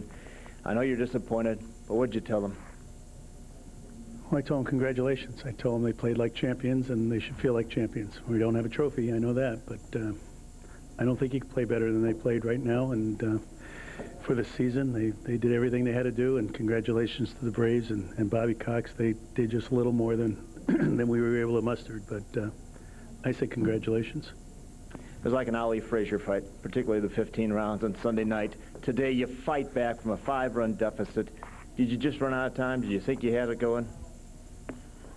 You know, we had about 3 or 4 different times with a lead, and they're a real good team. They just took it from us and scored the runs that they needed to win. Management has expressed their desire to have you back. Do you expect to be back? Do you want to be back managing next year? This is my life, obviously. Thanks. Thank you very much, Bobby. Let's go back to Jim Gray. All right, thank you very much, Craig. The celebration continues over here with Brian Jordan, Greg Maddux, Andrew Jones. Brian, first of all, how's your hand? You took quite a lump there and almost turned into a brawl. Oh, man, it's hurting, but believe me, it was worth it. I mean, it was worth staying in the game and finishing it and being out there when everybody's jumping on each other, so it was great. Brian, you were so close with the Cardinals, and the Braves denied you. Now the Braves have opened the door. Yet the same thing almost happened. You find yourself with a big lead. Were you starting to think in the back of the mind, uh-oh, this can happen to me again? I was talking to Ozzie Smith before the game, and I was like, remember 96, baby? It's starting to creep up on me again. But, this team battled. I tell you, I give a lot of credit to the Mets. I mean, those guys never quit. They never died. They never rolled over. And it was just a great series both ways. And we're just fortunate that we came away with the victory tonight. Brian, you stood behind and you watched history last year with Mark McGwire. Now you have a chance to make a little history to go in with the Braves in the World Series. Can you describe the difference in the feelings? I mean, hitting behind Mark last year was great. Watching him take the home run record. But I don't think it can compare to going to the World Series. I mean, this is what you work hard for all season long. And to finally be there, especially get to play against Joe Torre, my old manager, and a guy I respect to the utmost, it's going to be a lot of fun. Brian, congratulations. We look forward to Saturday in the World Series. Thank you. Appreciate Let's bring in Greg Maddux and Andrew Jones. Andrew, come on in here. Tell us about that walk. You were very patient tonight. Tell us about the final walk and watching those pitches as Kenny Rogers was winging it at you. Well, I think my first 3 at-bats, you know, I didn't have that great at bat. You know, I had a chance to drive a run in. You know, I didn't ground ball to second. But, you know, my last at-bat against Benitez, I just showed really patient and, you know, make him throw strike. And he threw me strike, and, you know, till he get to 3-2, you know, I land drive off the mill, and that was a big run right there because we was down already. So, you know, against Roger, you know, he trying to just make you chase this changeup and this curveball, and, you know, I just went out there. I said with myself, Andrew, you're just not gonna swing to it, throw you 2 strike, and, you know, make him throw a strike. And right there, you know, he got me on 3-2. You know, I just looking something over the play, and he threw me a changeup that just went away, and, you know, right there was the ball game. Andrew, congratulations. You've had a smile on your face through some pressure-packed games. Let's bring in Greg Maddux. Greg, what do you have to say about this series? Unbelievable, huh? Yeah, it was a good one. Both teams never quit, you know. You know, the Mets fought back. You gotta tip your hat to them, and you know, we're all glad Andrew was patient enough to lay off of those pitches later on. It was a great at-bat. Sometimes the best at-bats are a walk. You look exhausted, and you didn't play tonight. Yeah, well, it's hard watching, you know. It's easier pitching the other day than it is out, you know, sitting back watching. Do you have any idea what the rotation will be for the World Series? Will Tom Glavine start the first game, and do you know what it will be? I don't know. You know, we were just trying to win tonight. We weren't, you know, we weren't looking down the road at all, and you know, whatever. I'm sure Bobby will get it figured out. He always does. All right, Greg, we look forward to seeing you in the World Series. Congratulations. Okay. All right. Bob Costas, the celebration continues. The jubilant Braves locker room. Back upstairs to you. Jim, thanks very much. Here's Gerald Williams jubilantly coming down the line from third to the plate after Andrew Jones walks on a 3-2 pitch to force home the winning run in the bottom of the 11th, 10-9 Atlanta, 4-2 in games. And, Joe, I would think that this would rank with the great National League Championship Series ever played. A couple that come to mind, 1980, the Phillies against the Astros. It was a 5-game series then, best 3 of 5, and 4 of those 5 games went extra innings. And, of course, one the Mets were involved in, another 6-game series, but they won that one against Houston in 1986 with the 16-inning game in Game 6. Well, I don't think any series has been more exciting than this. Wow. I mean, I just feel like percentages finally caught up with the Mets. There's a reason no one has ever come back from 3-0, and I think that caught up with the Mets today. A great series here, and on paper, a great World Series shaping up between the Braves and the Yankees, which will open here at Turner Field Saturday night, 8 o'clock Eastern Time for the first pitch. Actually, I'm wrong about that. 7:30 Eastern Time. We're so anxious to get it started, we've moved it up half an hour. 7:30 Saturday night, the Yankees and the Braves here on NBC. So, Joe, catch your breath and come ready. Bring everything you got on Saturday, buddy. Looking forward to it. Because I know the Yankees and Braves will. So again, NBC's exclusive coverage of the 1999 World Series begins Saturday at 7:30 Eastern Time. Tonight, following your late local news, The Tonight Show with Jay Leno. Tonight, Jay welcomes comedian George Carlin. Tonight would be a good night for him to do his classic routine, baseball versus football, talking about the virtues of baseball, which were on display all this week. Actress Rebecca Gayheart and the music of John Popper from Blues Traveler, also part of Jay Leno's Tonight Show tonight. For Joe Morgan, Jim Gray, and Craig Sager, I'm Bob Costas. This is NBC, home of the 1999 World Series, and from Atlanta, home of the National League champions. Good night, everybody.